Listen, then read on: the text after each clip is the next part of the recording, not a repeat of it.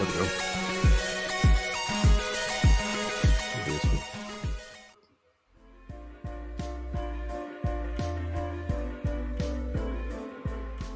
There we go. Hello, hello. We're here. I'm here. Happy Friday. Hanging out, doing the live stream. Welcome everybody.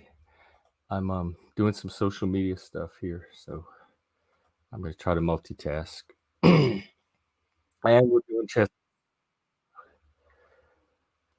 special treat for those of you for whom it is a treat.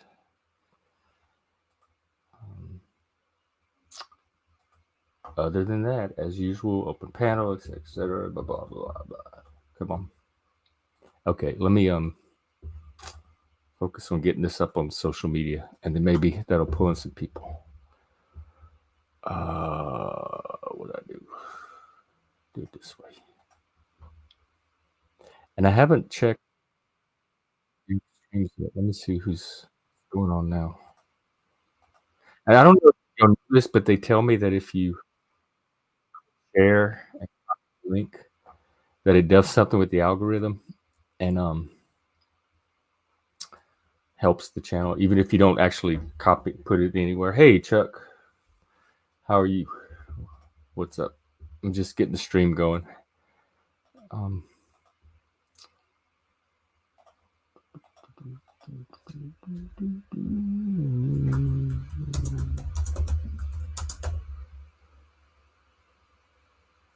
Go. Alrighty.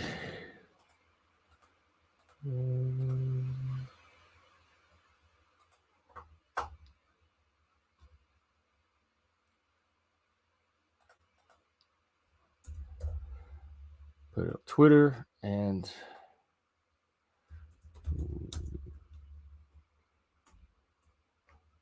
see what happens. Okay, I'm here. Welcome. And Chuck is here. I have not watched the comments yet, and I may not watch them. I took a nap afterwards, and I said this on his show last night, so I called all of this. Zero of it is a surprise. I said the narrative is at some point we're going to have a falling out, and then you're going to go on your channel and you're going to make content about me, and you're going to call me demon and cockroach. We had a laugh about it, and so I knew that this was his. I've seen it with other people, so none of that bothers me. I don't care if people. I don't mind hate. I will take hate watchers as much as I will take viewers that appreciate what I'm doing, and so I don't mind if people clip the show and comment and react or say ugly, hateful. They're revealing as much themselves as they think they are about me. And this is where my true security comes from, where I'm not worried about any of this, because this is live stream. It's all, anyone can see it. And maybe it's naive. I have been called naive before and told that. I have faith in the intelligent viewer to watch these streams and see what's what. I do. So I don't have to argue for my side of it and justify this and that. I don't even have to get into that loop, that spiral. I let my streams speak for themselves. So, but if you want to give me the highlights and the clips, I don't mind hearing that. I mean, I don't. Ever since I was a teenager, because I was the black sheep, not only of my family, but of my school and of my town. It was like a town, a few thousand people. So I was the black sheep of all of that. It was like layers and layers of black sheep within sheep. And so I imagined in my head, I played out in my head, what's the worst that people are thinking about you when you leave the house? You're gay. They probably think you're a drug addict, AIDS, child molester, devil worshiper. So I just tried to make a picture, the absolute. And so when I walked out of my house, that was my default. And that's what I adjusted myself to.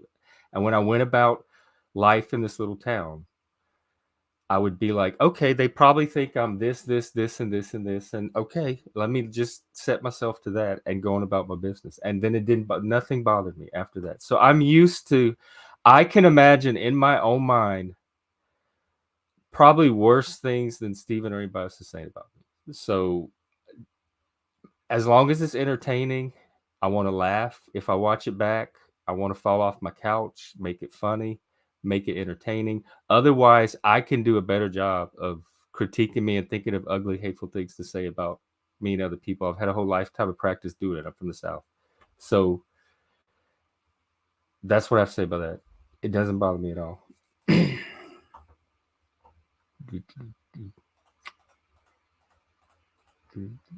What was I doing? Oh yeah, I was posting link. All right. You have a Marilyn Manson tattoo.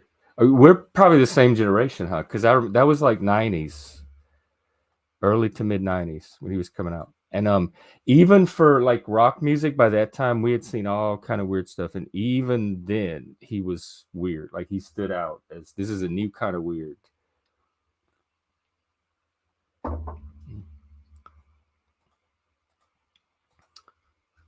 And I don't know who is there like a latest Marilyn? What happened with rock and roll? Is there still? Do people still? Is it still a thing? Is there still a subculture like rock and roll bars or places where people gather to jam out or listen to rock and roll music? Or is it like niche? Um, is it like this archaic music that old people used to play and listen to? Oh, okay. You're '80s baby. Gen X. You're at the other end. Well, that's up to him. Like if his people want to follow that and accept that and need someone to tell him what to do, that's between him and his people.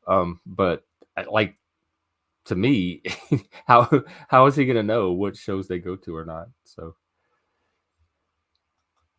yeah, I kind of think so too.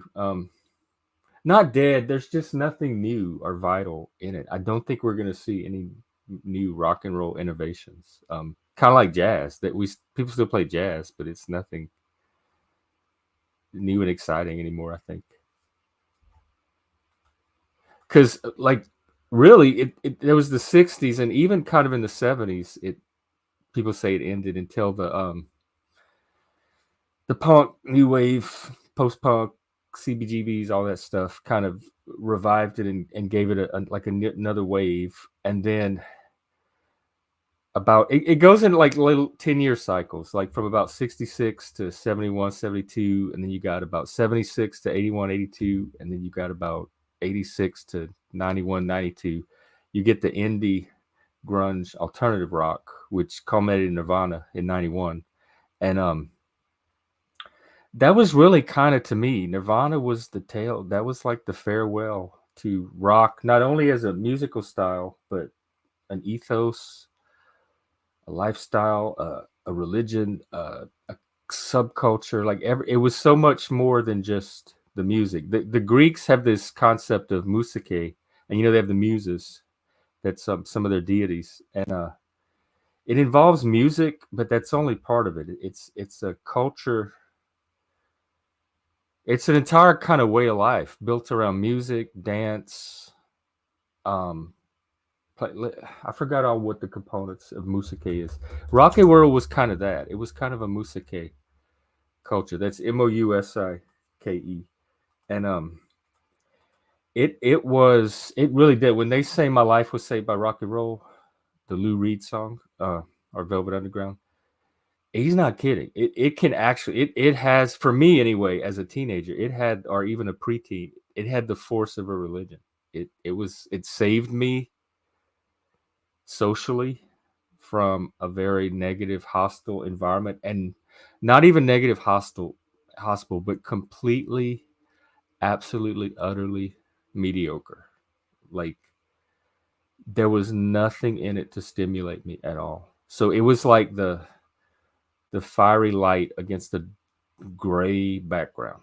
And then I learned to use like the parasocial relationships with the performers and the artists to kind of learn about myself, and you get a little bit of mirroring, I guess, and develop my own identity.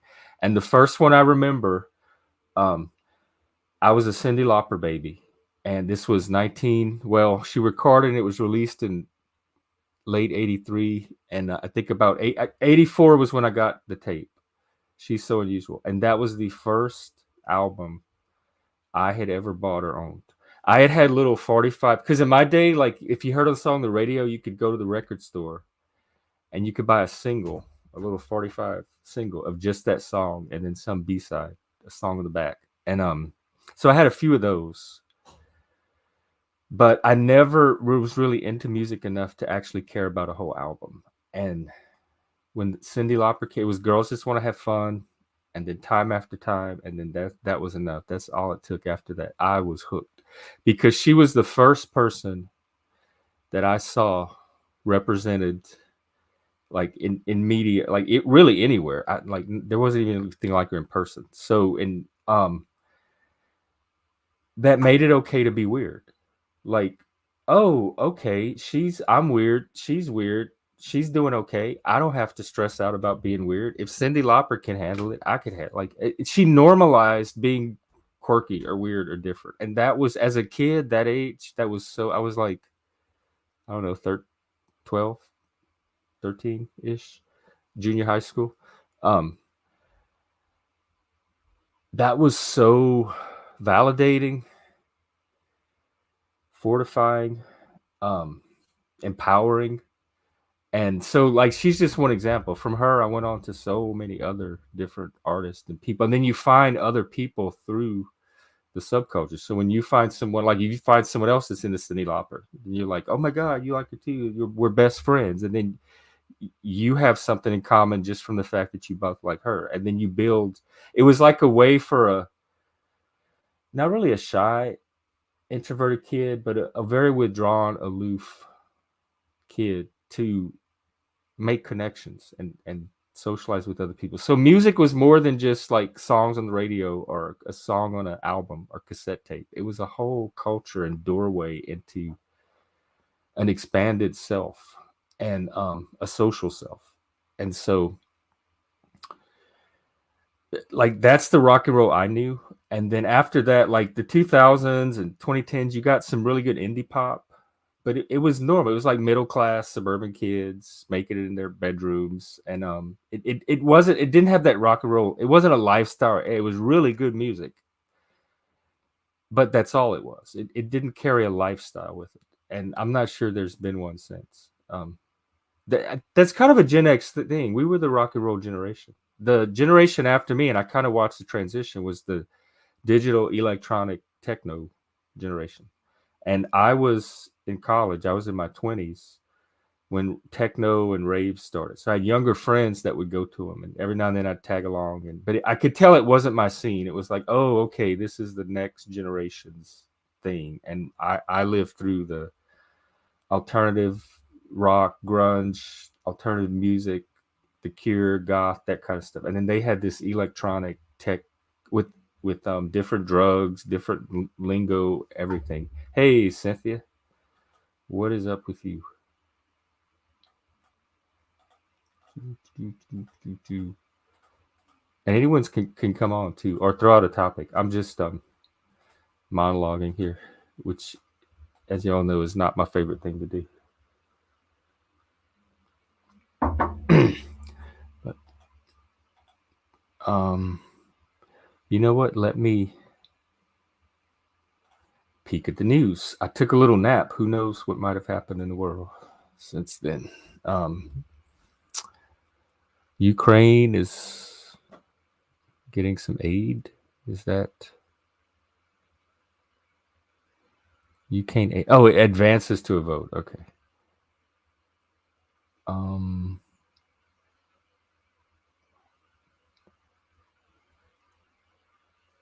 Israel struck at Iran and hit something, and Iran's pretending like Okay, that's not a big deal. We'll call it even. Um, okay, I don't see anything really newsworthy right now, which is good. Sometimes, like lately, I've been going a whole week or two looking at the news without seeing anything really relevant, which I think that's a good thing. Michael Jackson, Thriller. I was in junior high school when that wave hit. I remember it. Oh my god, everybody lost their mind. Parachute, like all the jocks, all the people that were bullying me and making fun of me had parachute pants. Someone had the silver glove. Like it was popular to wear one glove in the 80s because Michael. I love the 80s, y'all. If I really do. Maybe I'm an 80s snob or 80s chauvinist, but I feel so sad for people that didn't get to grow up in the 80s. They just missed something so fun. Um, and I haven't really seen anything like it since.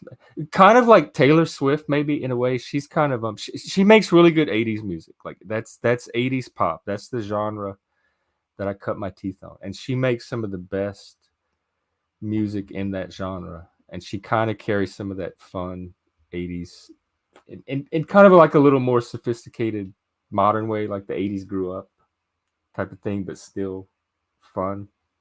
That 80s esprit carries over. I remember In Excess, and I remember the tragedy.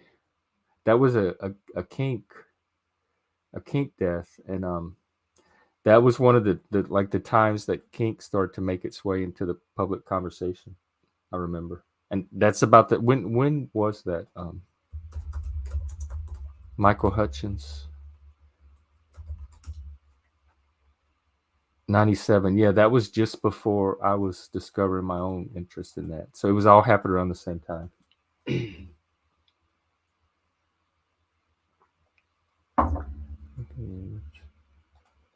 And oh, I wonder why. Well, that's weird. Anyway, okay.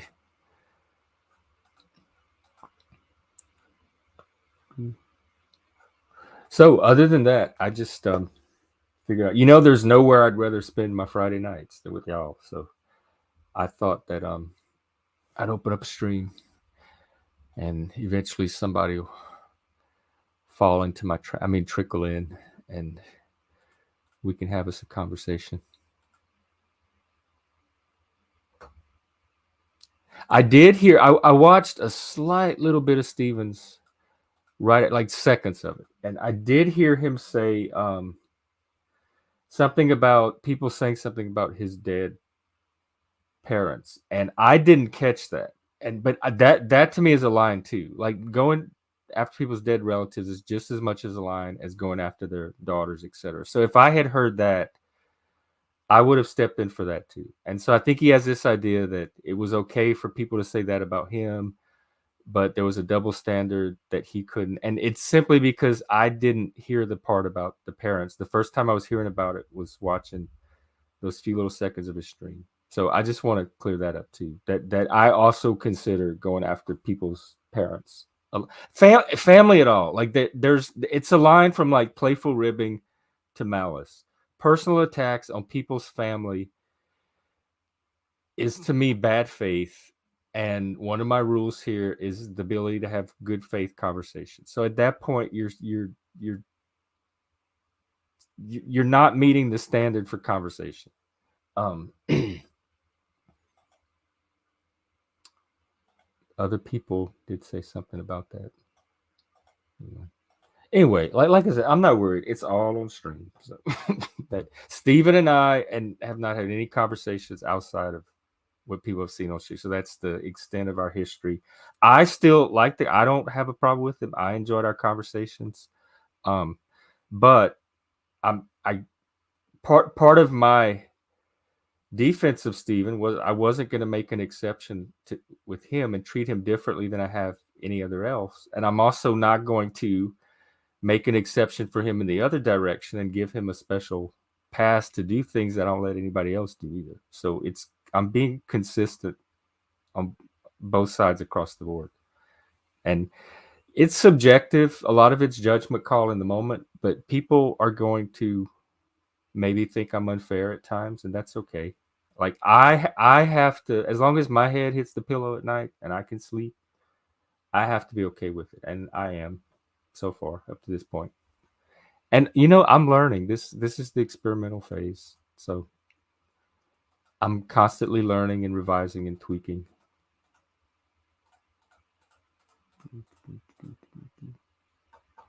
Oh, midlife bro is streaming too. I like I like him. He's pretty cool. I like his streams. He does like commentary on current social issues.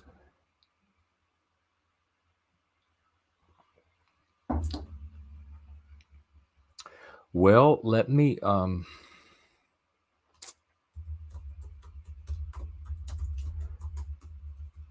I want to see if there's a list of topics or questions out there that when I don't have anything to talk about, I can pull up. And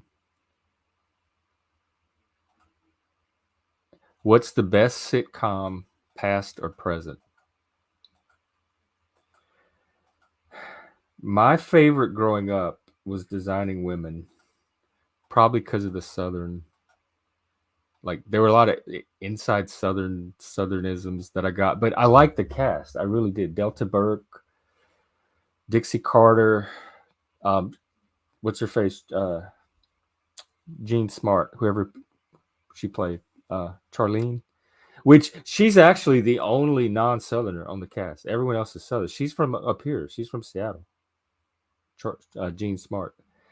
And so I didn't really watch a lot of sitcoms. Like we had Cosby Show, Golden Girls. Like growing up, I liked all the black shows. I liked What's Happening, The Jeffersons.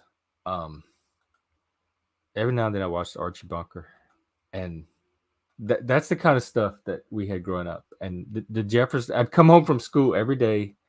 I lived with my grandma for a while, and she would make me the homemade French fries. Like she'd cut a potato with the skins on and throw it in a deep fryer, and like the big flat, thick steak French fries, and with a with some ketchup. And I'd sit in front of the TV and I'd watch the Jeffersons. That was like my snack and my tea, because they would show it was like in syndication, so they'd show it every day in the evening.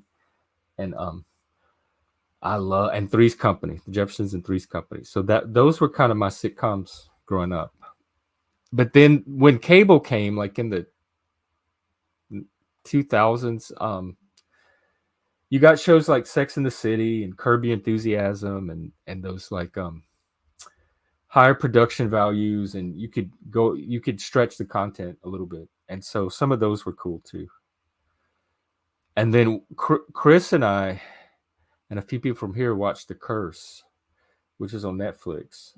It just came out, and I laughed. I wouldn't even call it comedy. The whole time I was watching it, I was like, what genre is this? What am I watching? I honestly don't know whether to laugh, cringe, puke, cry, scream. But it was funny. It's one of those movies you laugh in your mind. You're like, that was really funny. That was hilarious. It's a mental joke. There's just a ton of that. So it kept me watching. I'm like, I don't know what I'm watching. I don't even know what the plot is or if it has one. But I'm hooked. I wanna keep watching and find out what I'm watching. I had to watch it to find out what I was watching. And I still don't know what I was watching, but I enjoyed the hell out of trying to figure it out, watch it. So that was like a brand of sitcom kind of that the modern, postmodern, modern, meta modern sitcom. And I really enjoyed that. So as far as modern sitcoms so far, I haven't watched a lot. That's probably my favorite.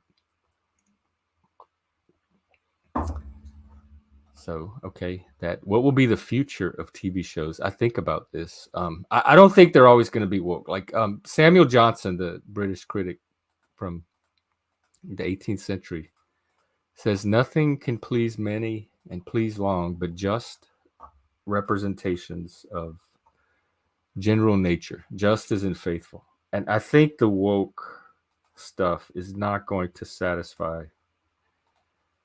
humanity long term. Like it's not going to resonate. Art is partly representational, or can be, at least things like TV shows and drama and stuff. So to the extent that it is, it has to be persuasive and convincing. And I don't think the woke stuff is going to be long term. It's a trend, um, but I don't think it's here to stay. And so I don't think the future of TV is going to be that different than the future of drama for the past several thousand years since it started with the Greeks, at least modern Western drama. The forms are going to change.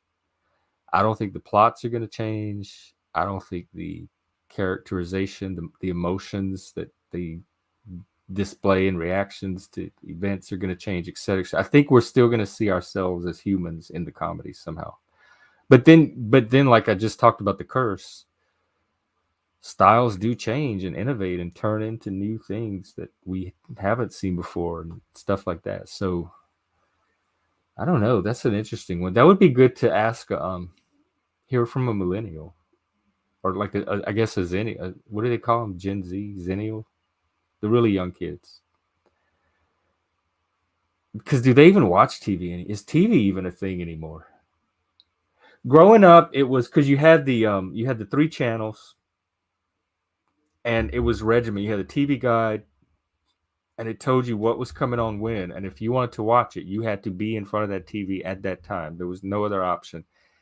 And there was commercials.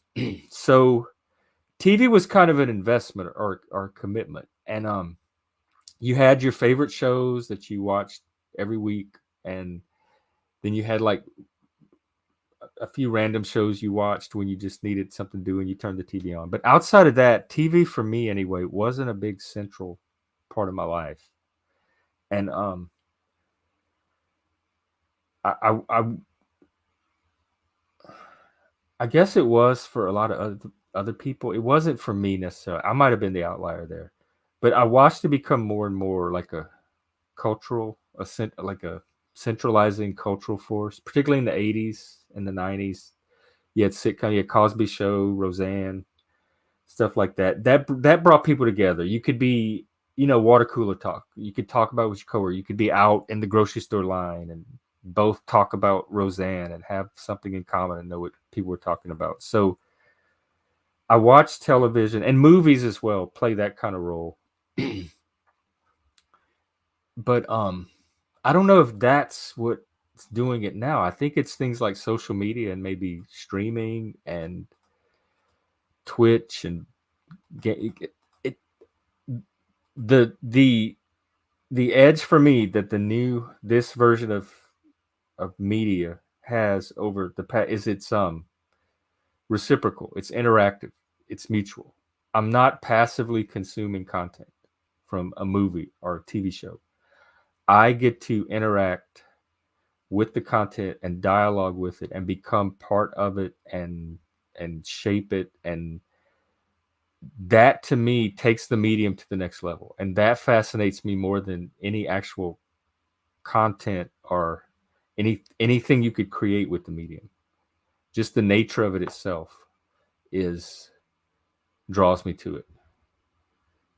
And it, like, because growing up you didn't have the option to interact really. If you really wanted to, you could like write a letter to the TV station, or they maybe like certain shows had a fan address you could write into and write fan mail. But I mean, they're not going to write you back or anything. So you had very limited ways to interact with the media you were consuming. And now, and so we didn't even know we could. We didn't even think, oh, how cool would it be if we just accepted that it was a one-way relationship, and that was fine. And but once I got a taste of like the possible, like, oh, it doesn't have to be this way. I could have this mutual two-way exchange, this interchange with the content.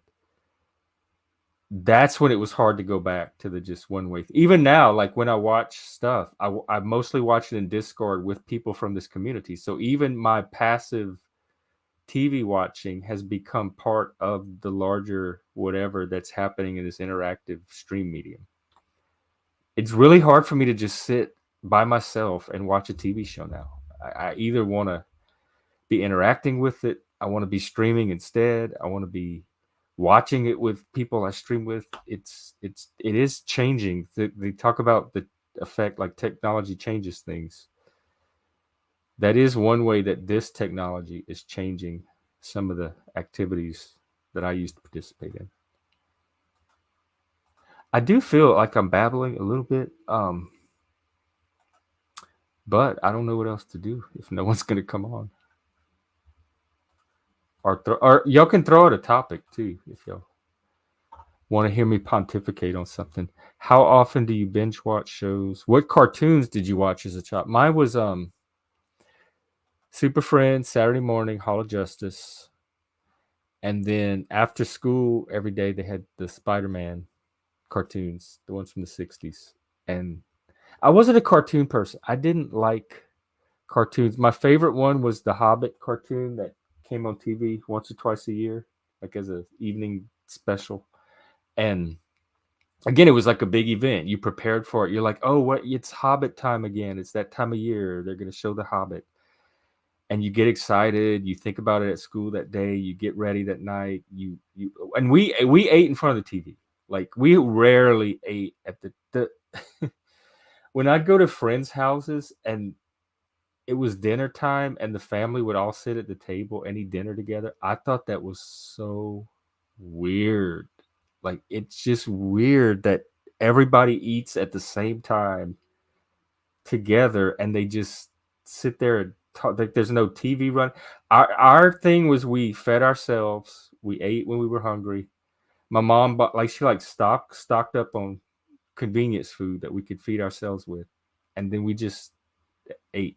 Like every now and then she'd cook and make a family meal or something, but for the most part, it was all self-driven. And so, and we ate in front of the TV. We even had these little TV trays that we got for Christmas that specifically for eating in front of the TV. So we would all go grab our TV trays, and the show would come on, Wizard of Oz or Hobbit or whatever, and we'd eat our TV dinners or cereal and milk or rice and gravy and roast, and watch the show. So that Hobbit cartoon was my favorite, and to this day, it's still my favorite. Tolkien, Lord of the Rings. It's just so artful. Like it took cartoons beyond the cartoon level to something that I could recognize as art. But outside of that, I wasn't really into cartoons, and my mom would always try to get me to watch like go watch cartoons, like go like TV as babysitter, and I'd be like, why? They're not even real. They're like these little fake drawn. I like real people. Cartoons didn't interest me. I wanted to see real people. I'm still kind of that way. Hey, Chuck. What's going on, Jeff? Oh, just shucking and jiving, I was hanging in out on a bed, but Friday night. yeah, I was in bed. My back is acting up, so I got up. Figured I'd keep you company for a few minutes. Oh, you have back troubles? Oh yeah, Oh, I was is I there was any? down with my back for 10 years till they finally the last operation they got me walking. Oh my God! There's It, nothing else they can do for it now. well, they ran out of parts. Oh, Yeah, my whole L section came out of a cadaver. so you have part of a dead body in you?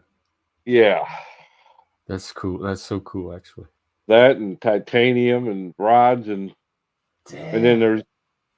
across my hip joints, uh, horizontally, there's a brace bar that's screwed into my hip bones. I had no Yeah, idea. yeah, it's a mess. But I can walk, so I'm Yeah, I happy. was about to say you're still active, huh? You get out and about. 10 years I didn't. Oh, Took them 10 years. They kept trying and it kept failing. They finally Just went and replaced everything halfway up my back, all the way down to my tailbone. Wow.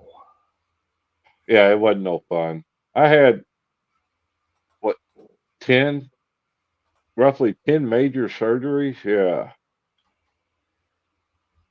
My God. What? No. Yeah, I'm not. I didn't know any of this. That's a lot to survive. Well, I ain't got much choice. I have to keep on ticking. I ain't gonna give up. Well, that's some based resilience for sure. Well, you got a wife and a kid. I was hoping to go back to work, but that just didn't pan out. So, yeah, I was 50 when my back first went out. Uh, I was pert near 60 when they finally finished up. Was it the bones or the nerve, Yeah, the like bones, the disc? the disc and the bones. It was I just guess from age. uh, one of it was called degenerative disc disease, and then the other one, I forget what they called it, had something to do with the bones interfering with the disc. I forget the name they called it. I can't. It was so big I couldn't remember the name. But yeah, they got me walking. Not 100%, but I can get around, so I'm happy. Well, good. That's yeah, I'm not black pilled on modern medicine like a lot of people. I see what it can do for people. Oh, and I put off each surgery until there was nothing. I couldn't take the pain any further before I would let them do another surgery. What does anything help you now with the pain? I'm on morphine constant every. Oh, like as needed, or you It have to is keep needed. a certain level in you. Yeah, about every 6 hours. Hmm. Dang, But that's yep, I only get to sleep about 4 hours a night because of it. Oh Because if my I God, stay, that's your regular sleeping? yeah, Yep. that's Wow. why that's why people always say Chuck's always on the internet. Yeah. Now that you think about it, but not everybody is. Hank works like 50 hours a week, and he's I on the don't think internet as Hank. much as I you think are. Hank. I think Hank works the internet. But he says he has a job, like a real job, where he has to leave like get in the car, leave his house, and drive to. I And he's think he's still a. on he's like was it bilocationality? He's somehow on these panels all day long and works 50 hours a week. I think he's a computer programmer or something I like thought it that. was like a warehouse or logistics or something Oh, to I do with could be wrong. packing I or shipping. I thought he was a programmer, but I could be wrong on No, I that. think he does. He has tech background, or he has done that before. But Ah, okay. I don't. I honestly don't know with him.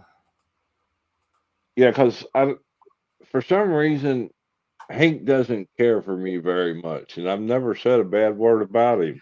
Well, I don't think he cares for us much either. He was on Stevens the other day talking about me and Chris, and Oh, was he's the he? last few times he's been on here, he didn't seem to have a good experience. So, and not even just with me. There was just he was reacting to Well, several I people. know he's taken over Talcott's show.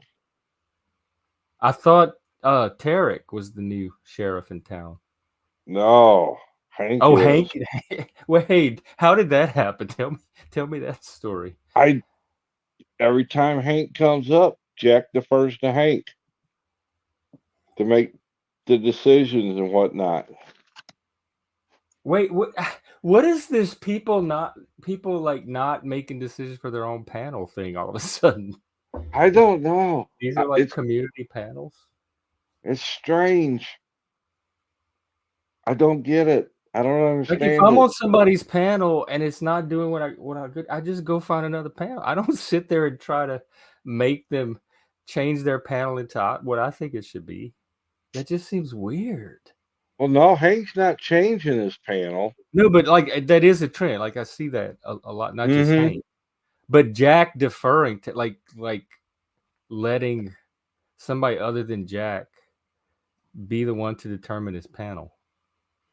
Well, Jack runs it, but when it starts going off course or Jack is catching flack, Hank will step in there and do the fighting for Jack and Oh redirect yeah, Flo everything. does that too. He uses him as his attack hound or something. Hank don't attack for Flo. Hank don't do anything Flo says. Well, Flo seems to think he does.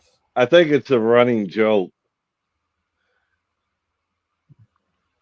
is what I think it is. Oh, too damn old for this shit. Did you hear? Did you hear from Chris after his appointment today? um, Did let's he give see. you an update? He He sent me a went to Social message. Security, remember? Yeah, he sent me a message. They're supposed to see if they can expedite because of his circumstances. So Cool. he remains hopeful. I And knew. that I was actually a good strategy because he's in a bind, and we talked about creative problem solving, and seeing if he could get the Social Security expedited was an excellent idea. And going down and talking in person is a good way to do that. well, I do know they do have on panel or on board expediters. It's just a matter of getting in there to them. Yeah. Well, he's keeping contact with them, and he's keeping them engaged, and that's Well, good. that's yes, that's very He's good. keeping himself on their radar, and that's some good advocacy. Whatever he did today. That's good to hear. Mm. What time is it? It's like after midnight. What time is it? Let me see.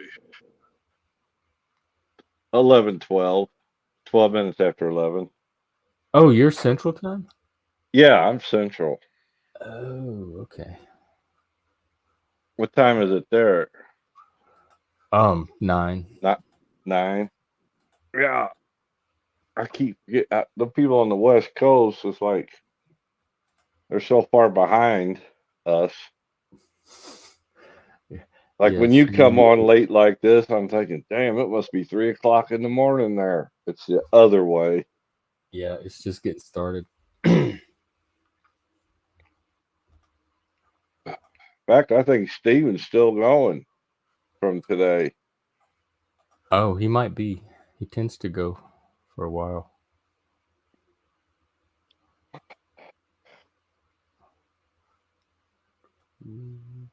Yeah, that was. I just went over to watch after your show, and it was different. Yeah, I did not have a bad experience on his panel. His audience was Well, kind before of normal be and hospitable and well forewarned, behaved. they don't have a high opinion of you now. Yeah, well, that's okay. People don't understand. I have spent my whole life with 90% of the people around me not having a high opinion. That's my norm. I Midlife probably wouldn't know what to do if I was around people that did have a high opinion of me. So I'm fine. I could survive in this easily. midlife bro, whatever his name was, that was on your show. Yeah, I like him. He stopped over Dolbez. there and Steven banned him instantly. Oh, well. I'll teach you to tell me to come on camera without a shirt on. I'm not gay. I about fell off my chair. And I tried to Google what a satanic cockroach was. but Google couldn't come up with anything. Oh, are there no satanic cockroaches? Cockroach When in I hell. when I Googled it, it didn't come up with anything. They have spiritual cockroaches. A white cockroach. Ooh, resilience, warning, inner strength, the ability to endure and overcome challenges, like the roach, how they survive nuclear wars and stuff. Yeah, that's true. They will do that. So I think that's good. Like I want people to be more like the cockroach. I'm trying to get them to be more resilient and enduring. Well, you got a herd of cockroaches, so you're good. Then Well, good. I'm proud of my little roaches. there you go. I Roach. mean, everything he was starting to talk about, it just made me laugh. All I could do was laugh. They are hilarious. I gotta say, they are hilarious. His humor is quite savage and biting, and if you're into that type of thing, which of course I am, um, there are times where I laughed out loud. So I hope he gives me the 5-star treatment like he's giving everybody else. I want mine to Oh, be he was giving it to you, okay? okay. Good. Make it good. What Make me they proud. If you're gonna said, there insult was a Satanist, make Satan proud. a satanic furry was A one of them furry. because of the Oh, I had antlers. that reminds Because me, of there the was some antlers. tweet. Oh, that makes me a furry because of antlers. Yeah. Well, that's just showing their ignorance. Um, there was something going on with the furries. A tweet came across. Oh yeah, there was a school that had an anti-furry protest. Like there were furry. They were letting the kids go to school as furries, Yes. and they were harassing the other kids. And all the kids walked out of school because the furries were bullying everybody. Well, did you earlier?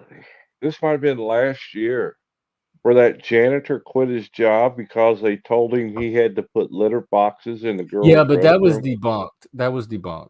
Was it I was debunked? suspicious of it at the that story didn't make sense from the beginning, and yeah, I think Snopes debunked it. Oh, okay. Like I said, that's an old one, so it had been debunked at the time, I guess.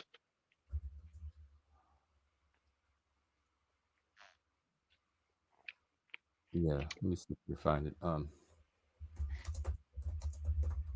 I mean, even What? when I first heard that story, it made no sense. I'm like, what school is going to put a litter box and let a kid use that? Make that I'm calling bullshit on this story. Well, what school would let a boy Yeah, claim he's a it was girl to use an the? urban myth. It's been debunked on several sites. PolitiFact Oh, okay. debunked it. Ed Week, NBC News debunked it. Wikipedia has a whole Well, entry it's on been a long the time since I box. looked it up. There's several of them. Canada, the US, UK, New Zealand. Wow. Holy Man, cow! it's narrative. Like 90%, like not 90, but you got to clean the junk narratives out of your brain these days. It's like lint in the fan. It just piles up and you got to get it out of Yeah, there. they feed you so much garbage now. Yeah, social media there's just so many channels that all that shit seeps through that I don't think anybody's immune for. We probably all have a little bit of it floating around. Oh, I'm sure. You know, we think one thing's true, and then we find out later that it was a load of bull. So why put it out there in the first place? That's what kills me. Yeah, I don't know what's true. I've spent a lot of my And that's adult what life trying to figure that out. and that's what's wrong with all these major news organizations now. They don't cull through the story. They run with the story without fact checking anything. And then they go back and Yeah, I don't reform. know why they do that. It makes them look not good at their job. I Sensational, don't know why what they do they would call that? do that. Sensational journalism or whatever they call it. Well, I guess it gets eyeballs and numbers. Same here with the trolls. It's kind of like the old National Enquirer, Yeah. mentality. Yeah. You have to go for like not necessarily the lowest common denominator, but the broadest common denominator. And that's what it's going to be. That's what's going to hit the most people. Not much integrity left.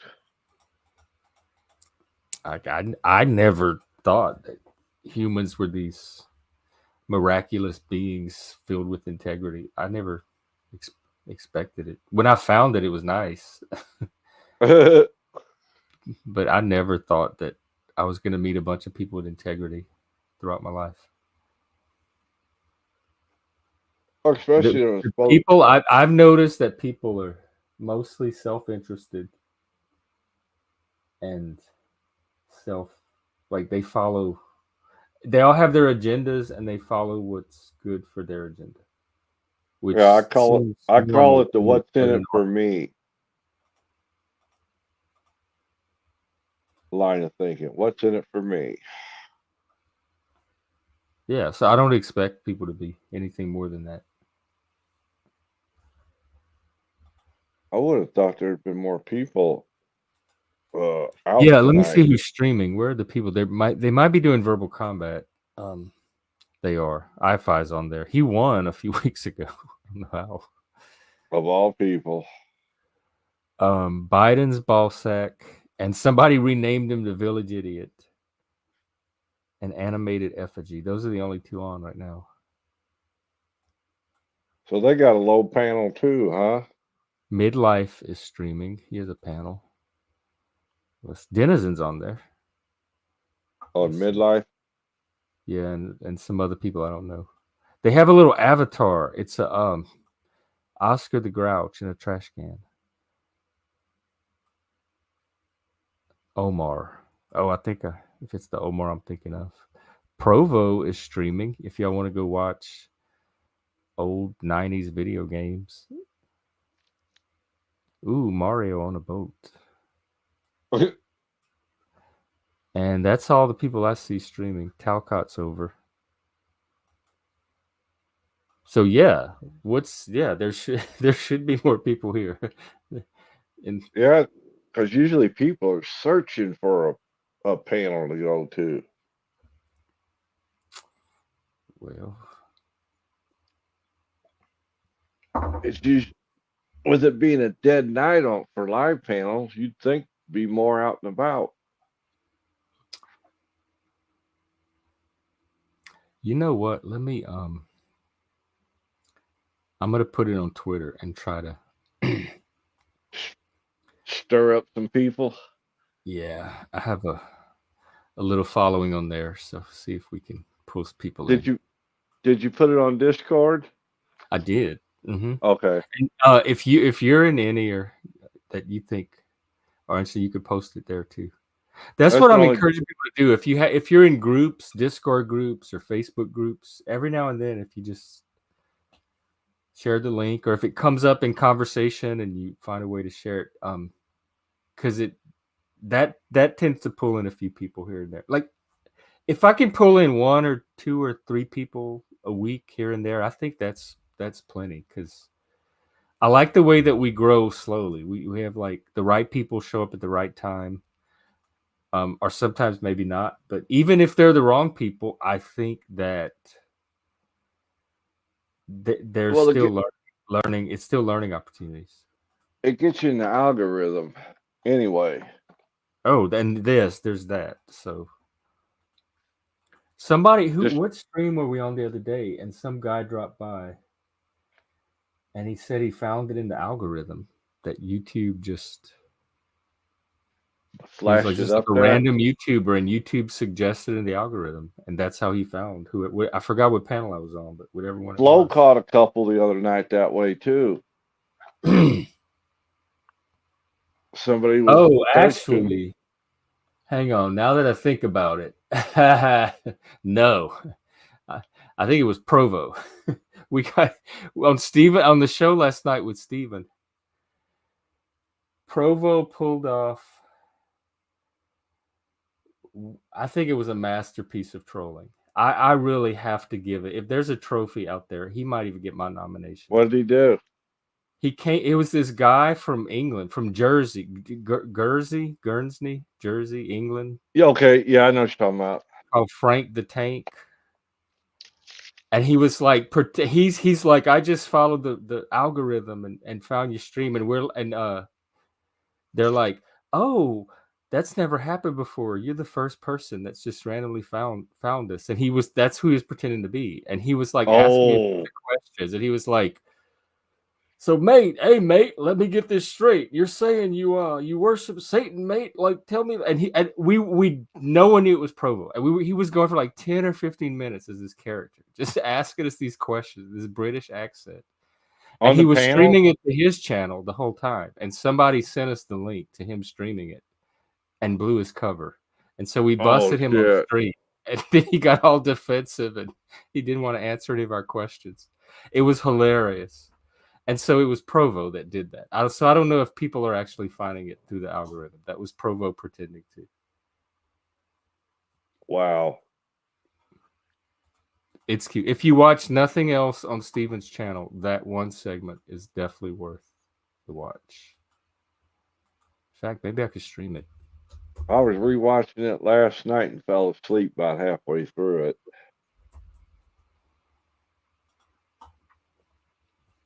I do find his commentary helpful. He has an eye that I can relate to. He picks up on things that I tend to notice too.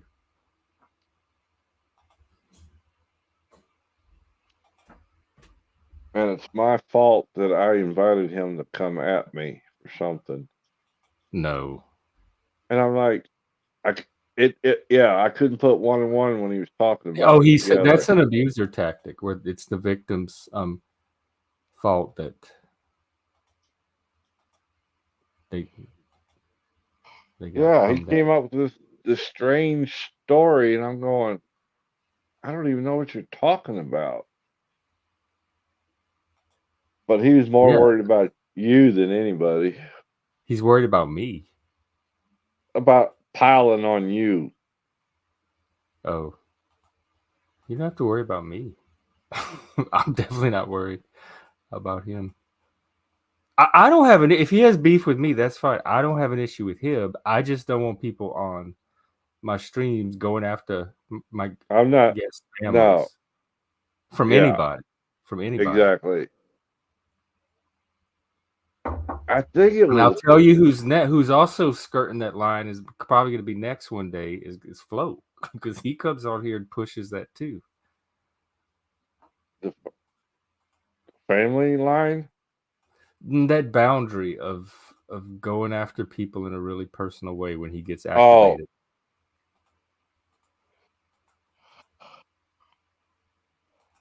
yeah. I even though I've seen him get excited. I've never seen him go after anybody's than the person that was on screen. He's been on my stream going after people before.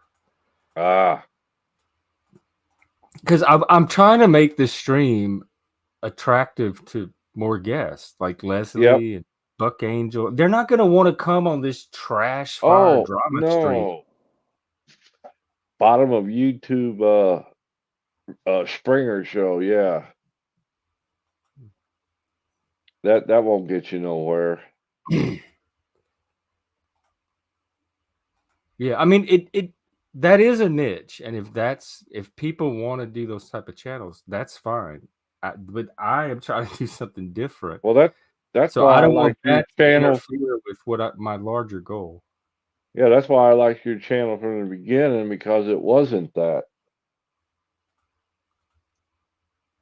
It wasn't the dog eat dog Springer world.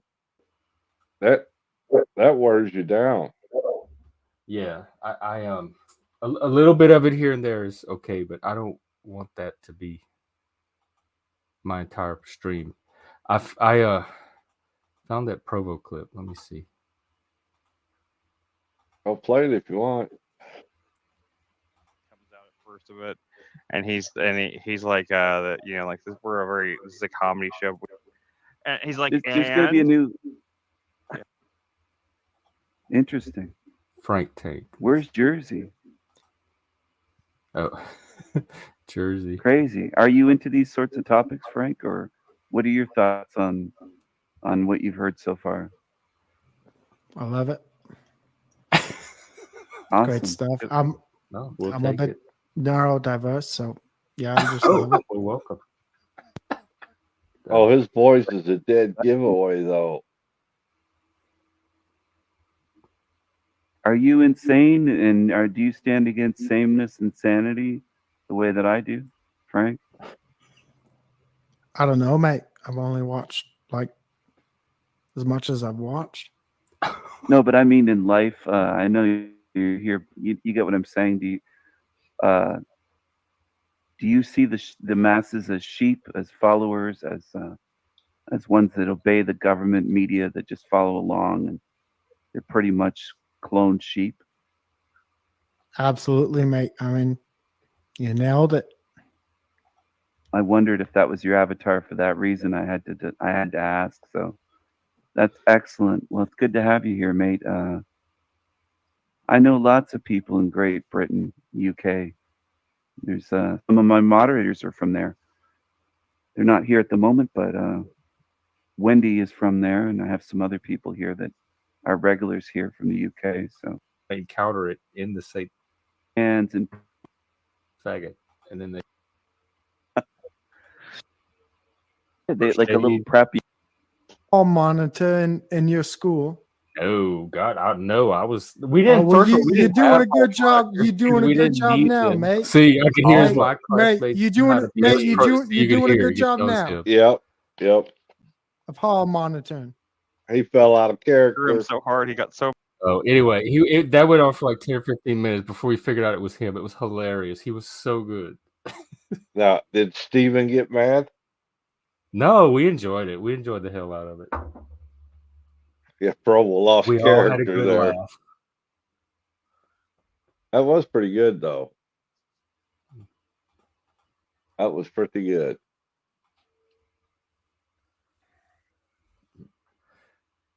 Oh Lord, I'm hot for some reason. Oh, we got nobody in chat. Yeah, where are the people? We got 7 on Twitter, 7 in chat. Hello.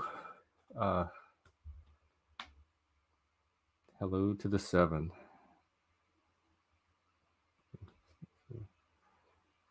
Cynthia was driving home. Cynthia, what? In chat, she said she was in the process of driving home. Oh, okay. But the only other person I see is Auntie Dearest.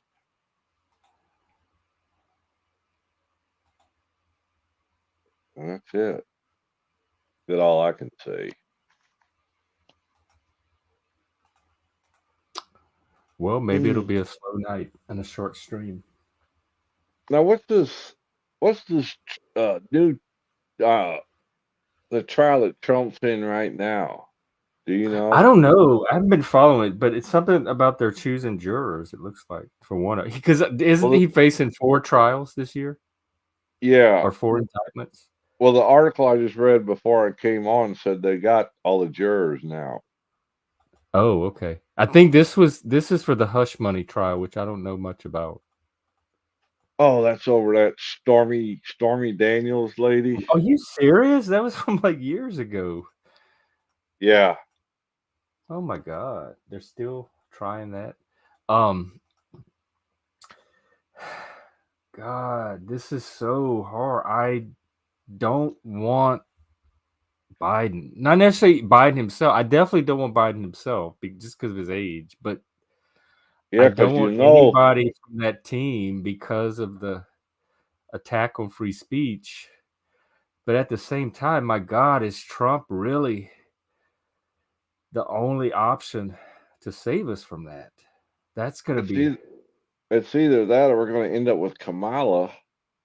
That's what I'm trying to stop. That is what I'm trying to stop. And Trump is making it very hard. she's gonna do whatever they tell her to do.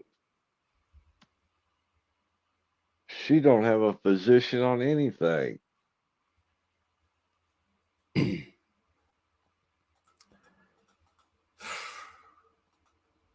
That's why I think you're right, though. I think it's going to come down to Trump's vice president pick. Mm-hmm. Hopefully he won't fuck that up. Like he did last time. Well, it won't be Pence. We at least know that. Oh, we know that. That's for damn sure. Oh no. Pence was like a Dan Quayle, you know. Oh yeah. And if I'm not mistaken, wasn't Quayle from Ohio too? Is that where Pence is from? Yeah. I mean, I know why they picked him because Ohio's is a Indiana. key state. Oh, Indiana. That's right, Indiana. I was close. The Rust Belt.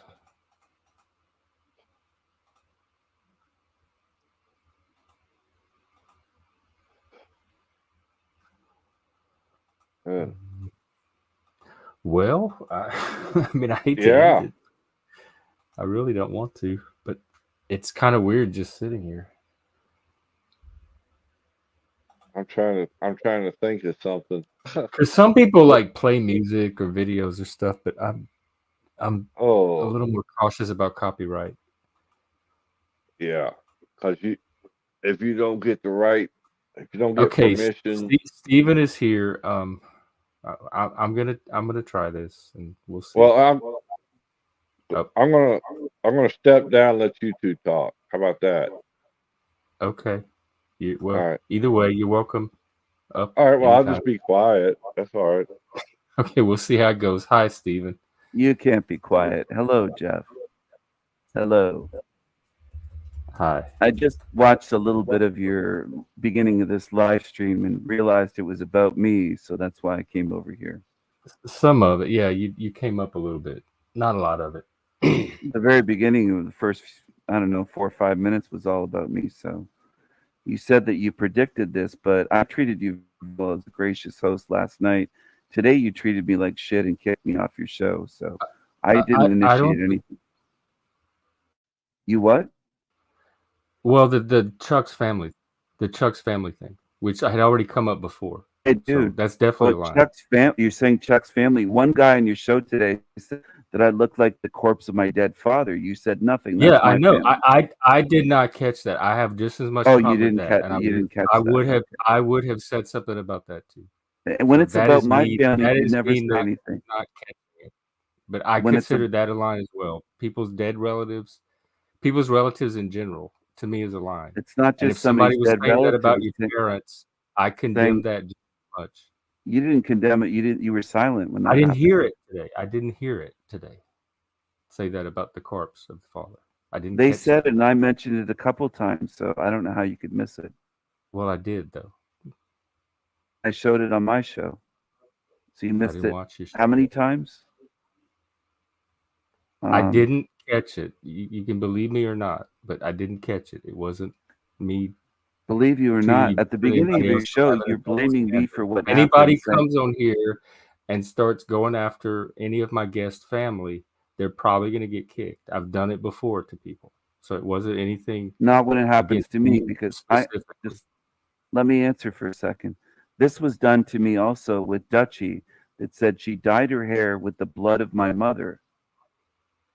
When I was on that show, you did not care. So when it happens to me multiple that times, didn't register the same way it did with you either. With me, but you still came back and hung out after that, so I didn't know it was an issue until now. It's only an issue when it's Chuck and it's something I say, right? No. Well, there's a anybody that came on this panel. Anything goes when it comes to whatever they say to me. And there's past streams where I've done the same thing, so that's all it was. I don't have a problem with you. I don't have to be autistic to see patterns. I'm very good at seeing patterns, as good as you, if not better. The here is anything goes what they say to me. but you jump in when I say something and you just kick me off. Yeah, but I You mean, if also that's what you muted me. think the pattern is, you're not as good as you think because that is not accurate. That's not what's happening here. So the That is pattern accurate. That is what happened already. off. It's what happened.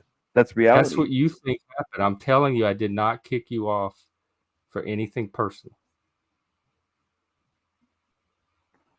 I I just don't said have you anything kicked. personal toward you. I just said anything goes. What other people say to me, you let it go every time.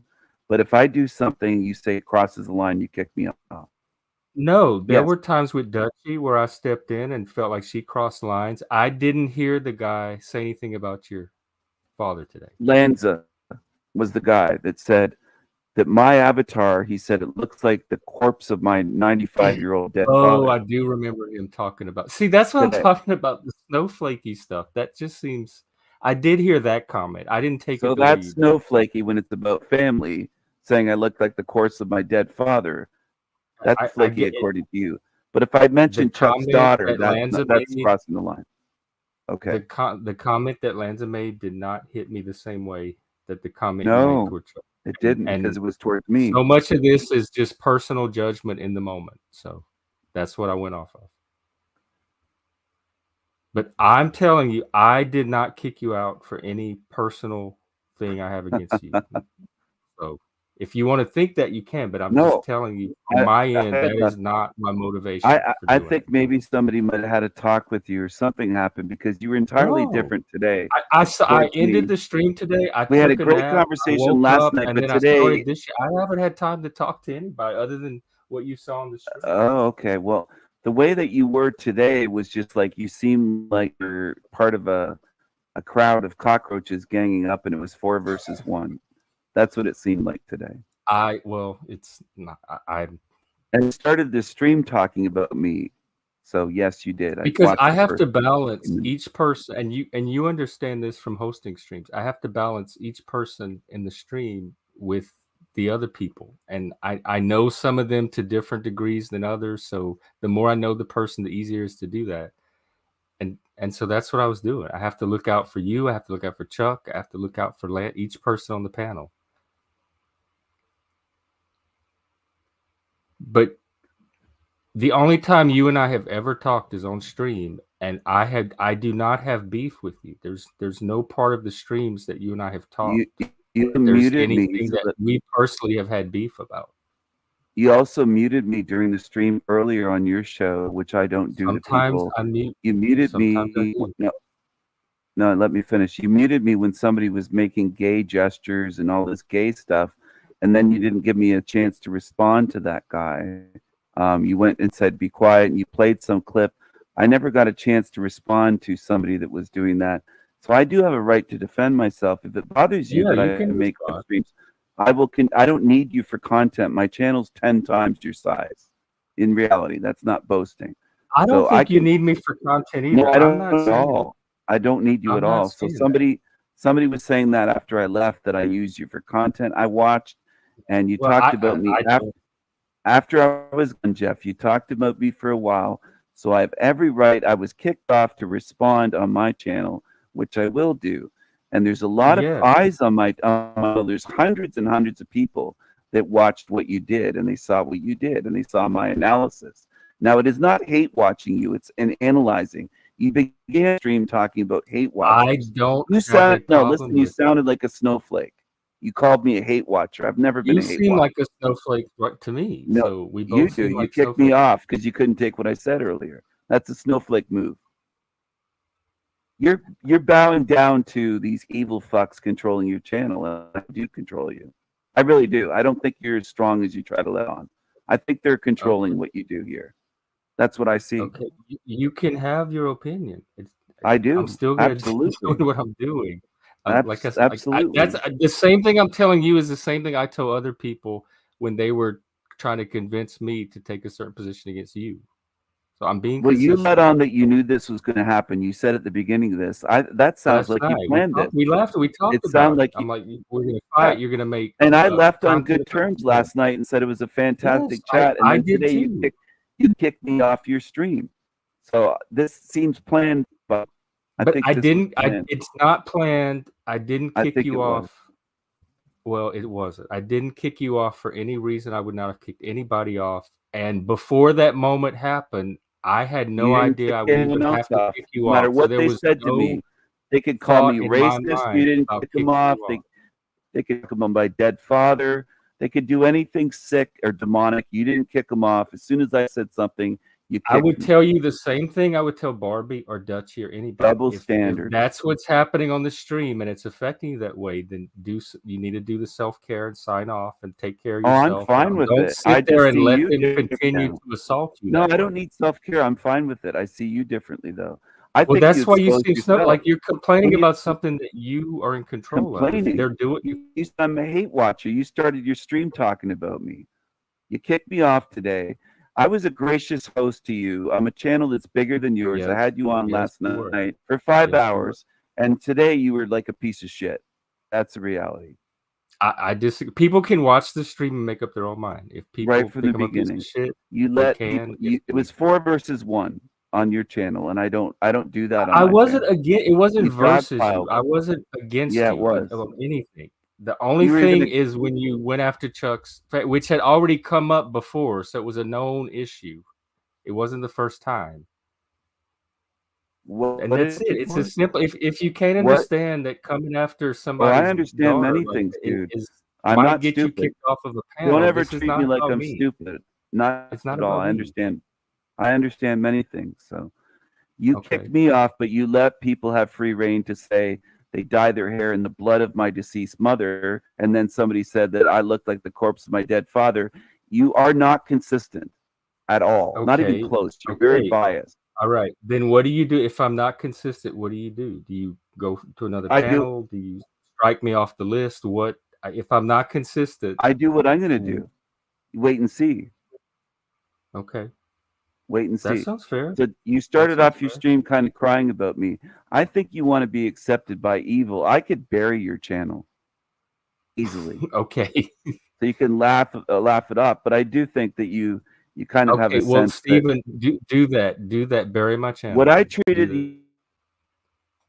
Now I kicked him off because he's on here threatening to bury my channel or asserting that he could bury my channel. So if he wants to complain about that, then he can do that on his stream. Britt, that was from the Dutchie thing when he was asking about her hair color. She made a comment about she dyes it with his mother's blood or something. But Dutchie's a troll too, so these are both like they do it to others, and when it's done to them, he said I was crying on the stream. People can go watch and see if they think I was crying, but it might have been projection because that's what it seems like to me. I can't believe the fragility that I'm seeing on display here from many sides, not just one person. Hey, Chuck. No, I stepped down because I thought maybe I might have been a distraction. I didn't want it to heat up because I was here. That's why I stepped down. Yeah, that's fine. I think it gave us an opportunity to.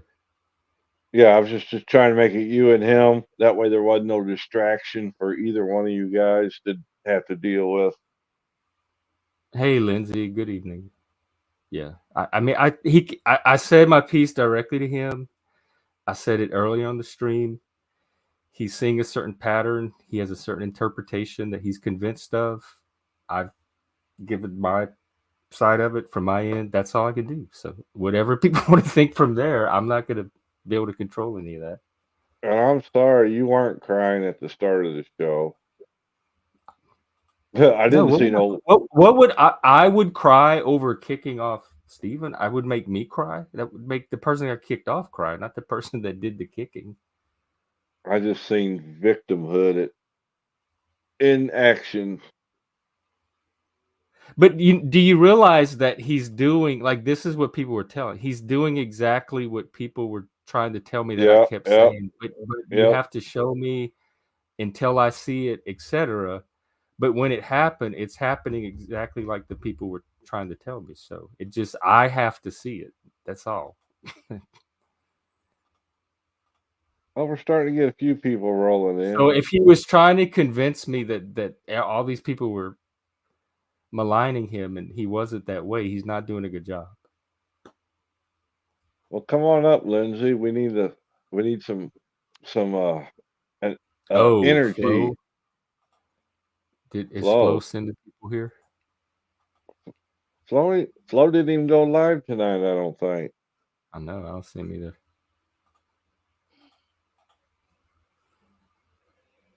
No, I don't think Flo's even live or has been today. He tried to come up on your show, but he kept losing connection. Or wasn't that today? Flo, I think. yeah. And he kept losing connection, and I hadn't seen him since then.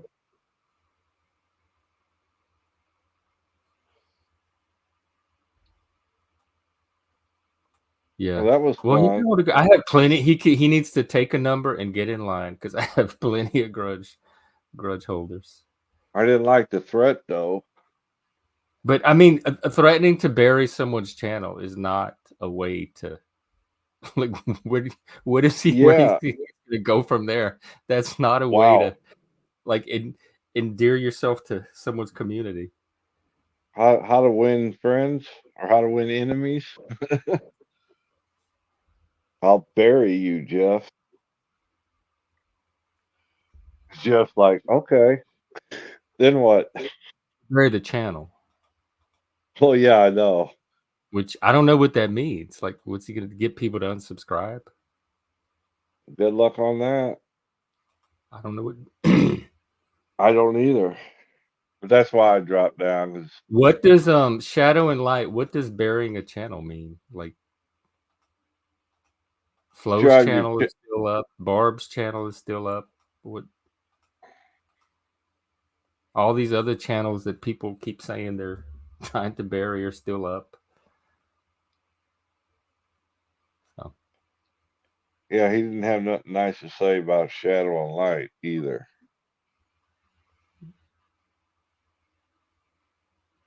And I don't know why. I've never seen him be disrespectful.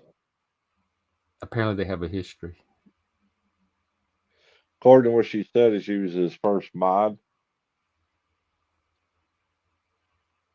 So. Well, but we know the pattern. People have described the pattern, and if he's not what people say, this is his chance to show it. Otherwise, he's set the pattern right. He's showing them to be correct. Oh, lordy, lordy, lordy. Yeah, I was afraid it was going to go south. That's why I bailed. I figured if I was off the screen, I don't think it went south. Where it goes is up to him. But it didn't go south on my end. I'm fine. I'm going at the same. I didn't mean it in that regard. Before. I just meant I didn't want him to use me as an excuse to argue with you. Is why I dropped. Yeah. And yeah, if the comment he was talking about was the one Lanza made about the photo picture, I didn't hear it the same way he heard at all. There was two people that told Lanza that was out of line. He said, "Yeah, well, you know what? Right. I'm not here to babysit or police grown adults. If Lanza said something to him and he didn't like it, then he can take it up with Lanza or leave. Like I don't have to be the third party that steps in and moderates comments that Lanza made. I know I didn't like the one he said to you, and he said it earlier on a stream, and I came in and took him off after he said it. And I would do it again, and I would do it with anybody that said that to you. And that's the end of this. I don't have to explain anything beyond that. Especially after you told me you guys had talked about the previous comment over on his show. I mean, this is stupid. This is. I know. It's low crazy. Emotional IQ or low maturity or something. I don't know. The adults I'm used to don't act. They don't act like this. Yeah, well. Yeah, I'm like I said. This is a good point though, because autistic people hear it a lot that it's an excuse. I don't offer as an excuse. I offer it as an explanation, and what's normally is an excuse for is not acting like other people think we should act. And I don't feel like I need to offer an excuse for that. I'm acting the way I my body acts and I determine myself to act. So Yep. part of the problem is you thinking I should be acting differently in the first place and using an excuse to cover for that. So if you don't like the way we act, don't hang around autistic people. That's all I can say. Yeah, there's 8 billion people in the world. There's plenty of other channels.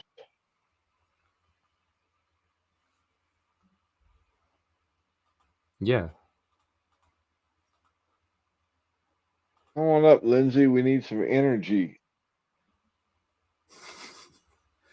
Or Cynthia, or anybody else that wants to.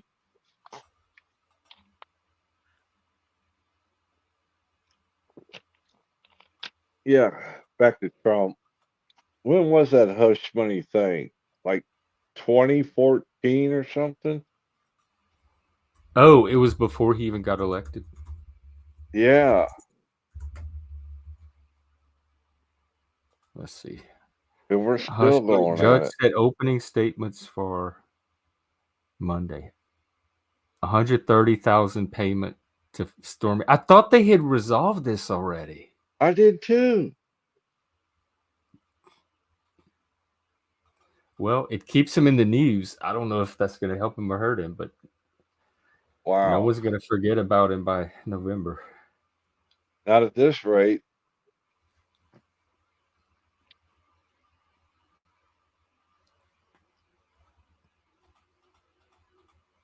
That's dang sure.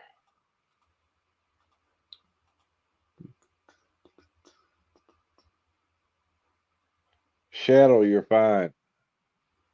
I've never seen you been disrespectful anywhere I've seen you. No, Don't I haven't worry, either. don't worry about it. Ain't I nobody haven't. here picking. There's very few people that I leave in the comments that are truly disrespectful. We get some trolls that kind of poke and test the limits and play and tease and pick, but the people that are I have a little list of people that I have on that hides their comments, and it's very small. It's just a finger full of people. So there's almost nobody in the comments that I see being disrespectful. No. A harpy, a demon. Yeah. Yeah. I guess I'm just used to all that. I've been called worse. I've been treated worse. I've had people threaten worse. Not that. This is just YouTube, man. It's just the streets. We're all sitting in our bedrooms behind glass, just doing our thing. That's like I was on Flows the other night, and we're doing final word or whatever you want to call it. And all I said was, just remember, people, this is just YouTube. It's not real life. Don't pay it no never mind when you turn that screen off. Yeah. Not worth it. Yeah, I normally don't. I'm pretty good. Maybe I learned it from AOL, or I've had enough experience on the internet, but I have pretty good boundaries between what happened, the internet reality, and real life.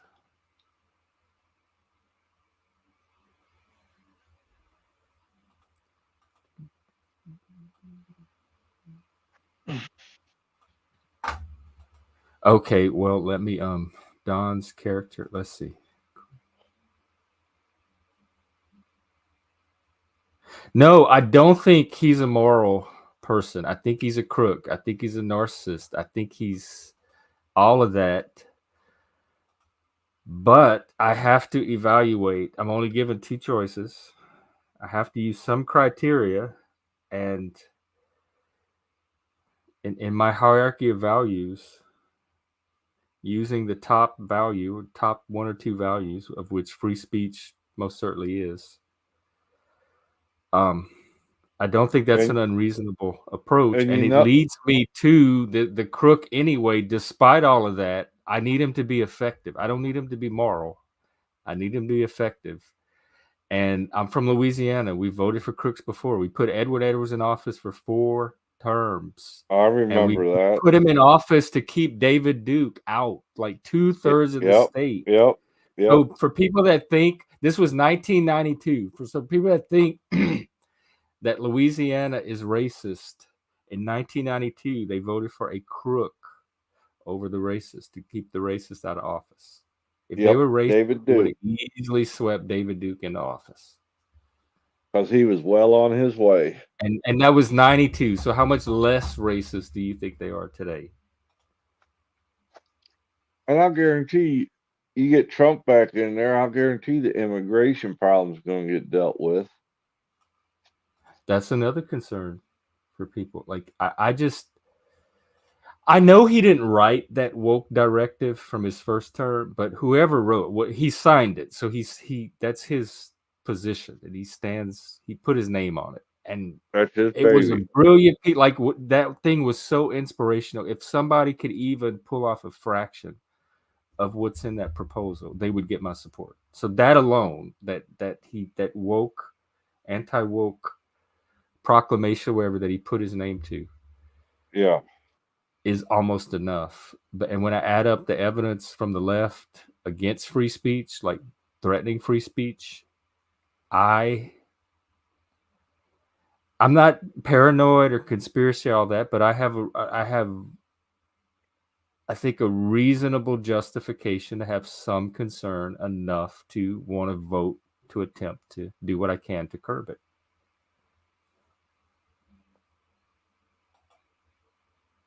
Oh. Okay, let me see. I don't know if people vote on moral, like most, I think people just vote like on vibe. Most people, who they like.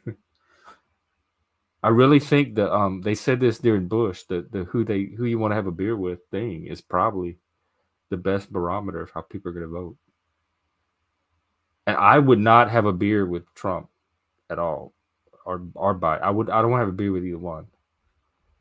But Bush so the second. I'm being very tactical with my vote. It's like you're playing a board game. What's the most strategic move here? That's how I'm seeing it. And if it happens to be this amoral crook, I may have to go with him anyway. That might be the best play. Yeah, Do what, because Chuck? his mouth might be garbage, but he's got some decent policy ideas.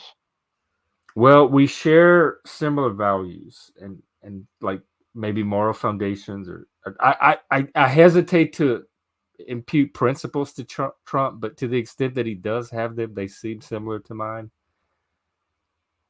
And I just need to stop what's coming out of the left. I think it's gone. It's just like lines get crossed here, and I move to try to restore some balance. I feel like lines have been crossed on their end that I need to move and restore some constraint on.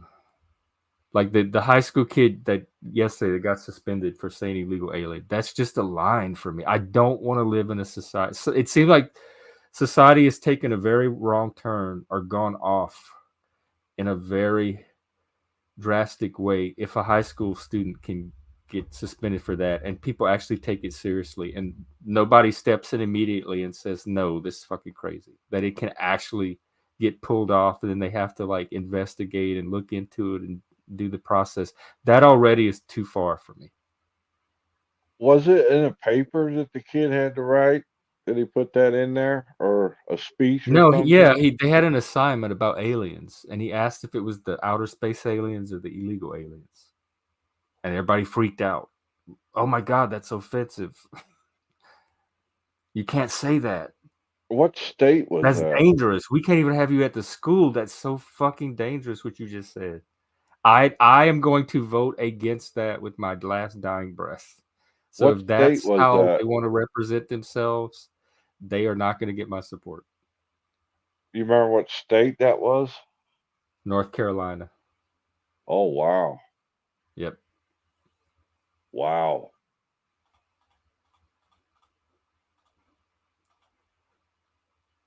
So like no state is immune from it. And he used the federal definition and got suspended. Yeah. Yep. Hey, Mrs. Flo. Mrs. Oh, Are y'all are not married, are you? Well, that's what she goes by.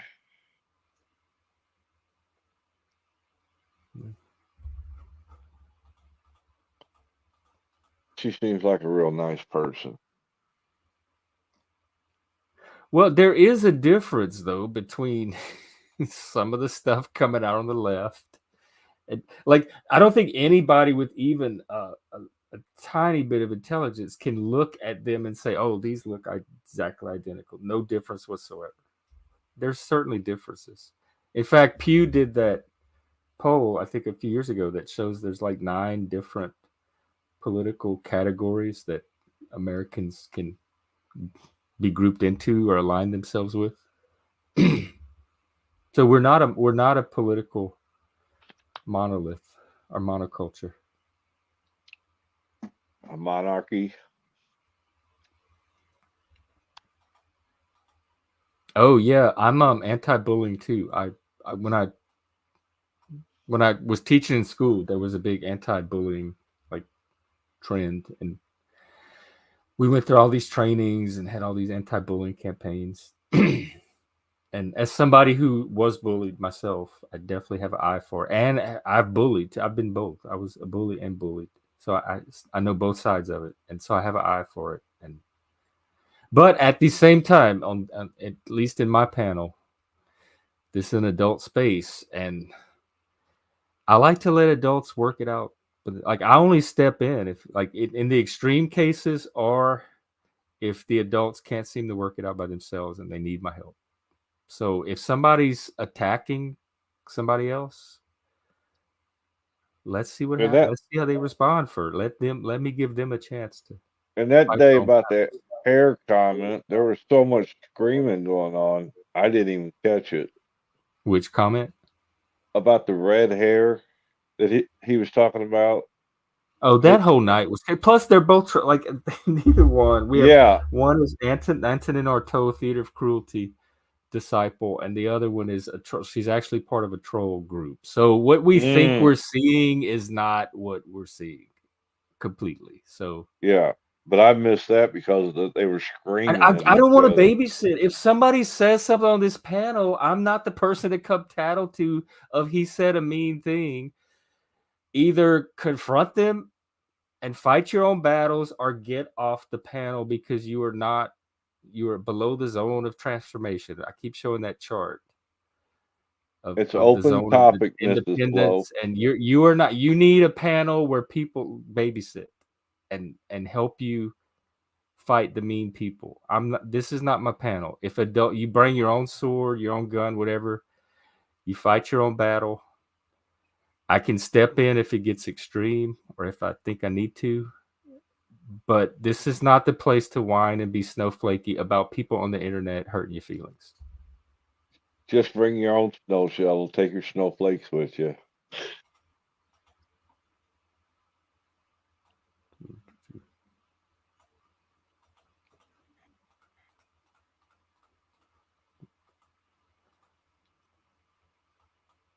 Well, I disagree. I've definitely seen Daniel, differences in who you put in certain offices. They don't seem interchangeable. Like the impact, the outcome is different one way than if you put a different party in. So I still notice differences. I do too. And being an enlightened centrist, I don't vote left or right anyway. I look at each individual office or issue and I decide. I call Based on myself each more one. of an independent now. Yeah, I think that's what we used to be called. I guess it's a rebranding. Yeah. Because I Wait, just what? don't Lit vote themselves on straight. fire. Did you hear about Huh? that at the trial?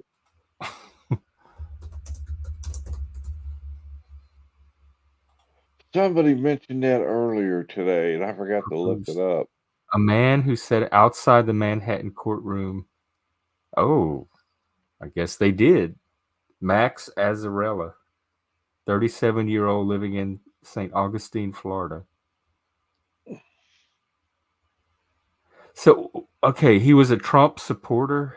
That, like, people are so, okay, this disturbs me that they're so into Trump that they would set themselves on fire for him. Are you shitting me? And he threw conspiracy theory pamphlets before lighting himself on fire. Oh, Is he Lord. anybody we know? Do we have a picture of him?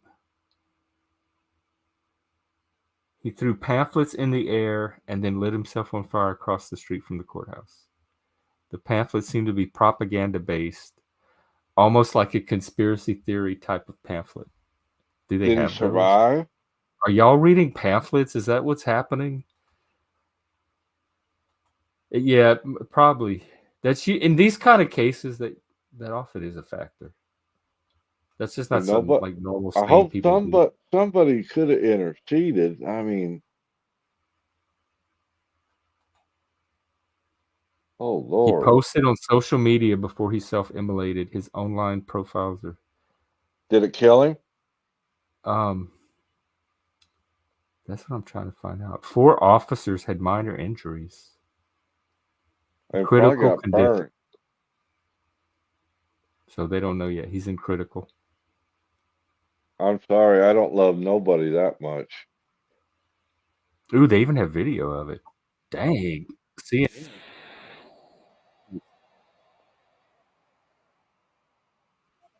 Ooh, she's hollering. The reporter is. They're catching it live. Like they didn't expect any of it, and they're all excitable. Holy cow. It happened so fast and took my mind so long to catch up. Okay, so that happened. Yeah, that's what I'm thinking. Pamphlets.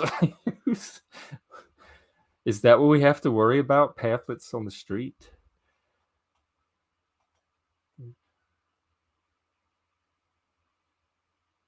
Yeah, he said all kind of things.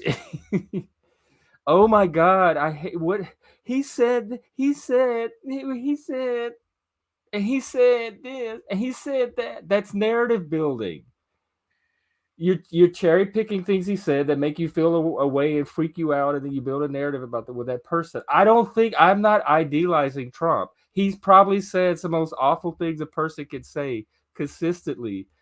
That's not what I'm voting based on. He also said that drug dealers should get the death penalty, and I didn't agree with that. And I don't want somebody like that in office. The people that go off of what Trump see, first of all, it assumes they take him seriously. I don't take a thing that comes out of Trump's mouth seriously. So whatever he said doesn't even have weight or value or meaning to me. Exactly. It's what he does, not what he says. Yeah, I taught special ed I was a substitute and eventually gravitated to the special ed classrooms that nobody else wanted to take. And I was really good at it. And so they kept calling me in to come work with that population.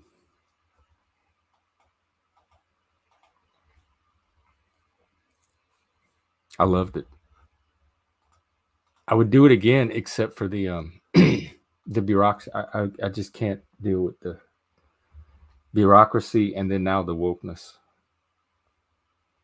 But if anybody has a classroom full of kids that no one else knows how to teach, and y'all can just want to throw me in there and let me do my thing and not run me through a bunch of hoops or try to micromanage me or tell me how to do a job that you obviously don't know how to do, otherwise you wouldn't need me in the first place, call me. I'll consider it. I love the actual work, like working with the kids. Did you ever have to deal with CRT? No, not I was there. No Child Left Behind was just being passed like Okay. toward the end of my period there. So like everybody was getting out at that point. Like we could see the educational system turning, and all the teachers that I knew were trying to leave and find new jobs.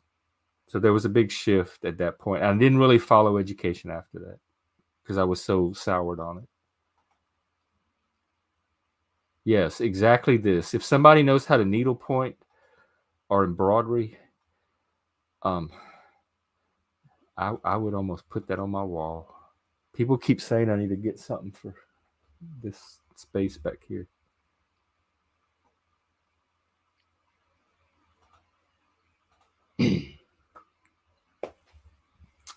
Well, I mean, my my Friday night's just getting started. I don't really want to end because if I end, I'm up.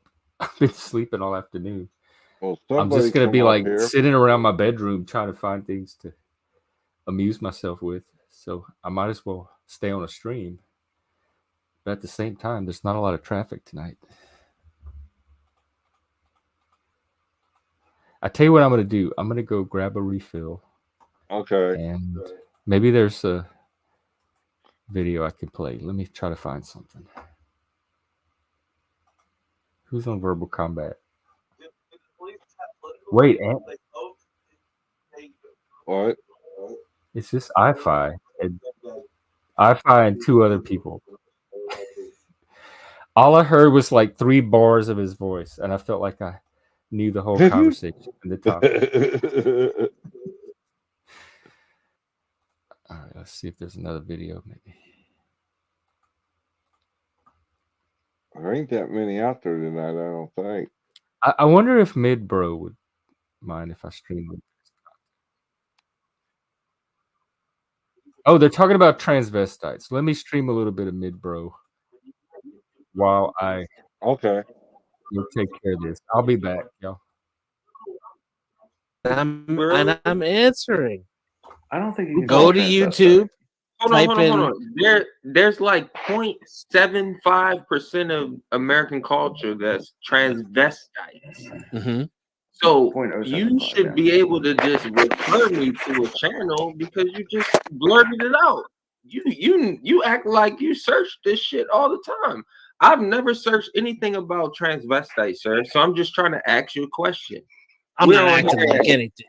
I'm not acting like anything. I'm merely stating that if you listen to what No, no. transvestites, to what traditional say you were transvestite, I didn't yes, say you were yes, you did. Robert De Niro, sir. I'm just saying you just made a point. I don't like drunk RaShu. It's official.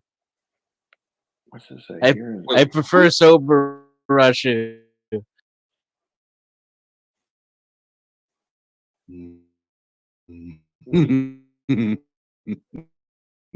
Now you're trying to act like because It's going back. It was a good thought. Anyway, I'm back. Was that Oscar the Grouch? I don't know. It was some avatar that people can make and hide behind.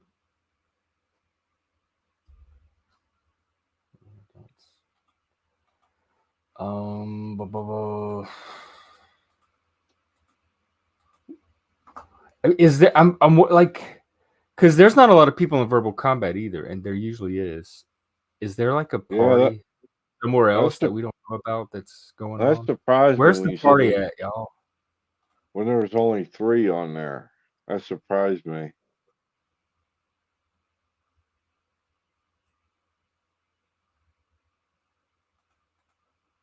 Yeah. Maybe And it's a slow night. technically, the April night 19th. Oh, well, tomorrow's 420. Maybe everybody's resting up for that. resting up for that. You got to rest up to do that. I don't know. I don't I'm either. just hypothesizing. I There's- thought, yeah, it's weird. It's usually not this dead anywhere, but you said there's know, only 3 on verbal. Where is we need to rattle the grapevine? Cynthia was here earlier, and she's usually in the know. Lindsay, Cynthia, Mrs. Yeah, Flo. Lindsay was around. So that means if they're here, there's not other panels that they're on. So they're searching around for Trying to activity. find. Yep. Yeah. So maybe it's just Trying a slow night in the panelverse. It must be. I'm surprised Flo wasn't over there at Mortal Kombat. Did he stream today? No, not at all.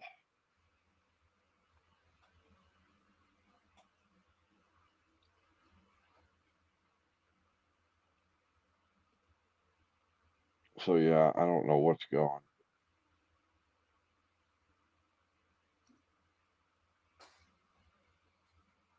It's the death of YouTube. Oh, Flo is at Illumitommy's. Oh, Tommy, is that where everybody is? Station 33 is the name of it. Is he my competition tonight? Let's see. Hank's over there. Jack Talcott's over there. He has 59 viewers. Damn. Um, That's another channel I'm banned Bates from. over there. Yep, that's where the party is. Tommy's. Well, Apparently, I'm banned from there too, so I can't go there. I'm self-banned. I keep getting banned from these places I didn't even know I was banned from.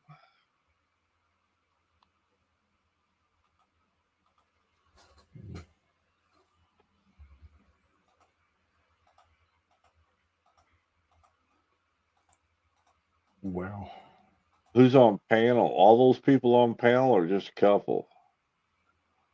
all those people I named and a few more. Damn.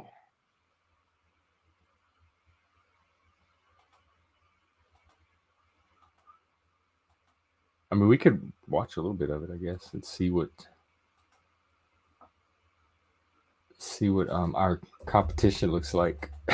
Maybe my audience will end up over there. I think that's where they're at. 'Cause there's nothing else floating.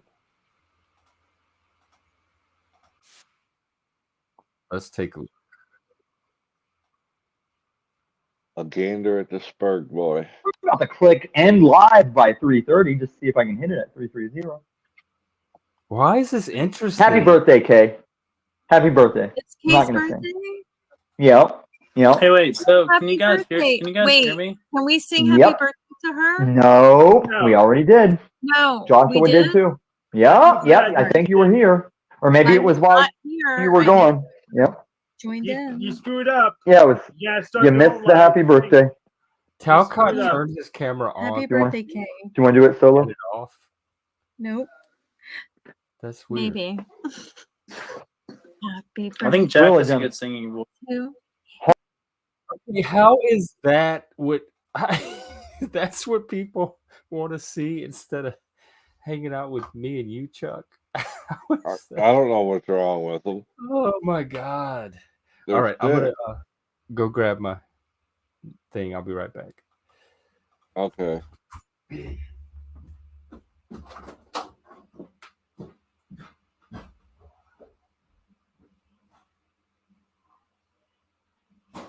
That's true, Katie. Drama, for some reason, draws them in like moths to a light. Do what? Mr. you say? Flo talking about people like drama, and I said, yeah, like moths to a light bulb.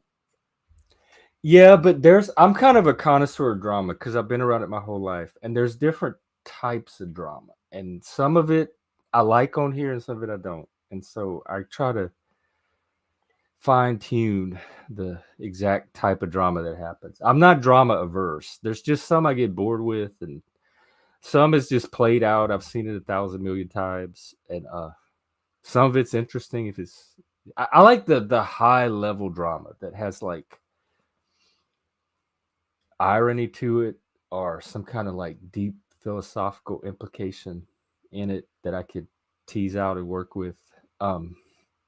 The drama that I can see anywhere that I've seen my whole life is not the most interesting, but I'll still allow it. The one I don't like is when it gets personal, malicious, or trending that way, attacks. And again, I don't mind if people defend themselves. I don't always need to step in, but there are times when I will judge that it did cross some kind of subjective line.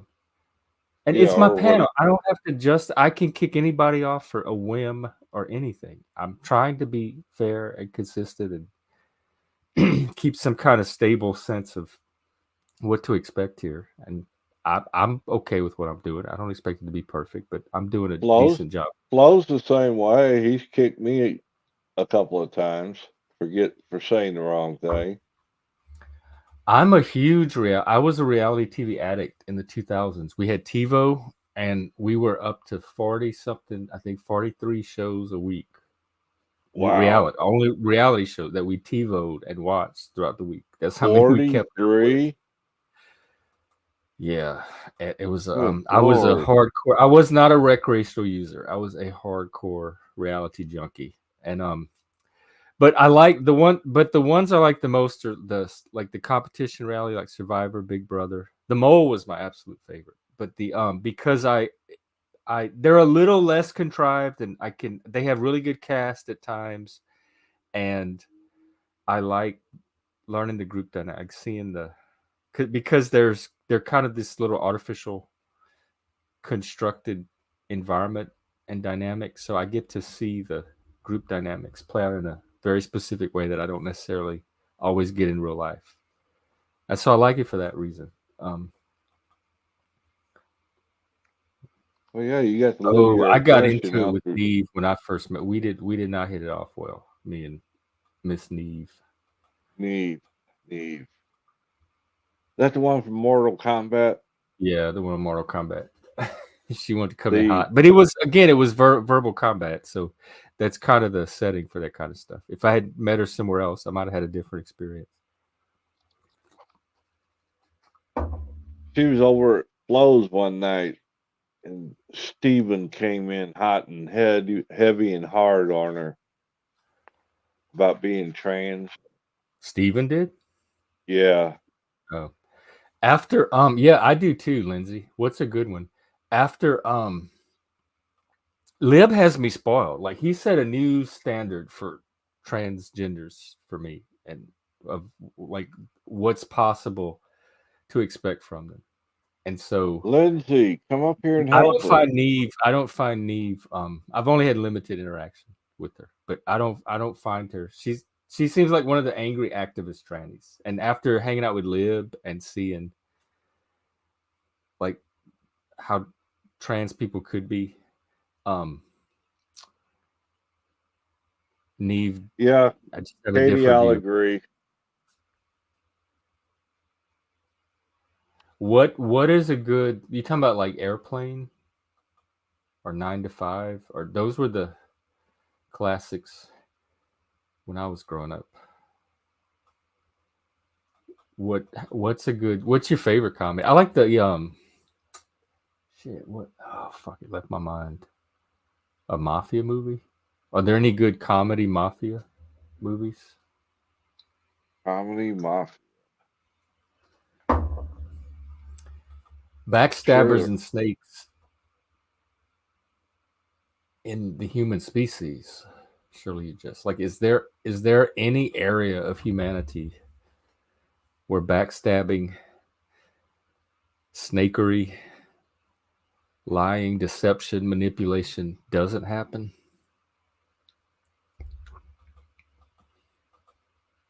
I've never been a manipulative person because partly I've never really had to be. We could pretty much do whatever we want growing up, so I never had to really develop tactics to how to manipulate when I wanted something. And I just tell people, like it's so much easier for me to tell people what I'm trying to get them to do or what I want from them or need for them or ask them than to try to manipulate them. If I need something from you, I'll just go and ask you. And if you say no, I'll figure out a different approach or argument or a way to convince you if it's important enough. But manipulation seems like a lot of work. It just seems easier to have a conversation. Oh well, there's a stranger, Reddington. How you doing? Hey, Reddington. Yeah, he is. He is a stranger. A very. It's good to see a familiar face. That sounds familiar. Johnny Dangerously. Was that from? I don't think Analyze This was Robert De Niro. Was Johnny Dangerously from the 90s? Why does it sounded familiar? Oh, 84. How did I miss that? It might not have Yeah, played Little Town. I don't remember that one. Michael Keaton, an honest, good-hearted man who turns to a life of crime because his mother has medical bills. A I've never heard of this movie. I'm seeing it for the first time. The Don't only ring thing I a can bell. think, it's 20th Century Fox, so it must have played some. It has a bunch of famous actors in it: Maureen Stapleton, Peter Boyle, Danny DeVito, Dom DeLuise. How the Weird Al Yankovic wrote the I don't theme song remember for that it? movie. What year? 84. December of Oh, 84. So like Christmas of 84. It would have been one of the Christmas movies that year. I was still in the service, though. Oh. I might have been in Honduras at that time.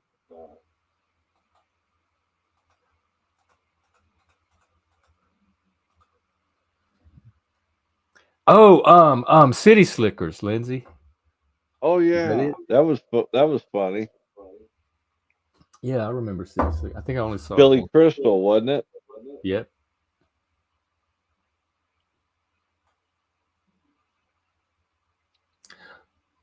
Shadow, what happened?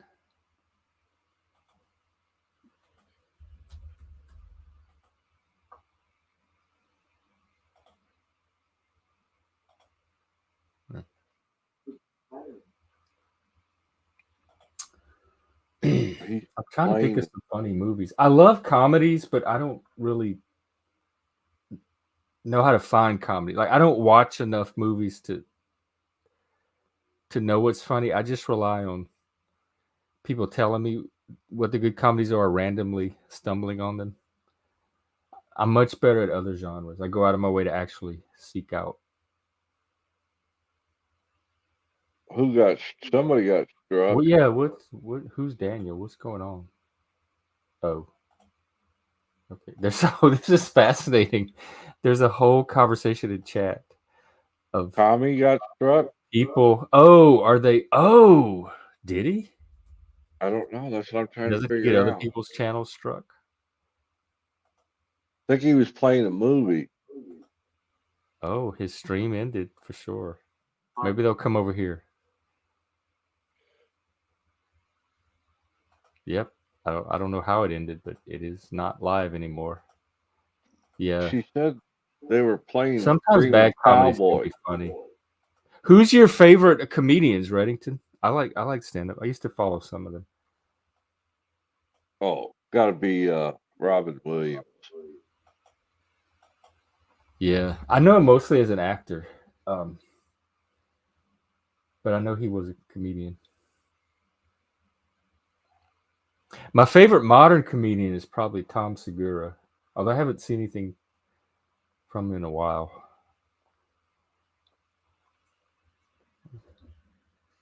Yes. Oh my God, I grew up on Eddie Murphy. We in the dorms we had Raw and Delirious, and we would wear those tapes out and listen. Oh my God, the You Ain't Got No Ice Cream, and the Shoe Throwing Mother, and the doo doo, and the lady falling down the stairs, and the one about Mr. T, gay Mr. T. Come on over here, boy. Oh my God, it's coming all back. Yeah, Murphy for sure. Absolutely. I am so proud to be from the Eddie Murphy generation. And then Living Color kind of happened in 90 and carried on that tradition. Because I remember him from Saturday Night Live. He would do Mr. Robinson's Neighborhood. Yep. What was the other one? Buckwheat. From the Little Rascals. Yeah, I think I had it too. Now that you mention it, I think I did. Yep. Oh, Buckwheat and Velvet Jones, How to Be a Hoe. Yeah. And James Brown, Get in the Hot Tub. Hey. Who's Kai? Eddie got woke. I'll tell you I saw Dolomite, which was hilarious, and the one about let me see what those recent movies. I saw a couple of his recent movies, and I'm like, wow, Eddie still got it. But I don't remember what they were. I see so many movies that I don't. Well, he redid what was that movie The Nutty Oh my God, is Professor. there a sequel to Dolomite? Which one did he And reboot? that was lousy. That Which remake. one? The Nutty Professor. I love Was Nutty that- Professor. With the clumps? You talking about the clumps? My little was that- Hercules. Oh, my little was that- Hercules. I love them. See, I And the like old the grandma? original with the. Oh, you talking about the sequel? Yeah. I like the one with Jerry Lewis, the original Nutty Professor. Oh, I love the Eddie Murphy version. I think he's that's sad. I've seen a lot of really bright people go woke. Whoopi went woke too. Whoopi was one of my favorite. I think Oprah too. The Color Purple was my favorite movie growing up. I've seen it literally probably over 100 times. I have it memorized. I could say the whole thing by heart. I know every scene. Whoopi and Oprah and all those people were like my idols growing up. They're all woke. Yeah, bad. Is Tyler dude. Perry woke too? I love Medea. Although he stole a lot of that from Shirley Key Liquor. Yeah, they call it a mind virus. I try to understand. I've had personal friends that were very intelligent that are woke. There are gifted people that have gone woke when giftedness is one of the targets of the woke. They somehow convince the gift people themselves to turn on their own population.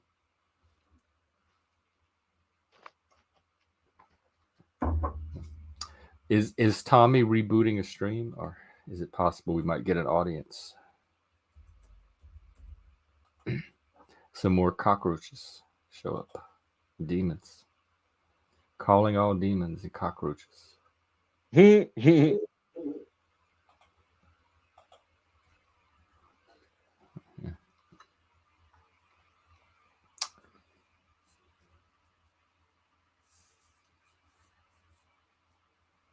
This is when it would be cool to have a panel dance. I don't have the music Jesse has or the lighting to pull it off. He has all that copyright free dance music. Yeah. Oh, well, if somebody's looking for a stream, hopefully they find their way to us. Because I really do I'm energized. I could go for a while. It's refreshing to hear Jeff say that. What did you say, Jeff? Ill-mannered or a band. Ill-mannered cockroaches. I love it. That's a badge I'm gonna wear with pride. In fact, I want t-shirts. Yes.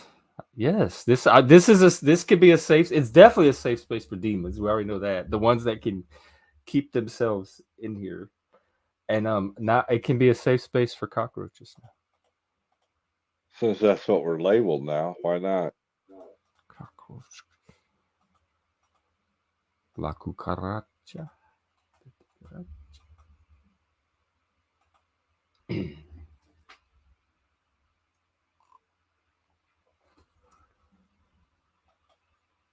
Oh yeah, I was thinking about that today with the shadow work. I forgot to mention that to Stephen. I am a shadow worker. Not consciously. I was identified as one by other people, and it's when people face themselves through me somehow, and I don't really know it's happened or know they're doing it, but a lot of times the conflict I get in is they start to see parts of themselves through interacting with me somehow, and like a light worker is gonna reflect the best parts of you and help you see the best parts of yourself. And I'm the converse of that. I'm the shadow worker. And when people interact with me, they start to come face to face with the shadow, with the demon. And I think some of that might be happening too. I've seen this process happen with many people, and me. And sometimes they can navigate it successfully and cross to the other side, and sometimes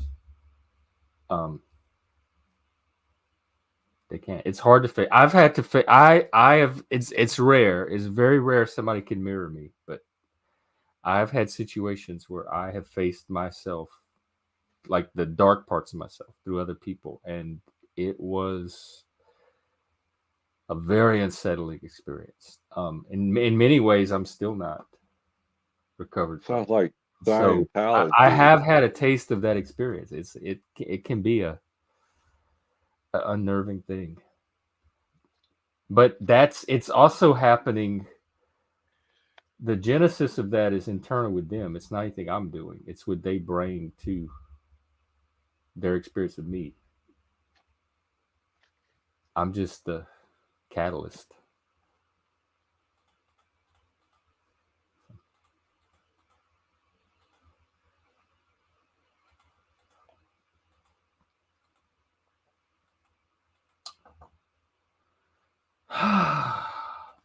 Well, we have some downtime.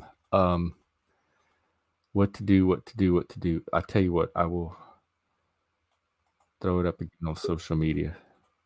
Ooh, somebody's here. We have Miss Lindsay. Hello, Miss Lindsay.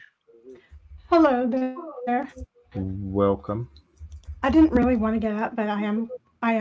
Thank you. Oh. I am kind of curious about the stuff you're talking about. I want to know, Jeff, what is, you say you're satanic. What is Satan to you? Because it seems to be something different or even non-existent to some people. So what is it to you? He's an archetype, which is an organizing principle. He's the ultimate daddy.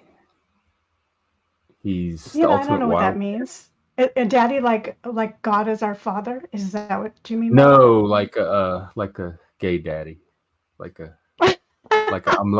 looking for a daddy, a satanic daddy, and he's the ultimate one of that.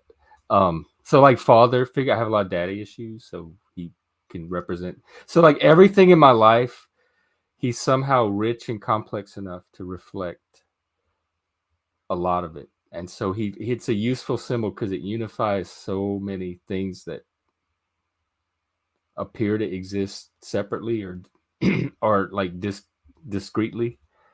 And so it's a way of like tying a lot of things together into one thing and then synthesizing that into something. I think that's just exactly how people try to describe a god. Are you saying that you worship this archetype? And if you worship an archetype, that's kind of confusing to me too. It's because it's not like a tangible thing. Yeah, it's definitely a psychological.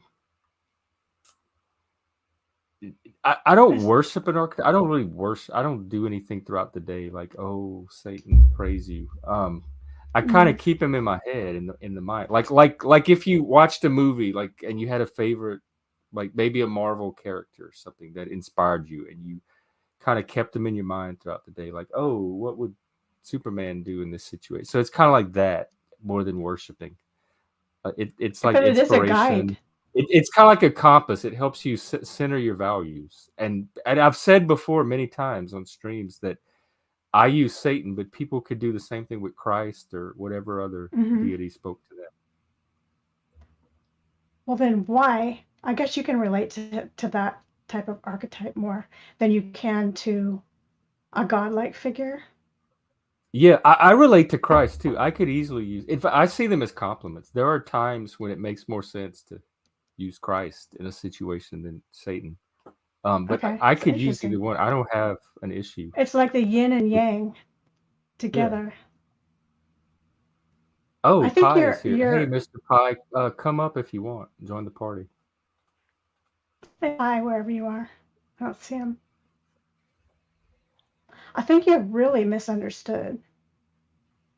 Because when people I talk think, about yeah, you and just call you a Satanist, a satanic man or a Satanist, all these horrible connotations come with it. And you're not going to go out and chop someone's head off. At least not that I know. You're not like a horrible God, person that like, people if would I say. had, I would know. That's something messy and a lot of work and way beyond my skill set. Calling Satan big gay daddy makes me have images. Ooh, Daniel. Do you have OnlyFans? Is there, I'm trying to understand. a sexual component to this gay dad? Yeah, Daddy's thing. yes, for me, yes. Because the BDSM, the kink stuff is a pathway to my spirituality, and it can easily run through very dark satanic themes. And also there's kind of, I guess, three Like, give me main one. pillars. And there's rock music, and that is very central to my life. It has been for most of my life, and so And that's that's kind of supposed a to be religious, spiritual okay. element. And then there's literature and poetry and stuff that, like, the romantic poetry has a lot of satanic themes in it. So all of that feeds into it. There's a literary tradition, there's a musical tradition, there's a psycho spiritual sexual practice that can be incorporated into it. So it's like all of those things, and they can all come together in this one image and one But to label practice it, around that image.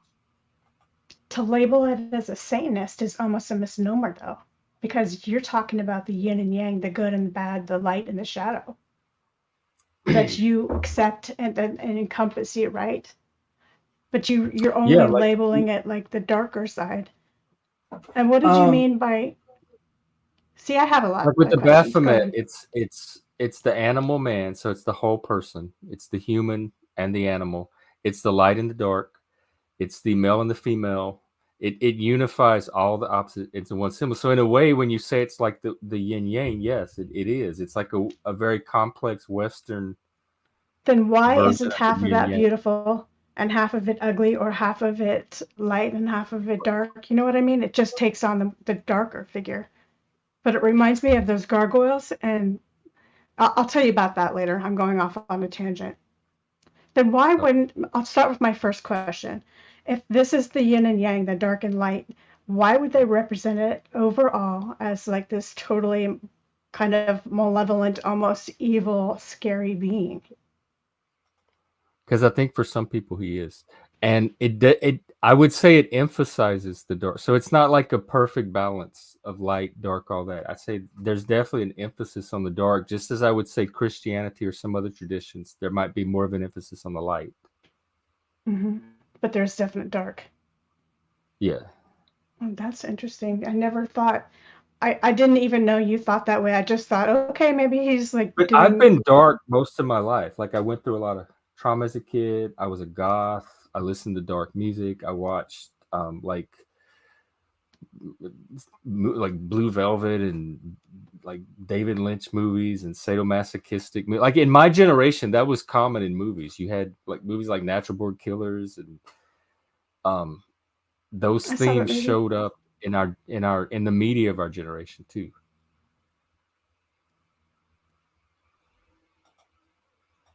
And so I've always I think been drawn everybody to that. has always had that part.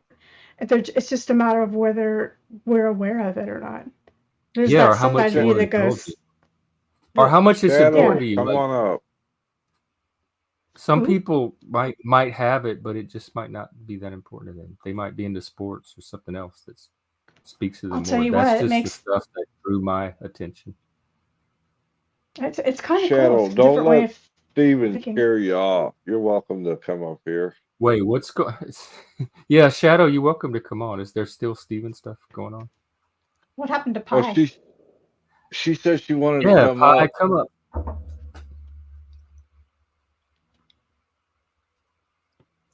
I'm just digging into your brain because your thinking is What is your atypical. Oh, what is your back? Are you religious, or did you grow up religious? I grew up with a mix. My dad is an atheist and my mom is a Catholic. So you can understand right from the start that there was a lot of confusion going on with me. Wow. bet. Did you go to church? Like, were you dragged to church, or I was did dragged to church church inspire a you little in some bit here way? and there, and it felt like wearing someone else's clothes. It just felt like it just didn't really fit. It was strange. I would try to get into the mode like I would with my homework. It's like, I don't want to do this shitty homework, but if I do it, then I will be able to pass a test. I can graduate. I can get out of here, kind of thing. There was a means to an end.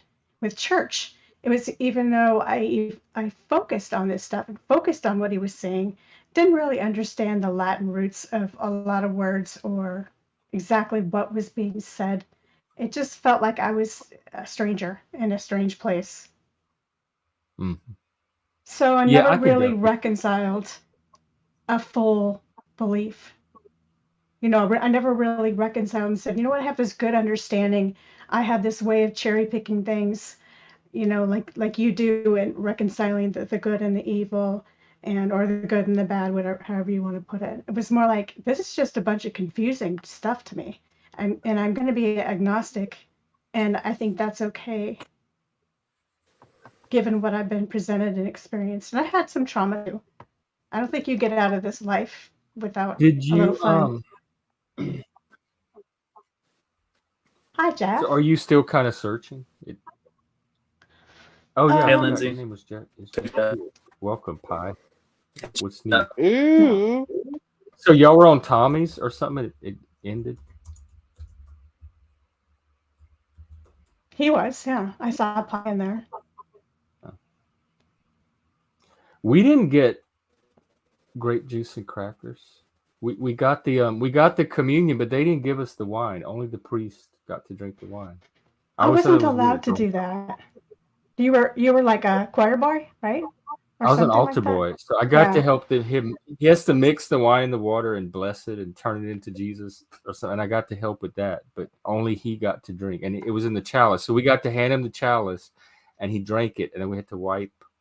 There was this sacred cloth we had to wipe the chalice with, and then put it aside. But he's the only one that actually got to drink the wine. And then Of every course. now and then, like maybe once or twice a year on really special days, the congregation could come up, and then he would like hold the chalice and let them take a sip and pour into their mouth, and everybody would drink off the same chalice.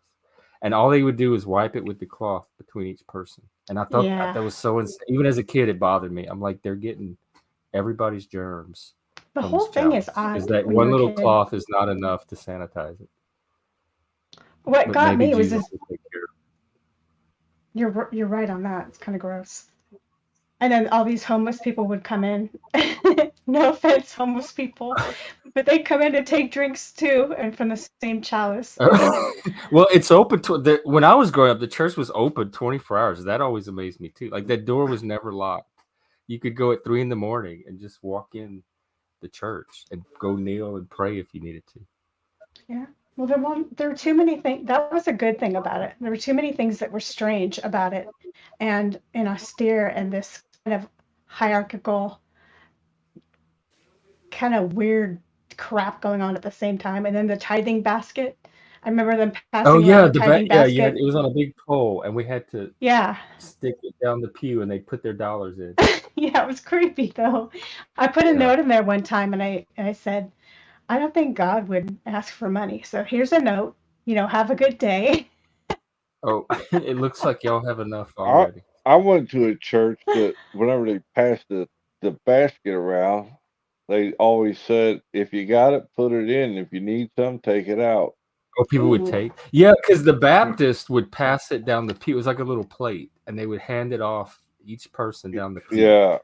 The Catholics had the big Well- basket on the like the efficient way, the bureaucratic efficiency.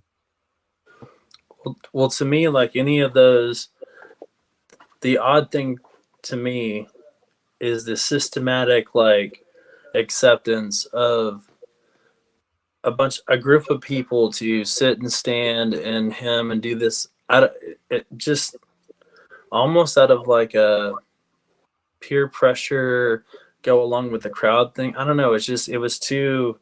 It didn't seem natural to me. It's something like it felt like almost some kind of weird programming.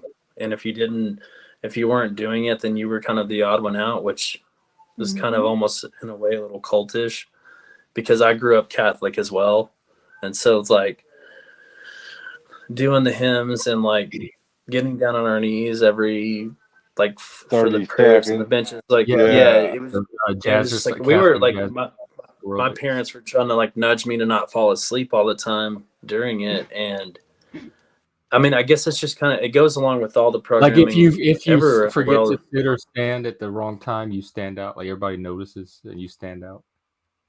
yeah, and it's just like it's almost like you're shamed or something. Like you're not part of the group.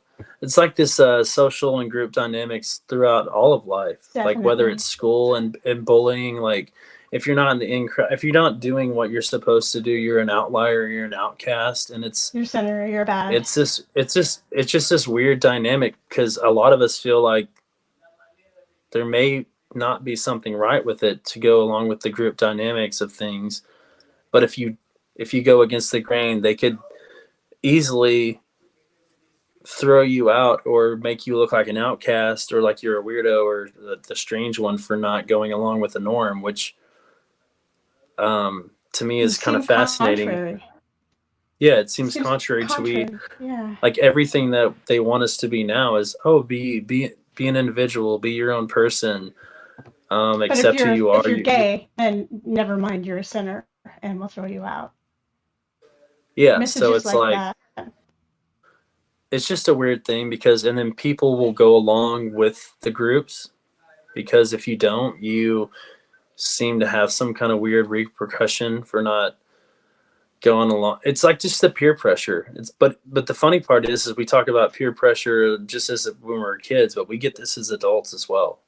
Like, but in a more authoritative way, whether it be with authority or your job or wherever it may be. It's like, oh, you want to keep that promotion or you want to do this. It's like, you better fall in line. And if you don't, Definitely. it's just, You feel pressure right now in your life? I feel pressure in different ways, but not from a group dynamic like that. Just pressure for mainly on myself to do things that like for me to succeed in my business, or I try to like disassociate myself with what I think I should have been when I'm my age or whatever else, because when you're younger you put a lot of pressure on yourself, and I think it's mainly through social pressure, like, oh, you should have you should have a degree, you should have a house by this age, you should do this, this and this. And so it's like societal pressure of what you should or could be. But I try to stay clear of that because that's not the same for everybody, and it doesn't work out that way. And so when I find myself falling back into that the matrix part of being in this world, I just try to tell myself like, hey, the only person you need to be like accountable for is me and myself and nobody else, because a lot of people will put those pressures on you, and I try to not let what other people think of me matter, even though it's hard to do in this society because a lot of people do that. And if you're weak or insecure, then you will fall. It'll hurt your ego, and it'll make you falter or question yourself, and have self-doubt. And I think self-doubt is the ultimate crutch in this world, because if you don't believe in yourself or what you're doing, then you are kind of broken. If you're letting the external things or external people guide or basically define who you are as a person, then you're not going to be a very happy person. So you have to look within, and it's kind of a cliche statement, but I mean, that's how I have to look at it now, because I am getting so that's my opinion on that. Yeah, that was well said. The wisdom on us tonight. Wow, that's pretty good. But there is limits to what you can do just by thought. If you have to interface with other people, their opinion will matter whether you want it to or not. There's a few people in the panel who's learning this lesson the hard way. And Hank, because we have something else to talk about real quick. You've never looked better. What is up with that look? You look good. I think it's the color of the hat. Yeah, this hat is flashy. I like the shirt. I like the t-shirt underneath. Mm-hmm. I know it's a. Hank, the other day it's a noticeable difference. Yeah, Lindsay, I was looking for you. It's because I was saying that I wanted to talk to you the other day. Affirmative. Yeah, I'm glad you asked, because I wanted to bring it up too. You got on panel. I think it was in Flows. Yes. Pretty sure it was. And you Correct. said something about Paul, and you were irritated or upset, or at least felt some kind of way. I don't know what it was about it, but it was like you only spit out 2 or 3 sentences, and then we moved on. I wondered if you had something more to say about it, or if you were looking for feedback or advice, or did you have anything more that you wanted to say about it? Because you kind of got cut off. I just go over, guess, my standard statements about Paul. I think he can do wonderful things, but he needs to get rid of the useless weak sauce cronies. He needs to stop being a pussy. Everybody's a panel expert. Yes, he needs to stop. He needs to stop being a The pussy. best way to me is to model it on your own. If you have ideas how people should run channel, go model it on your own channel. Yeah, but it's like you Yeah, I'm think trying to other answer people are Lindsay's going to question. change. I was trying to answer Lindsay's question, so I guess Okay, fair enough. just send me an email. I'm gonna put the email in the private chat, Lindsay. No one's gonna let me answer the question. Oh, go ahead. You can answer. Yeah, I'll shut up too. Look, I'm going to mute myself. 1, 2, 3. But yeah, I'm just annoyed that when I am on his panels, he never lets me finish at all. So, and that's about it. Does he let anyone finish? No. It seems like he likes to talk. No, he doesn't. Tommy got better at it, but Paul got worse. Oh, Tommy got better at it. Oh yeah, I was just on Tommy's panel. I watched a little bit. It looked like Tommy talking a lot. Yeah, Tommy talks most of the time, but at least when he opens it up, he can actually let people finish their statements without getting triggered and offended. Hey, as abrasive as Tommy could be, he offered up a room for me. Did you hear that? If all my shit went to shit. Well, we know it's not going to. You won't need the room. Oh, are you facing a situation too? I think it's past now, but I don't know. There was another monkey wrench that just got thrown in today, so it's like I was waiting. We may have had a buyer, so I was kind of in limbo whether we were continuing on or not. But he did the same thing last year, and so we're just waiting on some sales to come in and this and that. But then I don't know. I just got a call from him today, and he technically got fired today. So my investor got fired from his job, which is not good. No, that's not. So, but we're waiting to find out till tomorrow because it was, it's just like being fucking with him because he's. You froze. You should. Froze up. You're good at what you do. You should have a job by tomorrow. So you're Borgen. You're Borgen. I don't know if. Oh, I'm Borgen. Yeah, I don't know. A little bit. So, it's better now. So we're gonna find out something more tomorrow to see if they're just transfer. Oh, it's bad. Place yeah, it's or it what? is robotic. So, there's a lag or it's chopping up a little bit. Maybe I'll leave and I'll leave and come back. Just cut your video. That'll help. Just cut the video.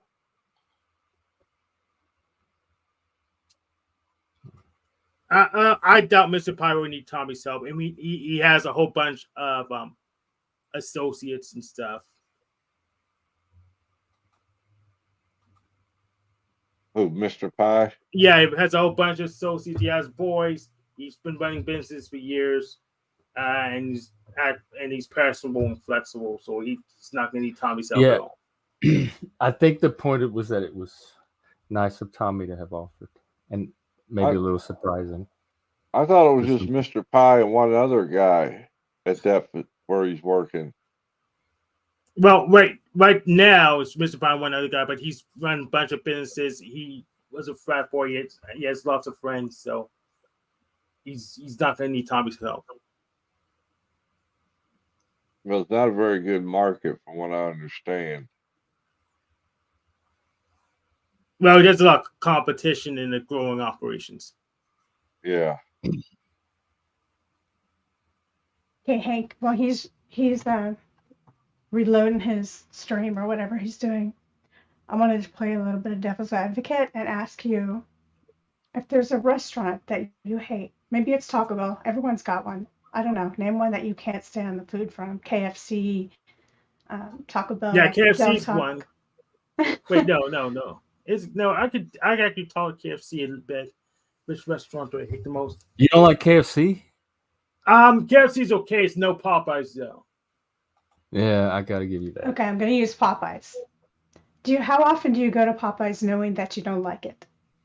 No. I like Popeyes. Okay, how often do you go to KFC knowing that you don't really like it? Once a year, tops. Well, what about the same kind of thing applies to people in their rooms? I know a restaurant I never ever go to. Hold on. Hardee's, I never ever go to that. Oh my God, I forgot all about Hardee's. Okay, we can use Hardee's. Yes. We can use that. You probably don't even go there once a year. Yeah. So why would you go to Paul's when his food tastes just like Hardee's? And it's not going to be any different. Let's go. That's the thing. Your analogy is not relevant. She asked a question. It wasn't analysis. The question. Yeah, I mean, I'm trying to answer the question. But the analogy was actually. You don't comprehend my answer, Jeff. So let me answer her. She can comprehend my answer. She has. Okay, after you answer, you're leaving. So answer her, and then I'm gonna send you on your way. Go ahead. Why are you trying to have to stand off? Okay, I'm gonna answer this real quick because Jeff's gonna cut me off. The answer is because Paul doesn't leave everyone alone like Hardee's does, Lindsay. Paul goes, he washes Jack 3/5 of the week. It's not like Hardee's is coming into a restaurant you like and trying to slap some advertisements in there. That's the difference. I don't think you got my point because it's a very simplistic point. There's no real big significant difference. It's going to be the same food every time you go, whether you're at Hardee's or whether you're at Paul's. You know exactly what you're going to eat and what to expect. So at Hardee's, the fries are going to suck or whatever it is. At Paul's, you're not going to get to talk or that you'll be demeaned. Neither place is a place where you feel comfortable or accepted because you can't get what you want. So why go?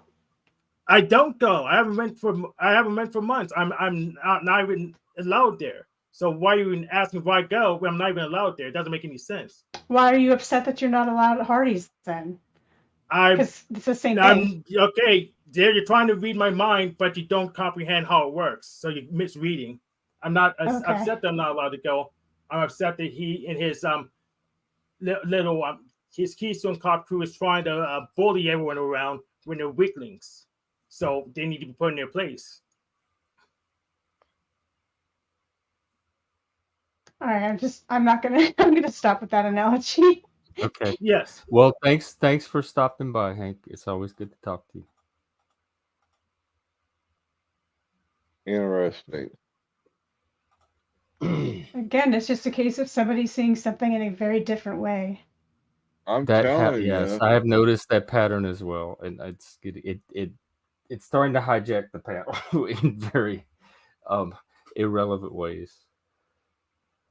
Well, I understood the question perfectly well. Yeah, I understood the question and the analogy. But yeah, it made perfect sense. Hey, Bex. I think it's a conquest mission. Conquest? Oh yeah, please go ahead. Hank. It's like a conquest for Hank. See if he can interject some change. And I don't see that ever going to happen. Hank is in his own world, with his own goals and agenda, and I just let him do his thing. What, Lindsay? I think it's a matter of trying to gain power or control over a situation that he feels he can't control yet. So he's going to master it one of these days, right? He's going to be able to speak, and he's going to be able to win, and he's going to be able to put Paul in his place or whatever it is. It's like a challenge to him that he will enjoy no matter how much he gets beaten up or whatever. So It could He's going to eat that hamburger at Hardee's and shove it down and complain about it and keep coming back. Great. Okay. He's here and probably not happy. So shove that hamburger down. Don't expect anything different. Expect the same taste and the same thing.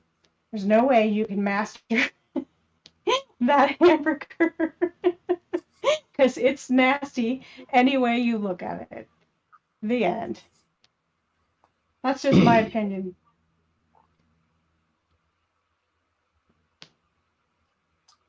Well, there you go.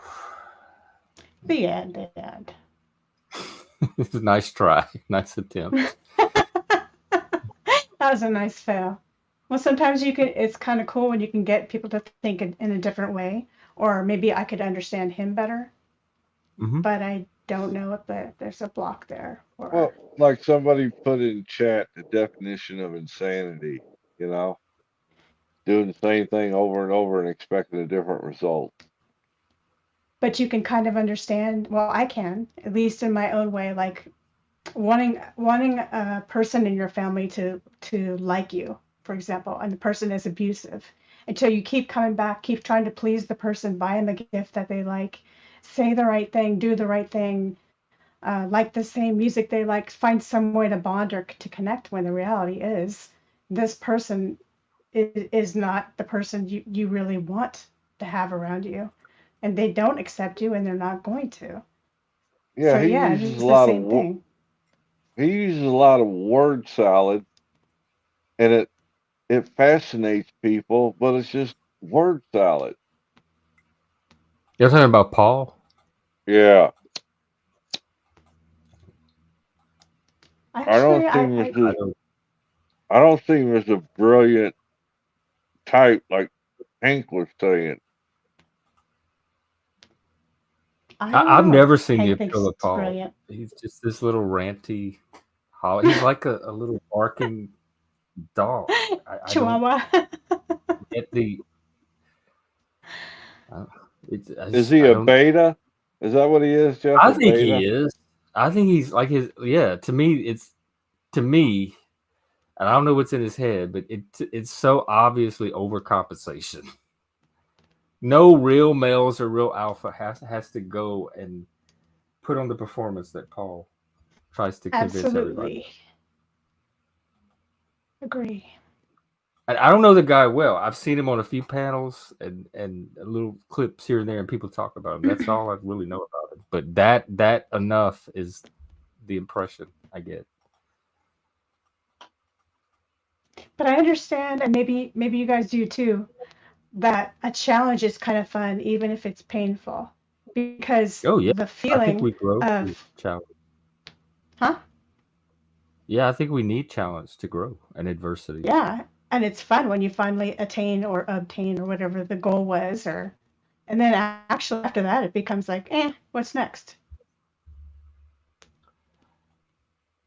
Hank, none of this was coordinated. I excused you because you've been coming on the panel lately. You've been defensive and not having a good experience and arguing, and I'm just trying to save you some misery and myself. Like, if you're not enjoying the panel, don't make it unenjoyable for all the rest of us in the process. I wasn't And it's not just you. That's been happening with other people too. So I'm trying to keep a certain tone here. Okay. I don't mind him at all. He just thinks very differently, you know? Yeah, Hank gets this is ever since I've known him. Well, he's back. We just talked to him. What's there up? You go. Your ears are burning. Yeah, I kind of don't like when people claim to be able to read my mind when they haven't proven it to me that he can do so. It's pretty annoying. Well, you're in the right, because none of us here have claimed that, so you're good. Okay. I definitely can't read your mind. I only try to make educated guesses, and apparently I'm wrong a lot. So yeah, it's inference. If I offended you, sorry. Yeah, in theory of mind's not a theory. That's not what theory of mind is. It's we try to interpret other people's mind by our own, and we assume that they have a similar process going on there. And with neurodivergent people and just people in general, really, like it can even happen between men and women and cultures. It's called the double empathy problem. When we don't get it accurate, there's communication difficulties and breakdowns because people are working off of two different mental models. Yes. So instead, I prefer to use like an incentive model from economics. Okay. So to understand what someone wants, you need to understand how someone's going to act. You have to figure out what they want to start with. How do you do that? I don't know what people want unless they tell me. Yeah. So I'm gonna tell you what I want. Then maybe you can understand why I'm doing this. Okay. So I want guess mind control powers, but that's just social skills. And 2, I want social clout. So that's my 2 incentives I'm working with. And guess 3, was it? No, I think that's all. Yeah, I think that's 2. So go ahead. Yeah, I just want clout, and I want skills, social skills. So which you're calling mind control? Yeah. I think I equivocate those because the better you are communicating, the more likely people will respond favorably to you. So like you're more persuasive, or yes, charisma, more persuasive. okay. Yes. And I'm okay with trying to work within a harsh environment because those are common. I think you have you're getting the social clout. Like from when I first saw you start to now, I've definitely seen you amass some social clout. So I think you are making progress there. Yes. So that's why I don't cower away from slavery's influence, because it's just not a place of practice. Okay. You're right. It does make a little more sense now. So yeah. So Lindsay, do you have any questions about that? My practice. I have a comment on it. Okay. I just noticed that, well, you are very specific, and so yes, that you made it clear. But I have also noticed, and I've also noticed that you're not really interested in the things that people esteem as being more meaningful. Like, for example, the other day when you were talking about that you wanted to have a girlfriend, and you're like, no, not really. I mean, I just want to get laid.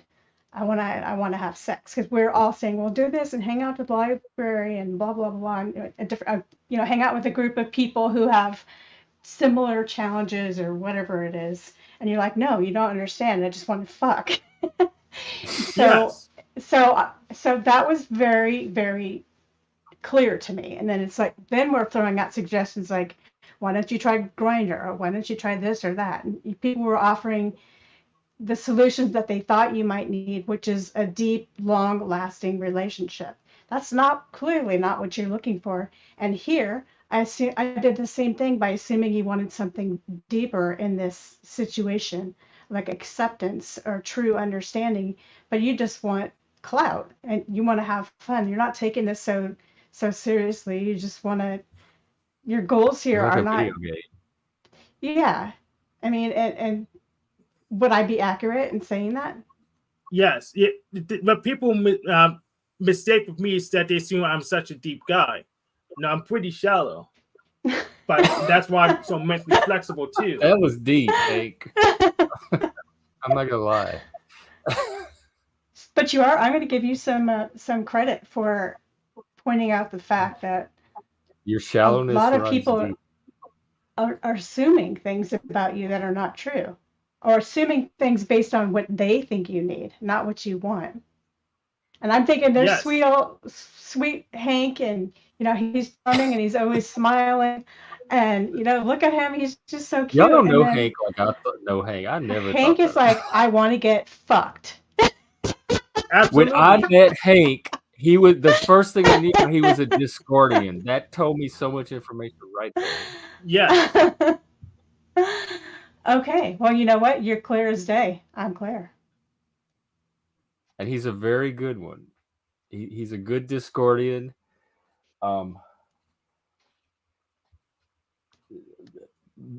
Dutchy's part of a troll group. Stephen is a very devoted follower of Antonin Artaud in the Theater of Cruelty. You could look that up. So a lot of what seems like one thing here, when you like get the background behind people, their ideologies, their belief systems, it starts to fill in a very different picture. And knowing that Hank's a Discordian, I've always had a different perspective on it than I think a lot of the Panelverse has. Makes sense.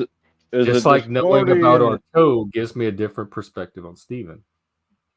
And knowing that Dutchy's a part of a troll group gives me a different perspective on Dutchy. You don't judge Stephen, and you don't really judge Hank. But do you trust him? No, I judge all the time. I'm judging you right now. I'm judging, like I do judge, but I don't judge in the way I think you mean when you say better word. And I don't condemn. Like I don't. Yeah, there's nothing about Hank or Stephen. I can. Well, there's a few things I could. I technically I agree. We do all judge. Okay, you got me there. So maybe the better word would be acceptance. You know, Hank is this way or Stephen is this way, and I accept that, and let's go from there. I meet people where they are. Like people are who they are. Yeah. Before they even meet me, I have no control over how they come to me. So I take them as they come. I don't know how else to do. Well, that's what I'm talking about. That's so and then I can either I could take them early. I could take them as they are and have a connection with them on their terms, or I can leave them and decide this is not a person I want anything more than a superficial relationship with. And I do stuff like that all the time. I'm silently evaluating how much I want to invest in this person. Is there what? Yes, Chris. That's his only range. So Chris. I didn't hear the question. Is there anyone here that you would trust? No, wrench. He's the only person he had a wrench out to, so probably say Chris. Those wrenches mean a lot, don't you? Actually, Moose has a wrench too. Oh, okay. Not really. Is there anyone I would trust, like from the Panelverse? It depends on for what. Hank answered for you. He said Chris. Oh. Like trust can be for specific things without having to be like, oh, I trust this person wholeheartedly. I can trust Chris for specific things. Yeah, I definitely trust Chris for that. And then there's certain things I might not trust him for. And that's same with anybody. But like trusting, like opening up to and confiding and like making myself vulnerable and telling them, giving them information that could potentially use against me, etc. I'm pretty open anyway, but I don't know if there's anybody on the Panelverse. It's never been tested. I've never been in a situation where I've had to test how much, if I trust someone or how much I trust someone here. If you're in a relationship at some point, which you were, then wouldn't that count? Oh, you mean not necessarily just the Panelverse, but in life, like just overall? I was talking about both. It doesn't really matter. I was asking there's been questions. people I've trusted before, but it's built over time, and like trust is built as you have experience with people. You can watch them and see if like you give them little bits of trust and you see what they do with it, and then you build up a picture on how much you can trust them further, etc. So over time, you get a sense of your trust level with someone. I think trust is definitely on a continuum too. Like sometimes I don't trust Chuck at all. I mean, I just think he's the biggest jerk in the world. But other times, what trust him to do what? Like, oh, because when I hear trust, I think of trust in a specific thing, like just this vague abstract trust. Doesn't really have a lot of meaning. So when people say I trust or don't trust, I always think trust them to do what or not to do what specifically. What? Yeah, context. Okay, if you want to tell someone your biggest, deepest, darkest secret in the world that you really prefer not to tell too many people because it's shameful or it's something that you want to hide or whatever traumatic, I don't know, whatever it is. Could you actually find someone that you would trust not to tell that to anyone? That's hard. Yeah. If you That need is my hard. passwords, I just know they're mine. If it's just secrets, well, I dump them out anyways. Other than that, because no one knows I used them correctly, it doesn't make a difference. Yeah, if something's a secret, I don't know that I would tell it to anybody. Like, open it up. It would always be a risk, no matter what, no matter how close or how much you thought you trusted that person. I don't ever say anything that I care if I gets out. You'll rarely hear me say, "Don't tell so and so this," but because if I'm saying it, I'm already prepared for the possibility that it's going to get out, and I'm okay with it. Otherwise, I wouldn't even be saying it. So I try not to put things out there Talking at all. about in that I real care life, if they though. come back on me. Yeah. Even Like, real life, I'll leak things that should be a secret, but I want to dilute and hide in plain sight, and people will glaze over it as something relevant because I said it myself. So I screw up their pattern matching. You get joy in some of the strangest things. Like just surprising people gives you joy. I'm talking about you, Hank. Yes. It's Things shocking applies to them. both Jeff and I. Or getting under their skin. Yes.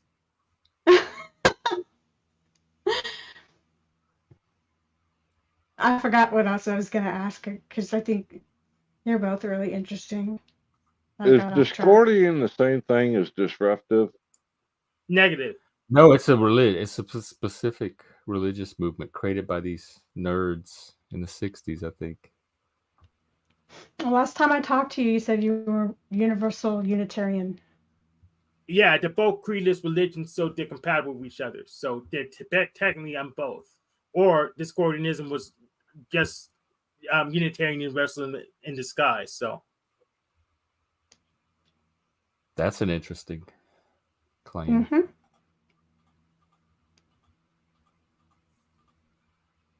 Yeah, I can see how you think so differently that even if you were as concrete and as honest as and straightforward as you could possibly be, it could almost still be misinterpreted. Almost. No, it totally could be misinterpreted. Okay, well, that's if you're duplicitous and you don't really mean what you say. No, I can mean by saying, and if someone else could just be projecting so much they can't comprehend what I just said. Okay, you're playing with my mind, so Yeah, you'll be but happy to I've seen know that that. work both ways. I've seen you not comprehend what other people say too. That's true. I agree. That's right. And so, I had to clarify and try to double check my incentive graphs just to figure out what the heck did that actually mean. Yeah, maybe you trip yourself up too. Yeah, but I try not to. Of course. Yeah, I think you overall do a good job. It's when it does happen, how to get out of it, because you get tangled in these rabbit holes that just go deeper and deeper instead of like reversing and course correcting. It just gets mired further in the misunderstanding and communication. And that's what I've noticed. Yeah, I just have it's not so much the frequency of it, but when it does happen, it's like the recovery from it. Yeah, I just have a lot of power to go deep, but after a round and say this is a dead end, I just say okay, I pay over that spot. I don't care. It may not be the best way to resolve it, but once I know it went down too deep the wrong way, I just say I'll back out, pay over that, and say okay, that was a dead end. Okay, like I'll Muddy start Putty using Cake. Mm-hmm. Who said? Is somebody saying you're boring? No, just me. I'm saying I'm boring you. Oh, you're saying you're boring. Yeah. Well, I don't Just know. sitting I here don't think asking you're boring. questions. Okay. No, I think this is not like dramatic enough or feisty enough. You or know whatever. what though? I'm okay with that right now. I really am after this week. Yeah, I'm okay with a nice, quiet, little boring conversation for a while. Oh yeah. To me, it's interesting. It's not boring. I to like pick it. people's brains. I mean, have you seen the last couple shows I hosted myself? It's the nerdiest stuff you can find on the internet. Everything that you've utilized in your life, and Hank, I'm addressing you. Everything, every tool, every nuance, every experience, including even down to the way that you think and the way that you've been confused and figure things out and questioning yourself versus what other people say. I think you're absolutely brilliant given your brain and how it's atypical. I don't know how to put this into words correctly, but it's brilliant to me the way that you've woven things together in your own way with your own work uniquely to try to understand and relate to the world. Does that make sense?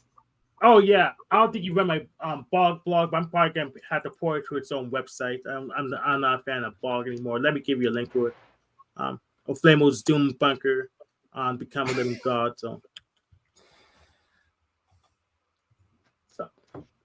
I hope you give credit to yourself for that, because I think your parent, from what you've said, it doesn't sound like your parents did. Nope, they didn't. Okay, I got it. Thanks. Yeah, Are they any better now? No.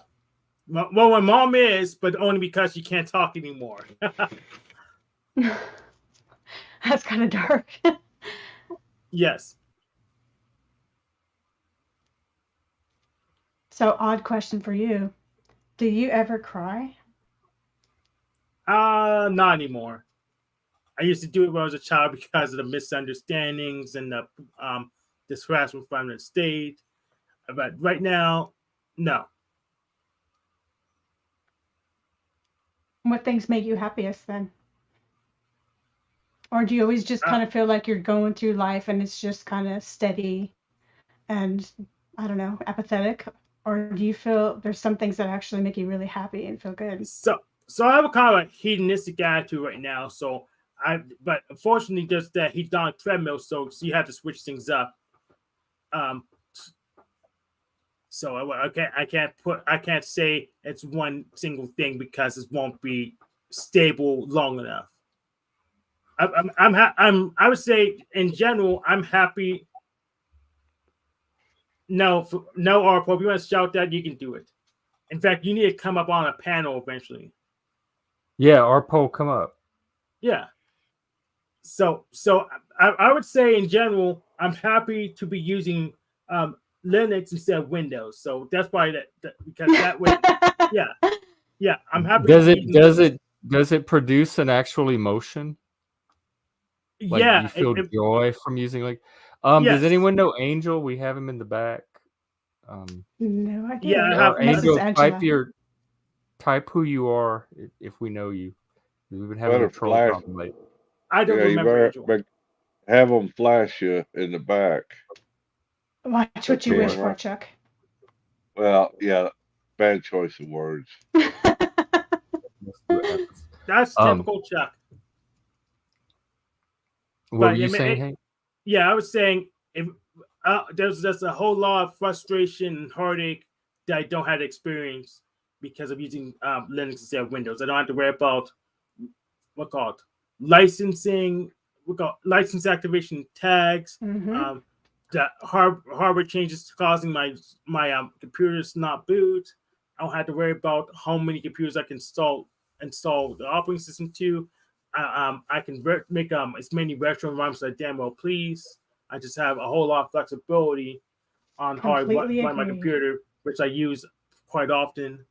I've unlimited automation options.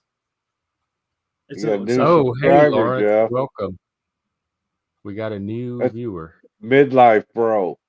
Yeah. Midlife Bro Logic. Yeah, we like midlife, so it's cool to meet some of his audience. He's hilarious.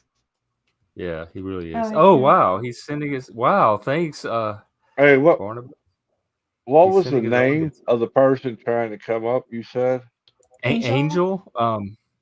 He's He's on Angel, camera, but I just don't know him. So I've had people come on camera and porn bomb before. So yeah, I need I to know a little remember more about that. who they are. Everybody was panicking. Hey, let's hide the screen. Let's hide the screen. and Okay, just, so let's talk. see. You, Angel, you're saying you are native autistic? That's you? Okay, I'm gonna bring you on. Oh, Yeah, Barnabas that's said me. it. Don't worry about anything. Yeah, Barnabas, aka Midlife, had sent me over here, and I am a high function autistic, ADHD, bipolar, mood and seizure disorder. There, Gen X, Jeff. Well, Yeah, welcome. I've You are seen him probably in the before. right place. Welcome. Hello. What's up? I mean, not much. Just got from Barnabas' stream, and he did say that you were live and posted his link, so that's why Lawrence and myself are both here. And there may be some newcomers too, but I'm happy you sent me over here. I understand your like cautionary thing there, Jeff, but it's no problem. I was happy to verify it was me and all that. Cool. Yeah, we got porn bombed the other day. And Lawrence, you're welcome to come up and chat too if you want. I'm It's an sorry open to hear that. panel. Wasn't me. But one thing about like these is that they don't like necessarily have their camera on. Anytime I go on a person's stream, most of the time, I'd say about 98% of the time, I always have my camera on just so they can see it's me. And if it's like good enough, after a while, I will turn my camera off after being up here. But other than that, I usually backstage have my camera on most of the time. But these like porn bombers, if you notice, hardly ever have their cameras on. The one I Yes. got hit with did. It looked like a normal person. That's why I didn't think anything about it. And I let him on and got porn bombed. Well, next time just be aware of who has the camera on, and also I've seen some people go into solo mode just so nothing of it can be seen, and if they do it, it cannot be broadcast, and then the host of the stream would ultimately ban or kick off the troll. Oh, that's a great idea. When the porn bomb starts to go into solo mode. Yeah. Like newcomers that you are not familiar of, do that. But also, if anyone doesn't have their camera on, there, just verify if it's them. And if you let them on and they speak freely, then turn off solo mode.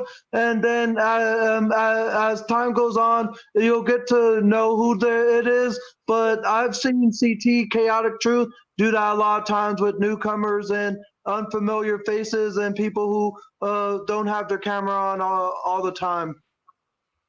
That's a good suggestion. Yeah, thanks. That was a good Yeah. tip. I had like someone came out as an incel when I was hosting one of my panels. I just hid the screen for I talked to them for like a couple minutes, so I can just understand what they were trying to do. Yeah, that is a good. It gives you that buffer. As long as you Angel, don't panic. Do you feel like people treat you pretty good online? I have a few people that try and treat me very poorly, but at the end of it, just know like who you're surrounded with.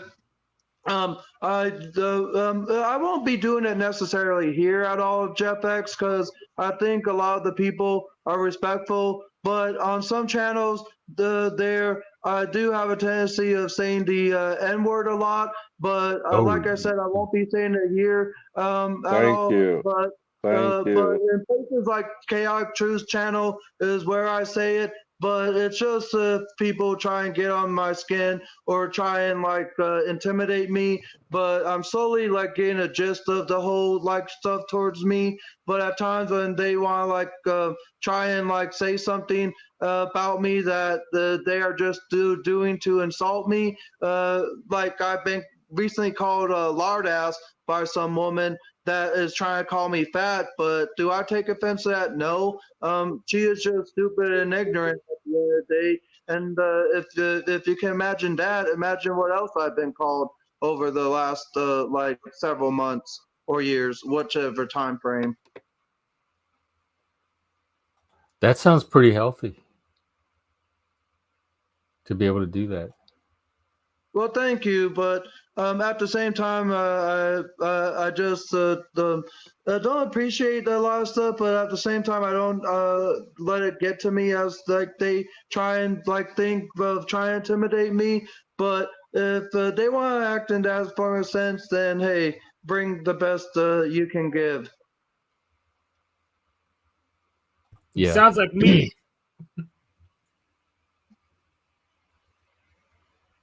Yeah, I think having a thick skin is useful, especially for people like us. Developing that. When sensitivity puts you at the mercy of other people. It's a vulnerability, and it puts you at the mercy of other people. And you can't control your level of sensitivity, but you can certainly control your response to it or your reaction to whatever you're sensitive to. Well, when you put it that way, I guess that's like probably right. But it just at the end of it depends on like the stupidity level of some people. Like I've seen like others like disagree and start like insulting white folks on Chaotic Truth's panel because that's who he allows up there, and they try to like most of the people try to take over his platform with the insults. And one dude there, like I forgot like exactly, but at the end, like towards the stream, I just simply told the dude to go back and eat his bowl of N-word wheats, and I made the little song because if anyone remembers Cocoa Wheats, the chocolatey cereal, Cocoa Wheats. I remember Cocoa Wheats, Puffs with the Sonny the bird, Cocoa Bird. But Cocoa Wheats Cuckoo was for Cocoa like Puffs. before Cocoa Puffs. Essentially, Cocoa Wheats was a hot chocolate cereal, and They had that Crazy was Cow that would turn you milk oatmeal, chocolate. or kind of like oatmeal. But at the end of it, Count Chocula. I turned a commercial jingle and was like, N-word wheats, you can't be beat. It's a stupid hot cereal with the N-word treat. That's bold. That's edgy. And so I like created that just in response to how he was treating other folks on CT's panel. And do I do it all the time? Nah. People Okay, think we have RaShu in the back. Does anybody know him? I might try that yeah, solo. RaShu is actually from Barnabas and CT's Oh, channel okay. as well. He's not gonna porn I'm bomb me. familiar with RaShu. You're Okay. good. If he has his All camera right. on, then you're good. Welcome, RaShu. Welcome. I love you, RaShu, man. And again, happy to have met you, Jeff. Yeah, you too. Thanks for dropping by, hanging out. What's up? You came from Barnabas? Yeah, I mean, yeah, we were over there having a conversation, and he told me to come over here. So I figure, hey, you know what I mean? Appreciate you letting me on. Thank you, Barnabas. What were y'all talking about? Love and respect you, RaShu. Love and respect you as well, Angel.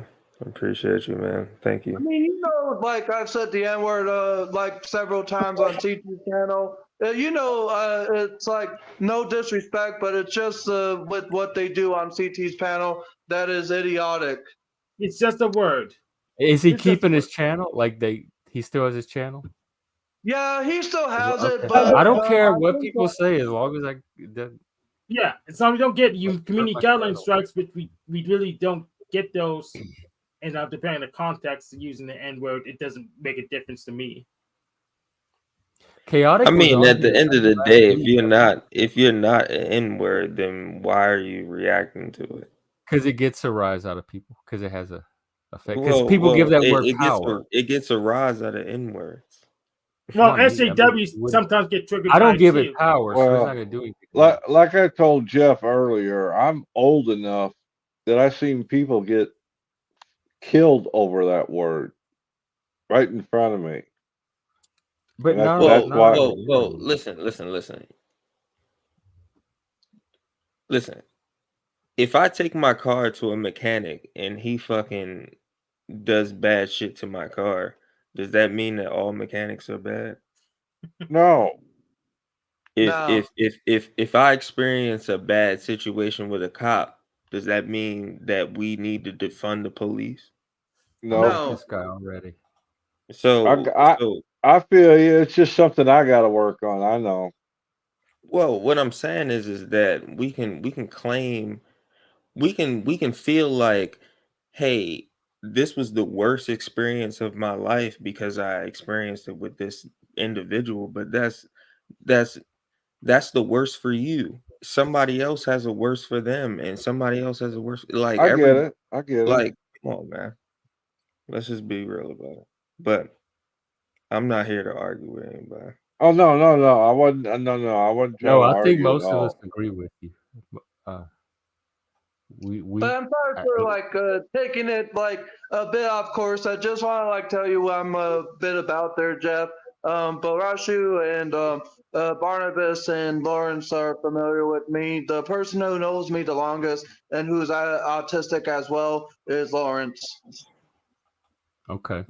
Well, glad to have you here, Lawrence and Angel. And RaShu too. And RaShu and midlife. He was on here earlier. Angel midlife logic. What you Why say, do you have to Andrew? behave? Come on. Barnabas, midlife of logic, says for me to behave, and I am behaving. You definitely are, bro. You It's definitely a are. little bit of a devious laughter after that. Hey, where are you getting Some this of us drink that's in are a bottle? I want a drink in a bottle. Oh, I thought it was a glass bottle. I was almost envious. Well, if you saw me just taking a sip, I'm drinking a Dr. Pepper. It's my favorite beverage, believe it or not. Man, I haven't had I like Dr. it. Pepper It's not my 20 favorite years. beverage though. Actually, They used to I say think they I put drink prune more juice Dr. in it Pepper. growing up. No. I've never heard of that. But, Yeah, they like that, and Yeah, they put worm juice in the Big Macs and they put prune juice in the Dr. Pepper. That's what the urban legend was as kids. We should try that. Well, I'm gonna when try that. 7-Up first came out many moons ago, it had lithium in it. Really? Well, don't forget, Yeah, Coca-Cola had Coke. originally. Yeah, Coca-Cola had cocaine in it. Right? Yeah, I remember Oh, that. I I mean, heard I about the remember. whole I know thing, but I that. never knew about 7-Up having lithium back in the day. When it was first, it was developed by some doctor. What was the do you know what was the benefit of the lithium? Like, did it add like a taste value It's or an antidepressant. There Yeah, was this little town in Texas at some point that had it in their water. They had it was like naturally occurring in the mineral of the soil, and it ended up in the water supply. And the I'm not whole holy sure, town, but I crap. think it. happiest town on earth. Like everybody was so happy that town, and they I discovered actually the play lithium I levels. actually play with lithium batteries all the time. Great. Funny. So I'm I like, thought it where? was like the lithium shuffle kind of thing, where lithium was something that makes you feel really calm and at ease and kind of like a downer. Yeah, that's what it's supposed to do. It it's they usually give it for was it manic depressive or bipolar, Mhm. and it balances the mood. It stabilizes the mood, so you don't have It's the just a chaser extreme for swings. Dr. Pepper. You're gonna need some of that later. With Oh, me? our stream keeps pausing. I don't know. Welcome, Could it be Ryan. your service or your internet, Ryan? Like, if it's keep pausing on you, it's working fine on my end on my phone here, but I don't know what kind of phone or service you get there, man. Yo, Ryan, come up, bro. Yeah, it's on their end. Mine hasn't paused on my end. It's on their Yeah, end. mine's been good. That's why I got Where to keep are my. you guys? Where are you guys from? I see Tennessee from Chuck with his Yep. shit. I'm from Pittsburgh. That's just Hank, you in Pittsburgh? You in the Burgh? Affirmative. Yes, sir. Where you at, Jeff? I'm up near Seattle, but I'm from Louisiana originally. Where are you from? Or calling from? Maryland. Me, I'm from the city of Glendale, Arizona. Outside of Phoenix. Yep. Lindsay. California. Oh, Surprise. Wow. you I in didn't know midlife had all these. You in Comnifornia? Oh yeah, yeah, and all the other insults that go with it. Oh God, it used to be like a good thing. Like you'd be proud of it. Do you have a gun? Beautiful ocean, mountains, and beautiful scenery. Now it's you're from California. Do you You have guys a are gun? Are you lives out northern or there. southern? Do you have a firearm in arm's reach? An arm's reach, no. Nope. But do I have a firearm? Yes. I pray that you stay safe. But nice meeting you. Okay. Well, nice to meet you too. I guess Yeah, the judgment California's got some has been made. weird 2A laws. I don't judge. I don't judge it. Oh well, we do. You're being judged.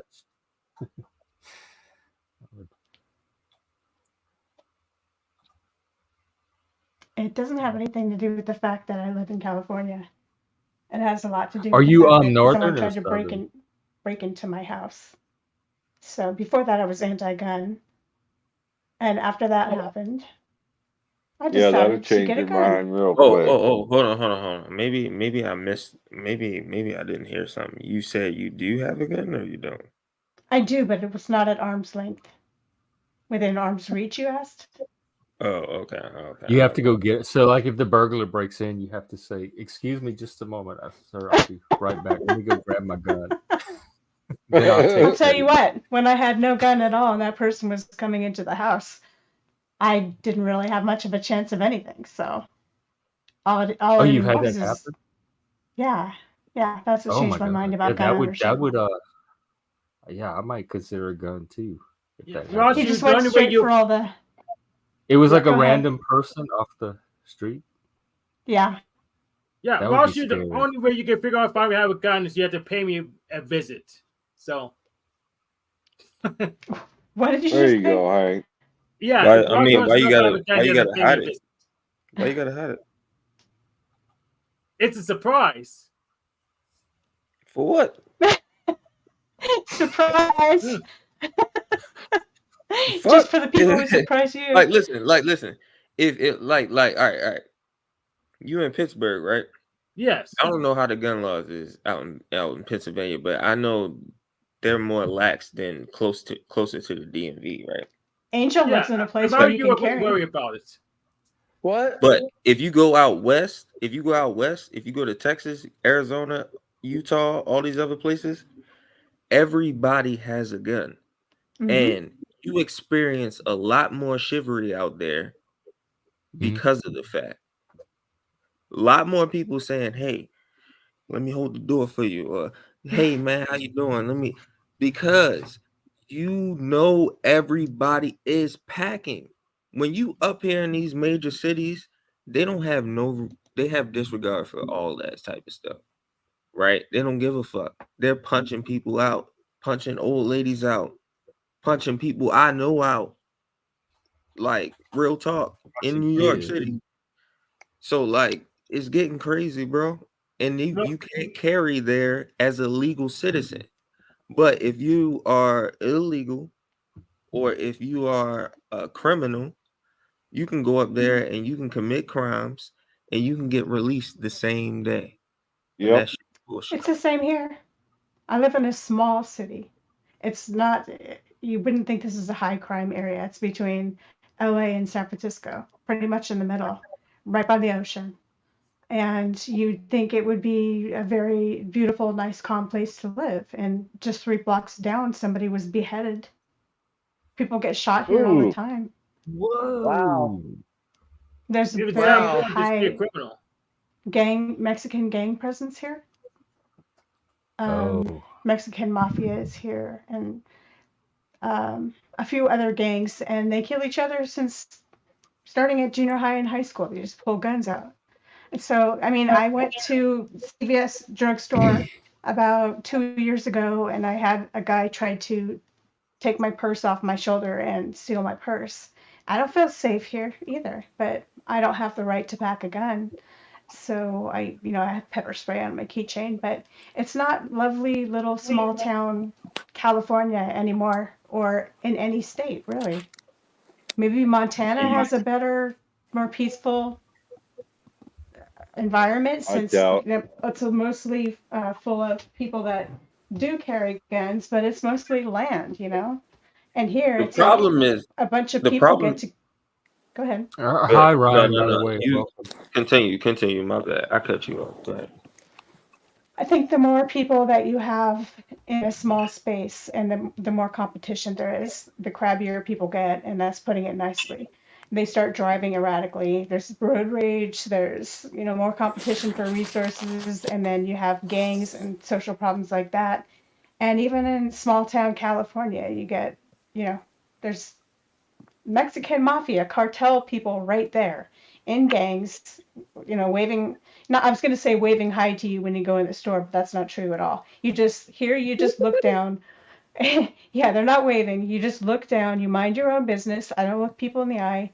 I get a lot of gringo and güera called at me because I'm white looking, and I just ignore it. It's like, okay, call me what you want. I'm just going to look down and not cause any trouble. So I it's not live in the safe middle of small town. I live in the Huh? middle of nowhere, in the next town over, which is a very small town. They just busted a guy with 40 pounds of meth. It's everywhere. It really is. Walking Is that down the some of street. it? Like the drug use is fueling the increase in the crime? Depends on who you're asking. Your comment about cheese, Lindsay, was hilarious. What kind of cheese was it? Was it cheese in a can? I don't remember mentioning some cheese. Cheese? That's not cheese, Angel. I know what's on your mind though. Some delicious nacho cheese. All I said was Cheese whiz? Mexicans. That's racist. Cheese whiz. Cheese whiz. Hi Ryan, help me. How are you? Good. Nice to meet you. You too.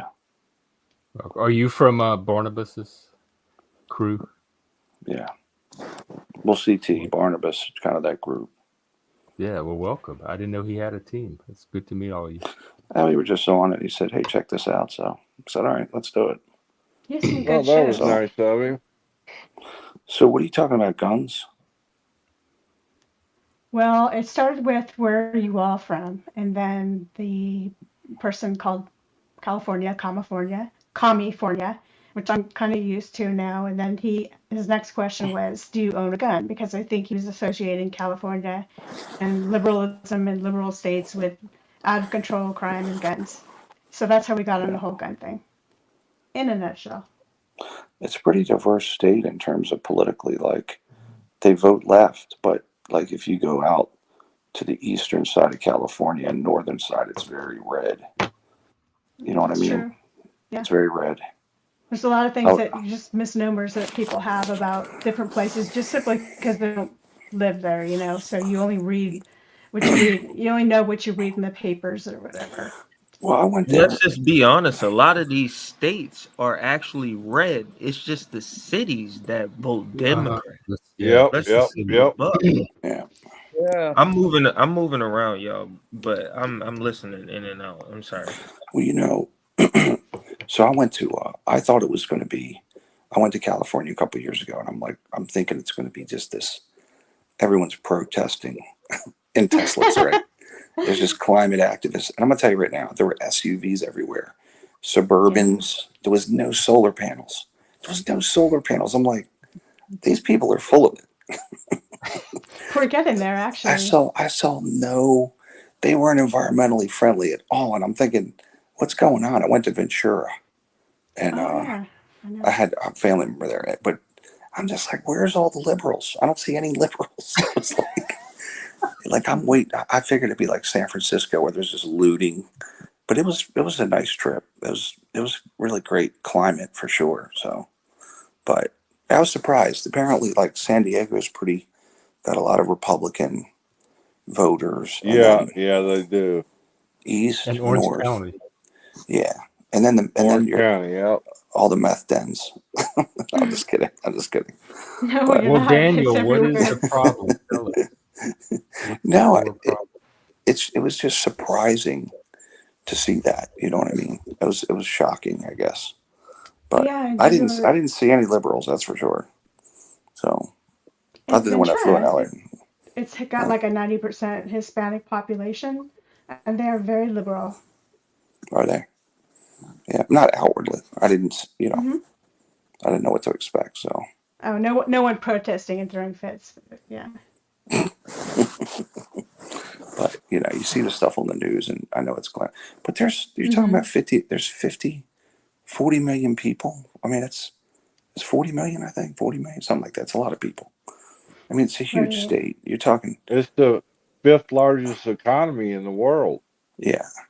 California is. And if you look at Separated into area codes that are diametrically opposed from one another, so it's like if you look at this wherever you state, land, there you are.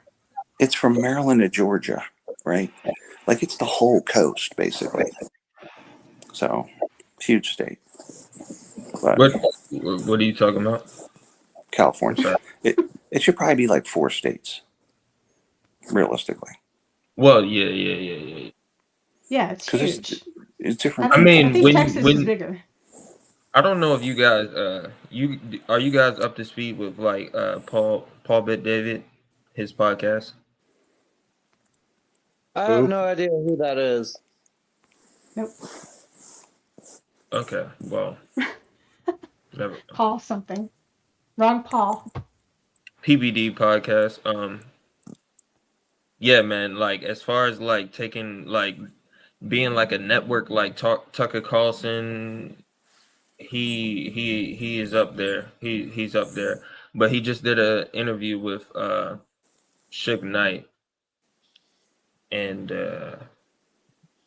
yeah, it kind of goes into what you guys were talking about. But if you're not up to speed, then you're not up to speed. But this this is what's interesting about guns. So Maryland just did away with one of the concealed carry laws, and the crime and the shootings in Baltimore were down by. They went from 320 to like 266, because I think people know other people are packing. That's what I think. Like crime, like it fell off, and I think it's because people are like they don't know who's got guns now. You know what I mean? Listen. So that was my point, right? Yeah. When I went to Houston, Texas, this was when COVID had literally when I touched back down in Baltimore, that was when the lockdown had like started, right? I was in Texas. Everybody in Texas, I'm telling you, holding the doors, you know what I mean, talking to you, whatever. You never know who is packing, so everybody just had that common courtesy to you, right? It was just cool, unless you were in those areas where as though, hanging around Negroes. I'm sorry, and things are just happening when you just start arguing with a person, and then next thing you know, a gun comes out, right? Yeah. So you just try to avoid being in those areas. But listen, I got an Airbnb at a nice 3-story townhouse, garage, pool, and we got drunk. We fell asleep early, woke up. We see disco lights outside. We like, what's going on? We look out back on the patio. It's like a whole crowd of people on the strip back there. So we walk down the street. It's a bunch of food trucks. It's a bunch of clubs and just stuff going on. I'm like, yo, how did we just, we just got an Airbnb, right? How did we just magically just fall into this spot where everything is popping right here and we don't even have to go anywhere? We could just walk everywhere, right? It was crazy. I'm like, yo, this is cool. And the house we were staying in, like, compared to what it is out here. Come on, this is a 3-story, probably 2,700 square foot townhouse. It's like $800 a month. It was like I think it was like I think it was listed for like 295, 300,000 with a garage. Yeah. Come on, man. It's a million and a half. Yeah. It's like $1 million here, $1.5 million. Bro. Yeah, that's what I'm saying. So it's totally different. So yeah. I'm done my rant. Oh, I missed part of it. So who do we have? Who's up here? Chuck. I can't Come make on anything. up, Denizen. Oh, where did Denizen, Lindsay it's go? been a while. And I saw Hank had dropped off. Yeah, he does that. It's the autistic Hank, goodbye. Hank's like a butterfly. He flutters here and he flutters there. I think it's called an Irish goodbye. It's where you just sneak out. Yeah, it's both. Yeah. We also have the Southern goodbye on here too. We also got the airport goodbyes. Flight What's that one? 69. Not like an airport announcing your departure. Oh. Yeah, family events, I do the Irish goodbye. Just sneak out. You don't have to go hug everybody and all that garbage. Just just kind of quietly. And if it's Christmas, you just slowly gather your stuff. And then my other family members know what I'm doing, so they'll out me. Like, he's trying Does to anyone leave. know you're gone, or they discover it later? He must have left. half hour later, exactly. Oh. I didn't get a chance to say bye to him. By Christmas time, though, they catch you because of packing your present. You got to sneak them out. I'm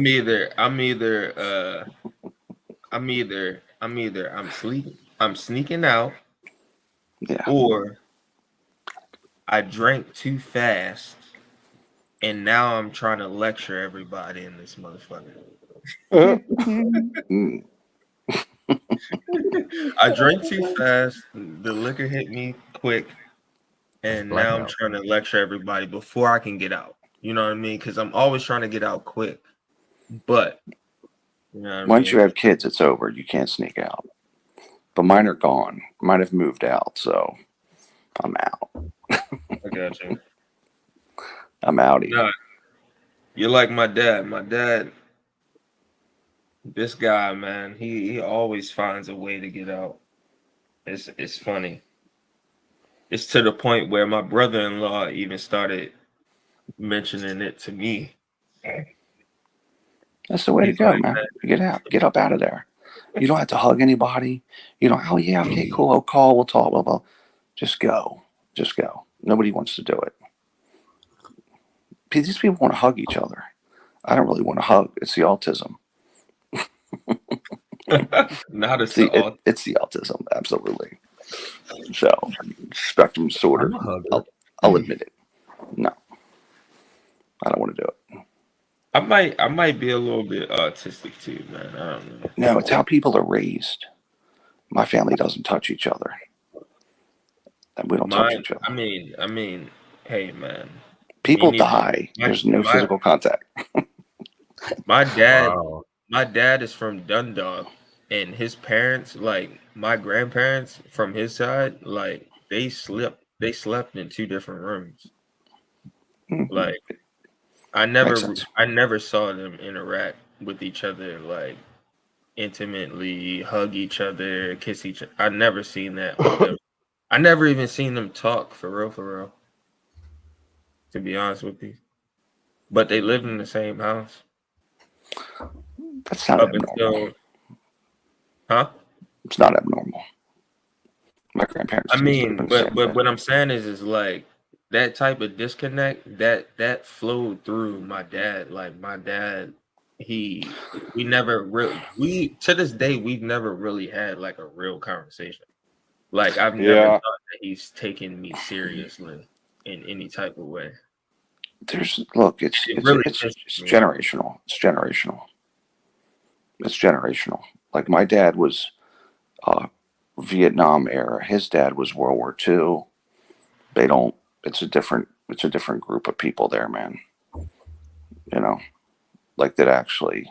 I know my grandmother never hugged my dad in his whole life because my granddad said it's going to make him homosexual if you hug him. It'll make him, absolutely. If he hugs them, I swear to God, these people are. Y'all were that scared. Like if You're gonna make them weak. I'm telling, that's what they thought, and it'll make him weak. It'll make him, and so they don't hug the kids. That's true, man. A lot of. I'm telling you, that period of time. But you got to figure these people are coming back from World War II. They saw their friends die. It was terrible. They're pretty hard people, Yeah, So- but wouldn't you think They can't as handle a, it. but listen, wouldn't you think as a father that you would like at least want to explain that to your child? Maybe that's why there's a disconnect. They don't talk Like that. Jesus Christ, bro. No, I they mean, don't. I don't want to be, you know what I mean.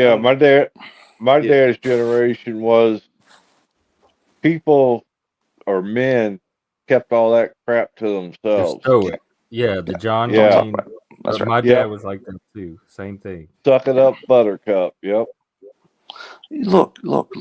Even if you watch these movies from back then, like you'll see Marshall Dillon, and he don't settle down. You know what I'm saying? He's going to go and ride the planes. He don't even settle with a woman. He's not getting married. They're loners, that kind of thing. But so stoic personality type. And that's the generation. That was like the masculine man of the time, So different era. What's today's masculine man? Do they even have any? Soy. Soy boy. He's a vegan. He's a vegan. He goes to the gym and then he just works on his body all day. He doesn't do any work. I don't know. Flow state is Flow our modern masculine man? What? Man, you got Flow a bunch of guys out here that are just scared to really say anything to women because women are so. I'm not even trying to use the empower comes to the mind, but I'm not trying to use that word right now. They feel entitled for whatever reason. Yes, I've noticed that. You can't get past you can't get past it. It's to the point where it's like, listen, you can be a man and married, and you see a woman behind you, and you just want to hold the door. And this woman thinks that, hey, I don't need you to hold the door, right? Yep. She thinks that for whatever reason you're trying to like belittle her when you're holding the door. And it's just like, no, I'm opening the door first. I'm in front of you. It makes sense for me to hold the door, right? But then these same women will complain, right? I was having this conversation at work today in the women's basketball league. Women's basketball, you got a smaller ball, they got a smaller hoop, you got all these other different accommodations, and then they try to compare themselves to men in the NBA and say that, oh, I can beat this man or X, Y, and Z.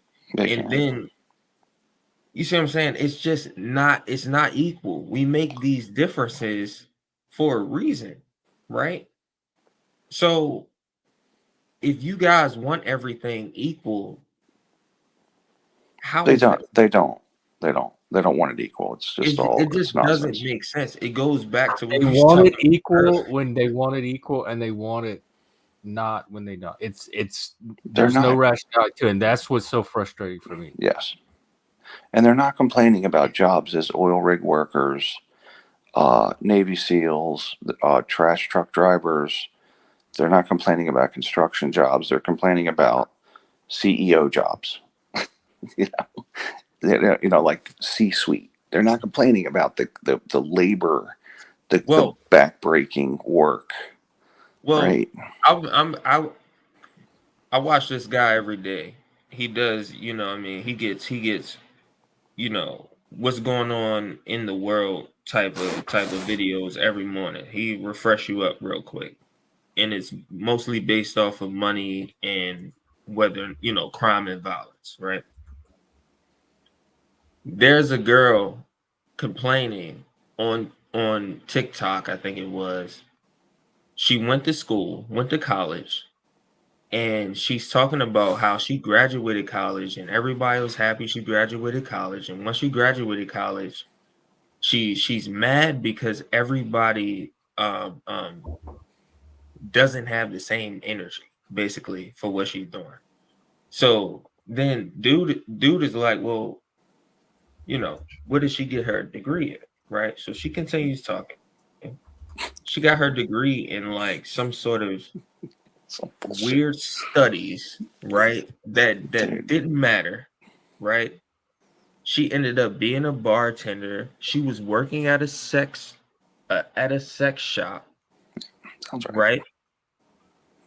And it was like she was like, "Oh, nobody has the same energy for me now." You know what I mean? Everybody is kind of like looking at me like, and everybody wants 4-year experience in X, and you know what I mean? And it's just like, well, what did you expect? Like, You you just didn't can't go to listen to school him. for it. Don't listen to him. I don't listen to him. I It's disregard the bullshit. stupidity. It's bullshit. It's total bullshit. And it's like all of you people are just playing victim. Yeah, you know. What wasn't AOC a There's power in bartender victimhood. before she got She elected? was, yeah, she was. Yeah. Just don't listen to him. I don't listen to him. But that goes back. Go ahead, Ron. No, you're good, RaShu. Go ahead. No, you go. I've been talking. These women try to out-masculine these men. You can't let them do it. If you look at the top women in the C-suite jobs, they're out-masculining them. They're out-masculining. They're acting masculine, even in that role. They're not acting feminine. They wear high heels so they can be taller. Blah, all that stuff. So they're out-masculining the men. You just can't let them do it. I mean, imagine if that being the same thing amongst black people who would quote unquote complain about the race pay gap if there was such a thing. I mean, I find it interesting because if you look at a lot of that data, the liberal side of the aisle will conflate household income from personal income, from wealth, from all. They play with the data. If you look at it, you even hear the Democrats say, "Oh, there's this disparity," and then they'll look at household income for like just Asians versus whites. Asians make more money, but there's more single-family homes for household data for whites break up all the time. Asians don't. They don't get divorced, right? So if you add the incomes together and do the math, guess what?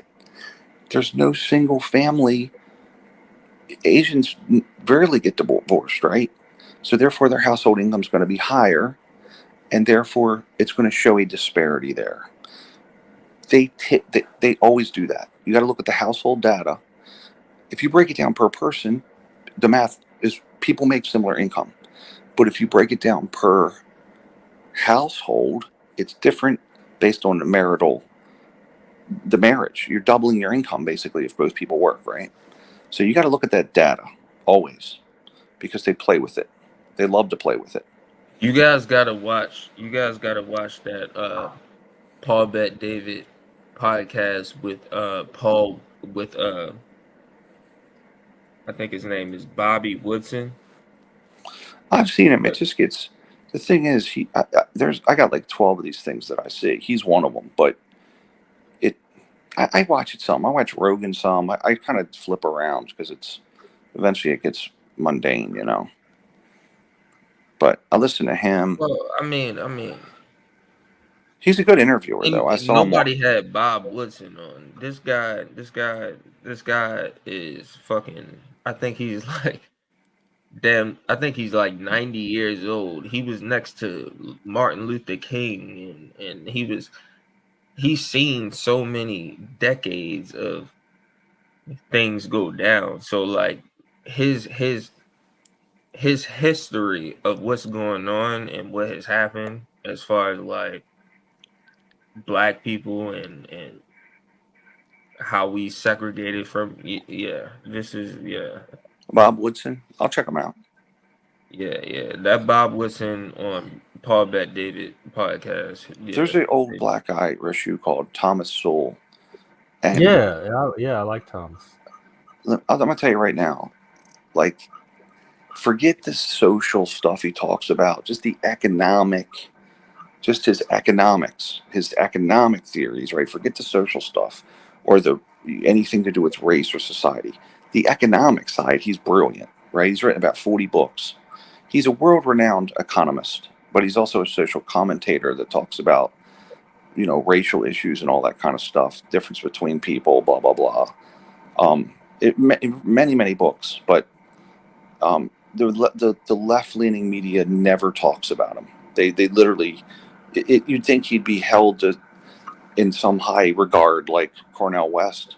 They literally shun him. They don't say nothing about him. Thomas Sowell, Sowell. Yeah, he's the wrong kind of black. He has the wrong opinions. That's the same thing with Bob Woodson. That's the same thing. I can't believe it's really terrible though. Like I'm like, what?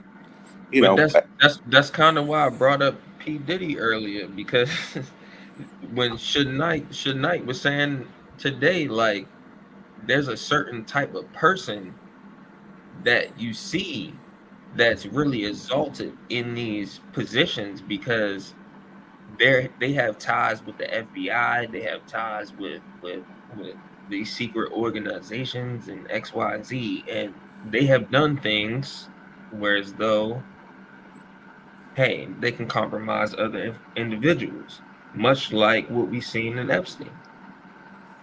Yeah. I think it was funny when his plane was, so they're like, we're going after P. Diddy. And then they busted his house, and then they were tracking his plane like the OJ case, like they were showing it on Flight Tracker. And I'm like, are these people serious? Are these people serious?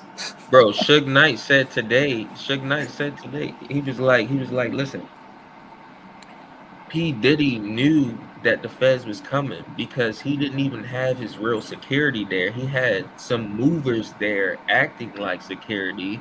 He had already moved stuff out of the house and onto the plane, which is why you seen the plane go to that island.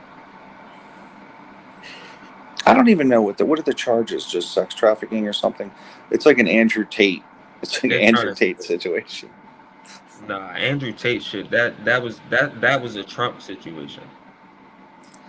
I know that these guys are, look, I know this. Joe Biden just said that white supremacy is the number one problem we have in the country. I was like, wait, are you serious? They say it all the time. They say it all the time. And I'm like, I don't know. He said that a few months ago. Yeah, he loves to say that. I'm like, I think the problem is that every city has blue-haired protesters, just literally blue-haired protesters is the big problem I see, right? They're up there getting arrested in New York yesterday. I'm like, good Lord. Ryan, you see the LBGT stickers or the Black Lives Matter, and then as soon as you get up to the driver's side and they got blue hair, purple hair, I see it all the time, bro. I already know what it is. When I see the sticker in the back, I'm like, as soon as I get up here, I'm gonna see some real purple. It's going to be a climate discussion. It's going to be, like if you get a plastic straw, they're like, So, I don't know, man. I can't even emotionally do it anymore. I'm like, whatever. I don't want to have this conversation with these people, So, it's crazy, man. But I don't know. Looks like we lost some of our panelists. I'm still here, and I think, there's Jeff. Jeff, did we drive away your panelists? I don't know. Ryan. It was really just Lindsay and Hank. Didn't mean to drive away your panelists, Jeff. We ran them off. or they were, I'm enjoying the conversation. So. Or they were resigning. Maybe they were waiting for others to come up. No, well, we were actually enjoying with what you and RaShu were talking about there, Ryan. Yeah, look, I want to tell you, some of these things, I understand a lot of these political causes, but I'm done with the protesters, man.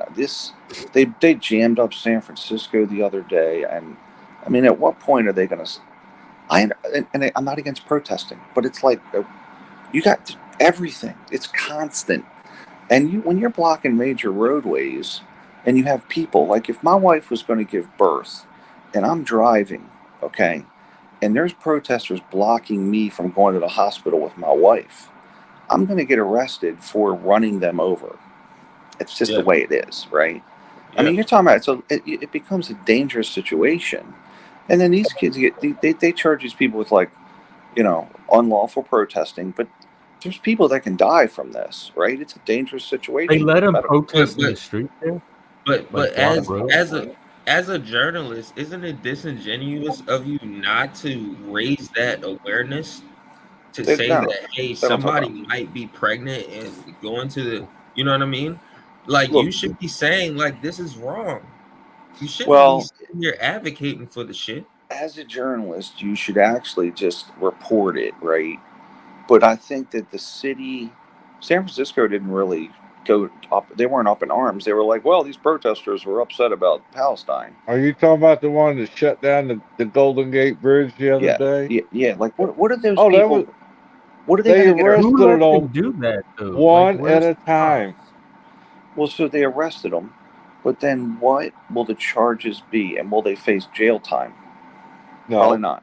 Yeah, they're going to get a slap on the wrist. But when you block up a roadway and there's an emergency, right? And people can die, and it's like these cities don't care about that. It's insane. And like I said, if my wife was giving birth, I'd run them down. I just drive right through them, you know. But also with the whole roadblocks also creates problem amongst the people commuting to where they need to go. They're like late for work, late for travel, or everything. Wherever destination. They blocked up an airport too. Did you see that? I heard about that. They blocked up an airport. People got out of their cars and were dragging their luggage up the road. They literally. What happened to the vehicles of those that had to hop out and walk across the field to get to their airport? I'm sure they got towed. That probably cost about $300. They probably called tow trucks. $300 to tow it, maybe $500, and then they got to store it for a period of time. It's going to cost $1,000 for these people, but they're going to miss their flight otherwise. A lot of them are going away or vacation or whatever. Like these people need to go to jail for this stuff if they're going to keep doing it. It's ridiculous. It's ridiculous. And isn't a majority of these protesters are all pro-Palestinian, the protests that are It's white college girls and Palestinians. Yes. It's like blue-haired white college girls that don't have anything better to do. Most of them, by the way, are from wealthy parents, and they want to have a cause. They're just dying to have a cause, right? We have a few of them on here that show up on the street, and they all come from wealth. That's kind of their shtick is, and they need a cause. They want something to fight for. It's their hippie parents did it, whatever the reason. But look, and I understand. Again, I understand socially protesting. I get it. But at the end of the day, you cannot stop traffic and create a dangerous situation for others. It's self-centered. I'm surprised they allow it. Like, law enforcement allows that. Man, listen. And at the end of the day, these protests can't force the current administration to ceasefire neither. Man, listen. These guys out here. Yeah, they're not going to bust it up. They're not going to use force because then it's on the media. And the media's going to say, look, the cops were using force for no reason at all. Because that's kind of what they did. Let the roads be Listen. I can just post a article talking about, hey, like today, this city defunded the police in order to house migrants or something, right? And They did it people in New will York. message, yeah, whatever. People will message me just because I posted that and saying like, "Hey, would you like the police?" And I'm like, "What? What? I'm not a criminal. Why should I hate the police? Yeah, these people are There you literally go. like." Why do you hate the police? And I'm like, why do you hate the police? You own a house. I see what you're doing online. You have a business right now. You're benefiting off of America. Why do you hate police? If people started robbing you, wouldn't you be like, where's the police? Yeah. Who are you going to call? You wouldn't call protesters. Right. You're gonna call the cops. And it's So, like these are people who you would think would have their shit in order. You would think that they're firing on all 8 cylinders No, I between wouldn't. the I don't know. shoulders. I wouldn't think that. The protesters, you mean? I'm talking about people. I'm talking about people that hate the I'm on cops. Instagram, and this is a person who I know, who I used to go to school with, and this person is a homeowner. This person is a business owner. Oh, you He's would think worked at because good they're jobs, successful. everything, and he's sitting up here saying to me, "Why am I supporting the police? Why shouldn't I be supporting defund them?" And I'm like, listen, I'm not a criminal. Yeah. Why should I be worried about Exactly, and yeah. why are you advocating for it? This Yeah. doesn't make sense. And that's what Yeah. I'm saying. People When are you ass backwards out here. in New York, they didn't. So they were supposed to recruit 3,000 more cops because they're short, and they diverted that money to taking care of immigrants, right? And they've already got some crime issues. So it's how this plays out. These cities don't have any money Right. now, right? It's going to be We're crazy. I short think. here in Baltimore right now. Yeah. We only have like 3 cops surveilling a fucking 60,000 or 70,000 people Dude, I saw area that. I right was like, now. oh my God, that's crazy, man. Wow. Yeah, That was one of the 60,000 people. posts. That was one of the posts I got a DM about. Like, yo, what you talking about? Crime is down this year. I said, what? Robberies is up. Yeah, Just robberies because is up. murders is down, robberies is up. Yeah. You trying to Murder. compare That's right. murderers to crime? I said, crime is crime, sir. Yeah. Yeah, robberies are like doubled. A lot of petty We crime have the is. highest robberies right now in the country In the right US. now, 2024. Well, I think it's interesting because even like they've essentially decriminalized theft under a certain dollar amount. So they're not even recording those as theft, right? They're not even recording that as stealing, even though that's Did they going do that? on. Did they do that here though? I don't know. I know they did it in San They Francisco. did it in California for sure. Yeah. Yeah. Yeah. You can I mean- steal up to $1,000. And look, I'm not going to look. So look, I don't break the law. I try not to. And overall, I'm a good citizen. But I've actually thought in my head, like I'm a little nuts too, but I'm actually like, you know what? I should do it. Like what? Like seriously, what? Go into a Best Buy, grab a bunch of stuff, and just walk out. Like, what are they going to do? I'll just get in my car. See you later. Would why you not? feel good about yourself doing that? Though? No, I wouldn't. That's why I didn't do it. But I'm actually thinking like, why do I gotta pay $800 for this? Like, So you know, so I'll just listen, grab an so iPad, listen, just walk so out of the listen. store. Who cares? You know. So Ryan, Yeah. I'm not going to sit up here and act like I didn't have that come to my mind as well. That's not. Here's my point, RaShu. But listen, just hear me out. Just hear me out. Even though I thought about it, at the same time I thought about it, I'm just not a person that steals, bro. I really am not a person. I know. Listen, I don't either. Like, I don't even speed anymore. I cannot Right? justify it.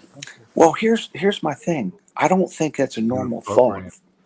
It's not a normal thought for a normal person to have because normally, under normal circumstances, it's like you don't think like that because you know that there's repercussions.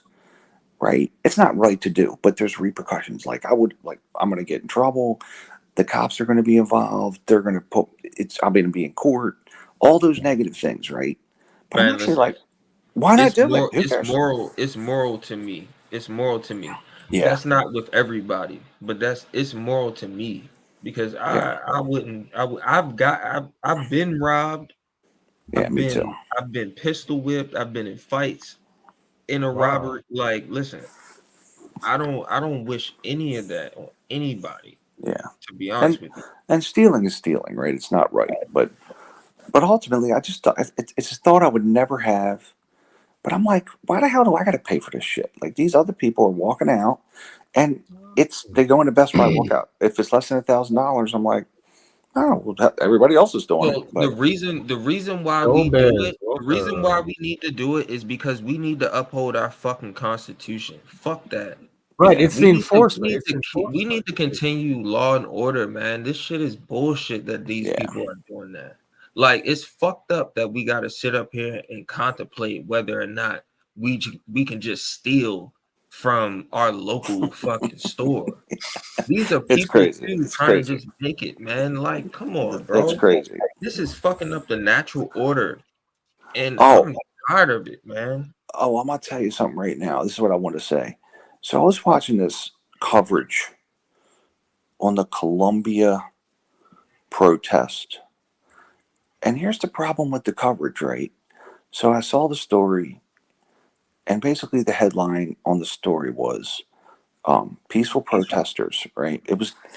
It's on a program, and it was like peaceful protest, nothing was going on. And then I see other footage, and they literally painted it like there was nothing going on. And then I see other coverage where there was a fight, and then this woman's like right in this cop's face, like, fuck you, mama, cussing this cop out. The cop's like, please move. He asked her like 17 times. She never moved. He's like, I need you out of this area. This is our area. And eventually he's like, all right, I got to arrest you. He warned her like 8 times.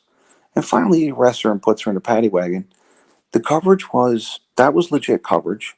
And then there was other coverage where, it was just all peaceful protesters and the cops locked everybody up. And I'm like, what are you talking about? So the media is what's really the broken part of if we could fix the media and get the truth, it would be a big deal. Bro, the fucking It's Putin still said on stealing, Tucker that the media Daniel. is controlled 75% by the United States. This is a fact. These things are being proven right now, day by day. You saw the Twitter files. You seen Edward Snowden. That's you crazy. See why Julian Assange is being fucking persecuted. These things are real. Yeah. Didn't lie. Oh, hold up real quick, RaShu. What were you gonna say, Jeff? Oh, I was Daniel said that stealing for survival. First of all, I don't think that's the majority of people that are raiding these stores and sweeping things off the shelf. Second of all, that still doesn't justify stealing. There's other alternatives to survival than stealing. So stealing is not the next necessary step for survival. So that doesn't mitigate it for me or justify it. And I've heard that argument used before. And Chris, my co-host, has actually been in that situation and has stolen before. He's talked about it on the street to feed his family. And if someone's stealing food or like, I get it, but they're stealing $400 tennis shoes and shit. Right? They're Yeah, that's like, not what this.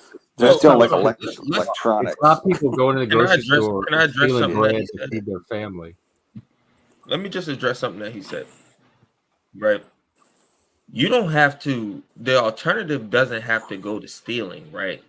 The reason why we're talking about stealing right now is because people don't have the skills to go hunt and go fish and go do all these things to be self-sustained.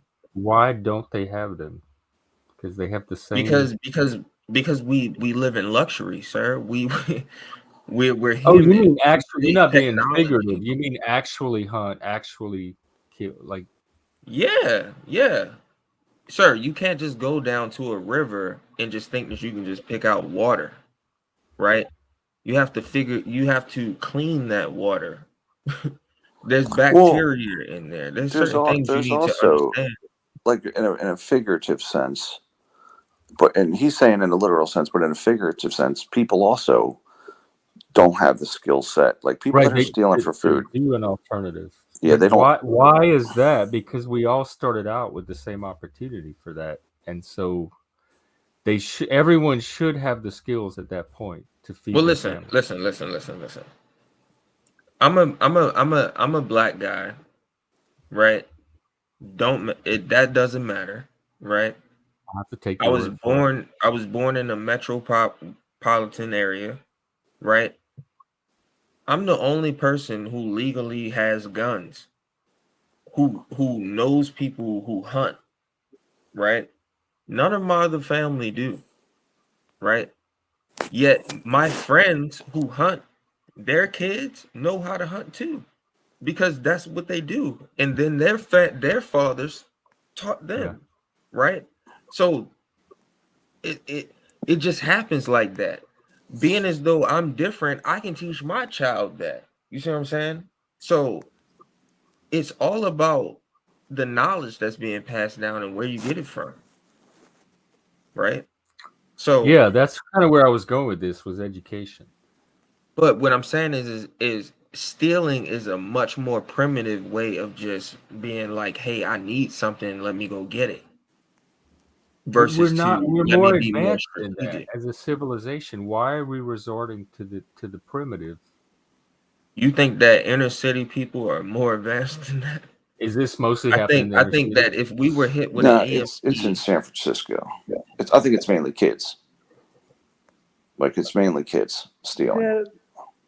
Like when you see these like, what's it called, a flash mob? When you see that stuff, that's all kids, man. It's like kids that are like in 12th grade, like running to the store and grabbing clothes. You know, that's what I see. Not anymore, man. Not anymore. Not anymore. Can I ask a question to RaShu and Ryan, whoever wants to answer this? What exactly is the difference from an inner city, outer city, rural area, or town/city? Like all my years, I've heard these terminologies. Is it the population, the structure, or how does something determine from rural, inner, outer, or whatever? Yeah, what's going on in the inner cities? It's. I mean, I don't know, dude. Who wants to field that one? The inner city is almost is a term that's really not very descriptive. So you got rural is usually out in the sticks. Hold on. Maybe I should start this one off because I got a more. You know more about it, RaShu, please, because I've heard these kind of terms my entire life, but never knew the difference.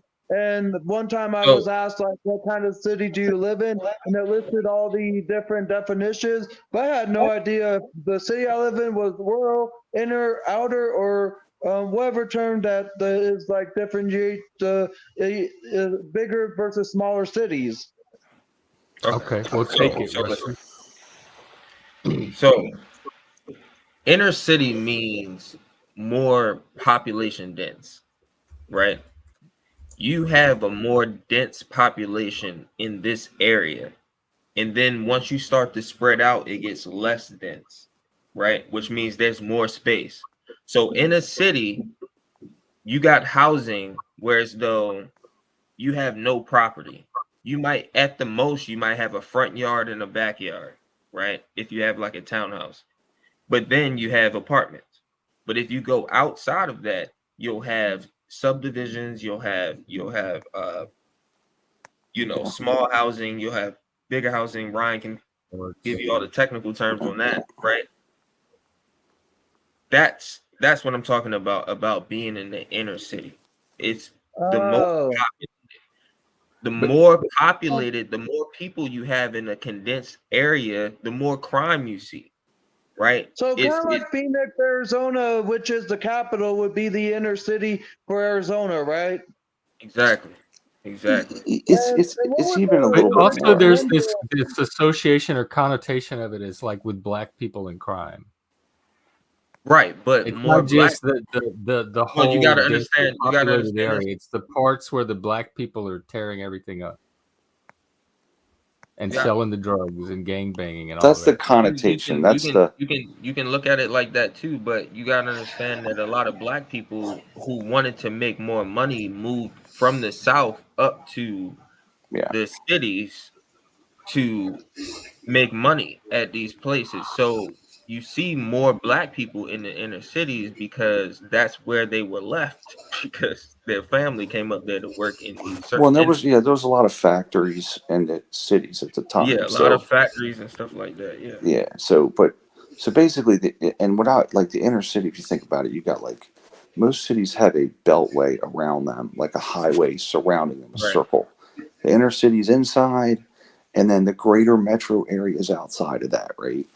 And so, but now it's kind of changing because a lot of cities have downtown districts, and they got like these different areas that are gentrified, as they're called, where you have so like in Baltimore you got neighborhoods, and this neighborhood is extreme poverty, and then 3 blocks away there's like there's just mansions. It's very so it's kind of an antiquated term: inner city, suburbs, rural.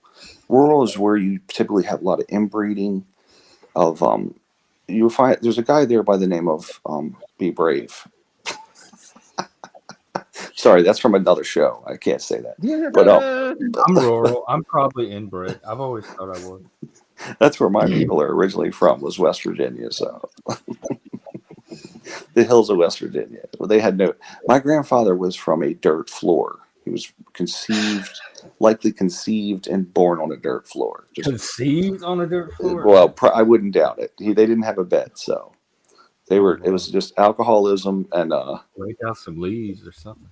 But no, my father would send money there. He would send money down to West Virginia until the 70s because he still was just a drunk, But yeah, wow. Appalachia. So, but does that answer? Hey, is Angel? Yeah, that slightly is more like descriptive there to understand. Much like how Minnesota and the city of Minneapolis, nicknamed the Twin Cities, is the inner city, right? I mean, yeah, but like I said, it's kind of an antiquated term because it doesn't really describe, like the cities now, they got a lot of wealth and then they got a lot of poverty, So it just depends. I think you gotta measure it by population density. Like if there's a lot of people there, then 9 times out of 10, it means that there's money flowing there. There's housing there, and it's probably a city. Also a slum though, because it's both the inner city and the slums that are the densest. Yeah. The slums will be outside of this, but yeah. It's hard to describe it now, though. In the city, based on density, then the slums would be a city, because they are very dense, but I don't think it would be right to define just the slums as the center of the city or a city in itself, even though it's probably one of the most densest areas. The slums wouldn't be the city because a city is making money, and the slums is a parasite off of the city.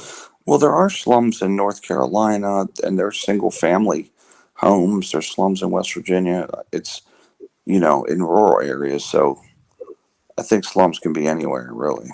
But no, slums can be anywhere, but he's saying a slum is like a city, so because of the density of people. No, but I said one of you guys used density to explain what a city is. Like if it's dense enough, it's a city. So I'm just saying that then the slums would also be considered a city. No. I did say that it was about density, but I added context by saying density. People are dense there because there's money flowing through there. Okay. Well, the internet defines it as a highly populated urban residential area consisting of densely packed. It's a heavily populated urban settlement characterized by squalor. So Yeah. it is urban. It's just the poor areas of the city. No. But define what urban means. Go look up what urban means. City. I There's think, a certain like yeah. population density. All right, we're talking semantics here, but okay. Well, yeah, I thought that's what y'all wanted to do is get the technical definition of inner city. Because I said it's I use it as slum. No. I know it as a synonym for slum. You're still trying to relate it to like a Section 8 type of thing. Like what are you talking about? Not Section 8 specific. I'm just saying when most people talk about inner city, the context I hear the most is the parts of the city that are poor and often black. Because the black people you are wouldn't poor. you would not have the poor sections of the city. I don't think of it if as like the city downtown didn't core of a exist. city. I think of it as the specific parts of the city that are underdeveloped, squalor, as this definition said. All right, you're just bringing out this slum. random fact. No, I'm telling you what inner city means to me and the people in my generation, and how like 99% of the people that I have used the word with use it. The connotation that we have around the word. So you used it in the connotation that it was like a slum. Yeah, in fact, you're the first person I've met that has never used inner city in the way I used to teach in the inner city, and I mean the poor schools, the underprivileged schools, the schools with the What does that have to do with what we population. talking about? There were a What lot does of that have to gang do? members in the school, a lot of juvie kids. That's inner city schools to me. When I say inner city, it's not the schools with a certain population density. It's a specific type of school. That's why I said it's kind of an antiquated term at this point. Right. Yeah. This may be a generational thing, but trust me when I tell you, in my generation, that's what inner city meant. When people heard inner city, that's what they came to their mind. That's the images and pictures. Yeah, but like they used to say in the 80s, like they would say inner city crime. But cities have changed a lot. Now it's you have, that's why it's kind of an older term. But yeah, the hood, exactly what Daniel just said. That's what I think they call bad areas of the city now the hood. So, but, slum, hood, inner city. Yeah. Y'all use whatever word y'all want. It's all the same thing. Yeah. If it's like RaShu, you know where Morgan is. That area would be considered bougie. You know what I mean? You said it would be? Yeah, because it's got a lot of wealthy black folks, right? So we could say that's a bougie area, So it's all the Morgan State group, but Not there's to me. it's no, there's some money in there, and then I mean, I know. When you go down to Northern Parkway and stuff, we're talking about Baltimore here, but do they have inner cities in Norway, Dolbez? Well, yeah, but the population of Norway is so small that most. I guess you have cities slums, an is what I identity. should be asking. Yeah, You have like the slums. only cities that have that are probably Oslo, Trondheim, and Bergen, which are big enough to have separate, distinct areas. It's like the city I live, and there's really no separation between inner and outer. It's just city and then farmlands around that and the forest. So you don't really have that inner and outer city. Although in the capital you do have it, but the separation is not really inner outer being, poverty or economical. It's more east and western. I don't really know why it's split east-west. Nothing to do with the Cold War or anything. It's just that the city and the wealth is not split based on outer inner, just on another line. Are you in Norway? Are you from Norway? Yep, I am. Where's the Sami? Where do they live? The Sami? They live in the far north, basically. Well, they and the Norwegians live in the far north, but they are up there in Finnmark, which is a region of Norway, the most northern areas, and they go a bit into northern Sweden too, and a bit into Finland, and they were in Russia. But surprise, surprise, they are not in Russia anymore. That's just... Yeah, I'm sure. The Russians killed them. So. Yeah, and expelled them to the Finnish. Yeah. But we did our own host of conversion against Sami, but less effective than the Russians, at least. Yeah, I just read about them. I was unaware of this group of people and they're literally. I mean, I don't know. Are they still wearing? Are they still like Inuit per se? Is that the culture? Are they still Inuit? Okay, Inuit is probably the Inuits are in just North America and have basically no connection. But I get what you mean. Like they are still kinda wearing their traditional clothes, but that's only out there when it's in the cold or in ceremonial sessions. I used to work for them. The Sami? No, the Inuits. Ah. It's a lot. Yeah, it's a lot. It's like a indigenous cult. It's like indigenous peoples, and they're like Inuit though. They're like reindeer, like wearing reindeer clothing. It's crazy. They sound cool. They sound like my kind of people. They're the indigenous people of that land. They were the China. Well, to be fair, both Asian and the Sami arrived in Scandinavia around the same came time, over the Bering 8,000 years Strait. ago. Oh, you're talking about the Inuits? Yeah. Well, I think they're from a similar DNA pool, probably, man. Like I would imagine. They are both from Siberia and migrating one to the east and one to the west. But that separation is like 20,000 years. So The Inuit and the Sami are probably similar in DNA. They're very northern. On the Sami, they look just like white people, like Europeans, but they're indigenous. They're like I don't want to say indigenous. They're wearing tribal type clothing, reindeer clothing. And then as you go across Russia, they start to look more Asian, and then as you come into North America, it's Inuit. So all these people are probably similar DNA wise. Where's the Sami people come in though? The Sami arrived in Norway together with the Norwegian about 8,000 years ago. So around the end of the Younger Dryas, when the glaciers melted away from Scandinavia, the Norwegians came from the south, and then a few hundred years later, the Sami arrived more in the northern area. They're talking about the Inuits was like 12,000. Yeah, well, 12,000 years ago. Even further back, like they've even found in North America, they've found settlements 20,000 years back, like close. No, for sure. Yeah. So what I'm saying is that I'm not even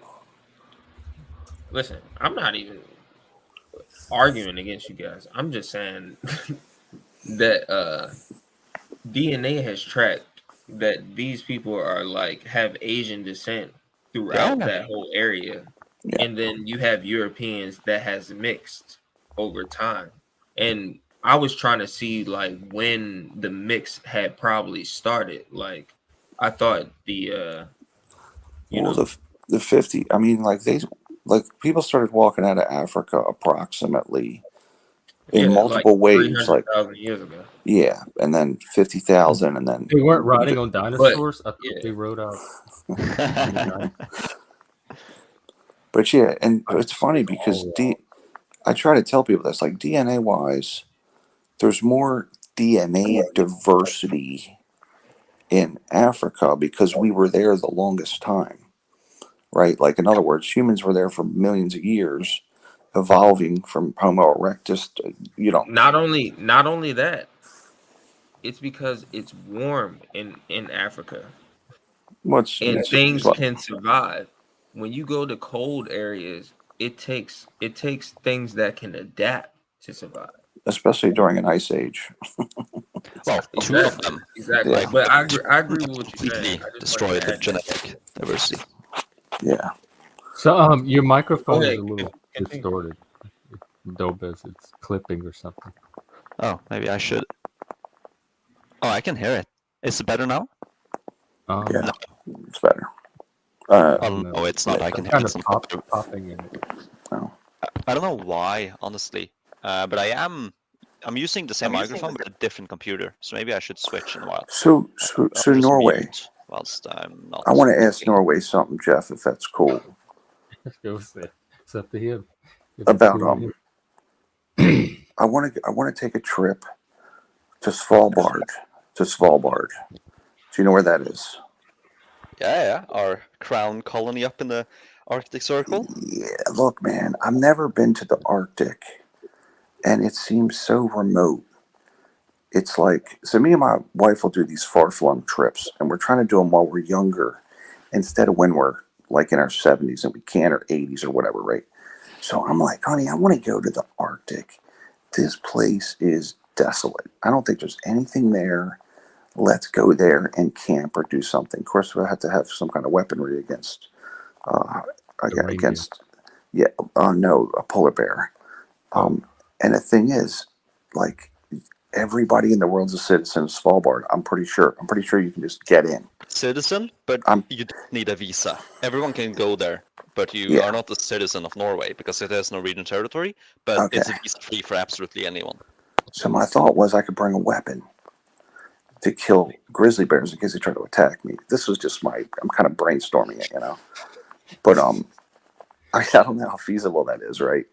But I was thinking, but this is a very remote place. It's one of the remote places on Earth. And I mean, people probably haven't walked in certain spots in this place because it's so friggin' desolate, right?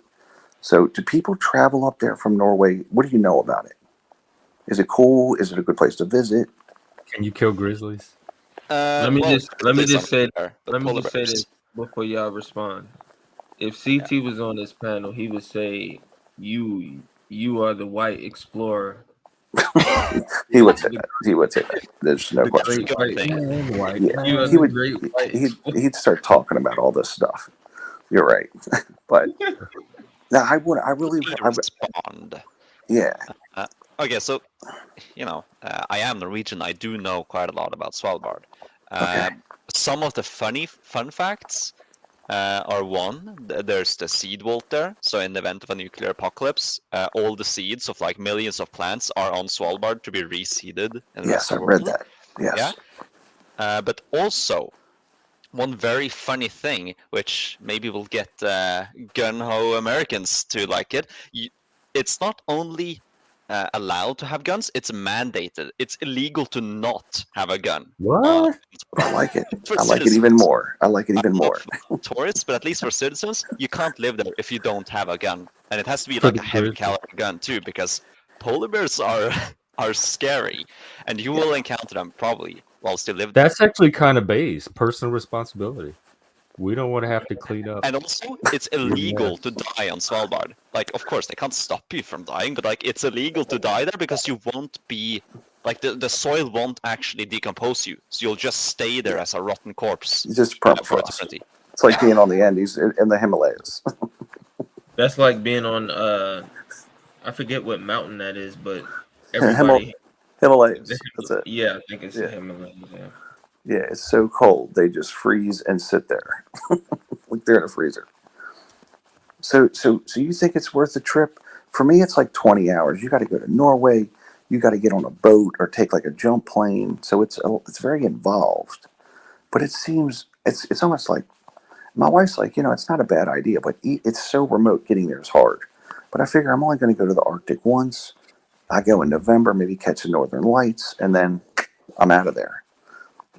I usually go to where it's warm. So, but Ryan, I know I'm younger than you, but Jesus, man, like, do you feel like you should be traveling and doing all these things right now? Like, these airplanes are fucking falling out of the sky. We got earthquakes. It's always been like that. Just use European airplanes. Yeah, use the Airbus. I mean, if he wants to bring a gun and kill grizzlies, I'm sure he's not going to be stopped by a little airplane. It's that's like it's very densely populated with grizzly bears. But I don't really want to kill a grizzly. I don't want to get eaten. Grizzlies. Polar bears. Even bigger and worse, and they're more dangerous. There's a funny story about polar bears. So there's this Arctic explorer. I think it was the first or second guy to reach the North Pole. Obviously a Norwegian. Fridtjof Nansen. And he and his mate, they were going back from the North Pole, and their tent was attacked by a polar bear. So the other guy, as he's there like wrestling the polar bear, the polar explorer is just calmly reloading his shotgun, and the guy wrestling a polar bear is quoted to say, like, "Hurry up, Mr. Nansen. I cannot keep this up any longer. Could you please shoot the bear?" You know, something to that extent. And he is an insane guy, those early polar explorers. His name it's Amundsen, Amundsen. We were the first to the South Pole, that's Roald Amundsen, and then it's Fridtjof Nansen who went to the North Pole. I'm not sure if he was first or second or whatever, but we have both sides, you know? Yeah. Yeah, I think it was Scott. Either that story was highly exaggerated or that was just some BS. Because that guy is a badass. It was believable to me because that shotgun. guy sounded so white. Shotgun. That's exactly how I imagine a white person would say. Listen, I mean, most shotgun blasts are multiple bullets. I mean, if somebody is close range with a He had with a bird shot. bear, It was bird shot RaShu. No, I'm just kidding. Bird shot doesn't kill anybody. No, yeah. But I will tell you, these polar bears, man, they have 6-inch claws. Okay, like they will disembowel you with one swipe. They're nasty, nasty. You need to be armed. You need to be armed for sure. Yeah, I'd like to check it out. I'm just saying that story just sounded kind of crazy because somebody that close to a shotgun blast and you want to save their lives too, it just doesn't sound right. It is crazy. Early polar explorers are crazy. I would be running. I would run. It's at least accepted as somewhat true, and given the track record of like Nansen, I'll believe any of his tall tales. He is a very exceptional guy. Yeah, I think that guy also tried to chart the Northwest Passage, if I'm not correct. I've read up on Shackleton and some of these polar explorers. I always thought it was interesting. So, like Shackleton, have you read Shackleton? No, I haven't read up on any of these. I just through education. This dude, this English dude, he went to try to get to the South Pole in 1912 or so. This British man, and he had a 50-man crew. He got stuck there for 3 years, like in the ice, in an ice pack, and like just eating like seal blubber for 3 years in the coldest place in the world. And then he decides, you know what, we got to get out of here because no one's coming to get us. He gets all of his guys, and they make out of the ship that's in the ice pack like a rowboat, like a boat, just a small vessel out of the wood. And then they go all the way to New South Wales, like 800 miles away, navigating the worst waters in the world, freezing cold. And you get to the station at New South Wales and say, we got guys back at Antarctica, right? And then they went and got them, and all 50 of these guys lived. No one died. 3 years in Antarctica. It's an amazing story. It's really it's like you couldn't write a better story than that. But his name's Ernest Shackleton. I think the YouTuber Exorba has a really great video on it. Of course, he's a more philosophy video, so he just used it as a philosophical point about absurdism. But it's very good video, so I recommend you watch that too. And it mentions what you just talked about. Yeah, Shackleton. Well, he when he got back, he said, how come nobody came to get us? And World War I had broken out at the time, like 1912 or in that range, right? 14. They were there till like 1915. But World War I broke out, so it just stopped. No, they were fighting. They weren't looking for this lost ship, you know. But it's a crazy story about the polar explorers. But I've never been to any of the polar regions, so I'd like to go there and maybe see the northern lights. In Norway, you've probably seen them, right? And so we're down here near at the 38th parallel. We're way south of that, so yeah. I'd like to check it out. Often, but I have indeed seen them like at home. I live a bit too far south, which is funny considering my country is literally named Norway, the Northern Way. It's like I live south in the north to see it frequently, but I have seen it a few times in the sky, maybe like 3 times in my life. But if I go up, if you go into the Arctic Circle, which a lot of Norway is inside, that's also Yeah. where you have the midnight sun. You know, there's constant sun for 6 months, constant night for 6 months. There you have a lot of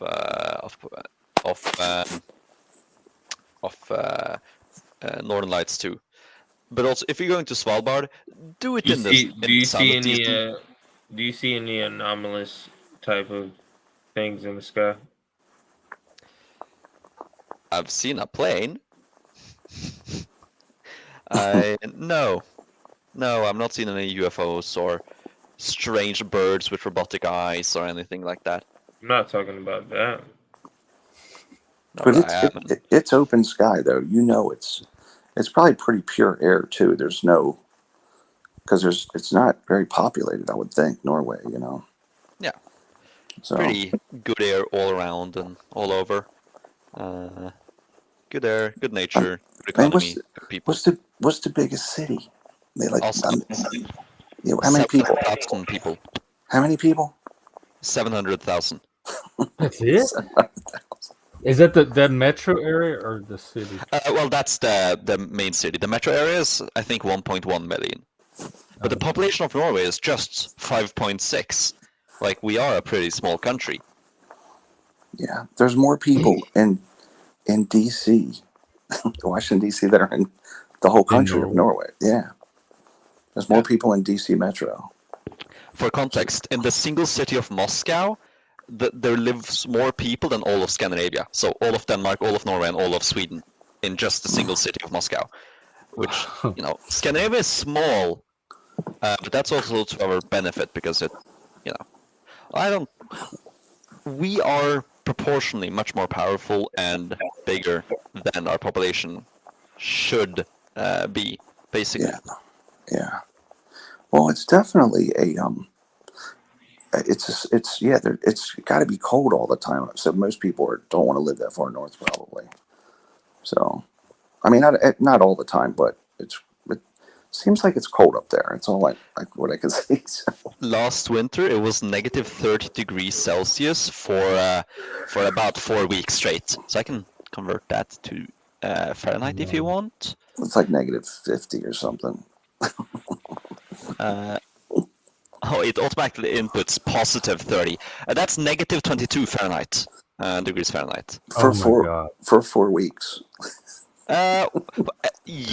Kinda, and then it was about -4 for the remaining of the winter, most of it, and only like recently did it start to clear. But this year we had basically 5 months of winter. Yeah. And this is how you know evolution is real, because blacks could not be up there in negative 22 degrees. Neither can this. Listen, if it's fucking 30 degrees outside, my fucking fingers can't. Well, can't to move. be fair, about 16% of the population of Norway is immigrants from MENA, so Middle East, North Africa. So there are a lot of ethnic Africans who are surviving up here. But they, of course, have the benefit of society, to be fair. But still, people are surviving. You just need there's a common saying in basically all Germanic countries, so Norway, Sweden, Denmark, Germany, that there's no bad weather, only bad clothes. It rhymes in all of those languages except Norwegian. Like, det er ikke noe dårlig vær, bare dårlig klær. No bad weather, only bad kläder. You know, it rhymes in all the other countries, but it doesn't in English, which is annoying. So that's probably why it hasn't survived, because it doesn't rhyme. But only clothes matter, you know? Even if it snows and is negative 30, if you just have the proper jacket, it's still fine. Like, I just wore jeans and a jacket, a thick jacket, to be fair, all that time. Just in negative 30. Yeah, I wear jeans from negative 30 up to like positive 20. But you are accustomed to it. He's a mutant. Well, they also have thicker jeans. They're not wearing like our summer weight jeans. Oh yeah, No. They're wearing legit jeans. I understand. Yeah. I understand. But what I'm saying is that. Well, to be fair, I am wearing the same jeans I am in the summer. Look.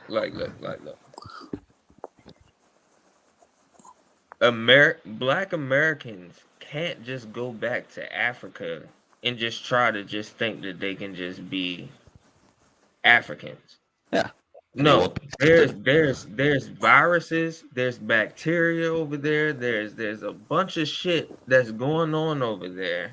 Yeah, you're not. Whereas though you're gonna realize real quick that hey, you can't just do everything that these Africans is doing Well, because look, they look. live. You can't even drink the water. No, You can't even drink the you water. can't No even one. go to Mexico or Dominican Republic and drink the wet damn Yeah, water. you can't. It's been sanitized. So We're come not on. used to it. Yeah. That's what I'm saying. Like your body is adapted to where you are. Yeah, Right. evolution. And I was trying to Evolution. not really have to go into that, but this is what I'm trying to say.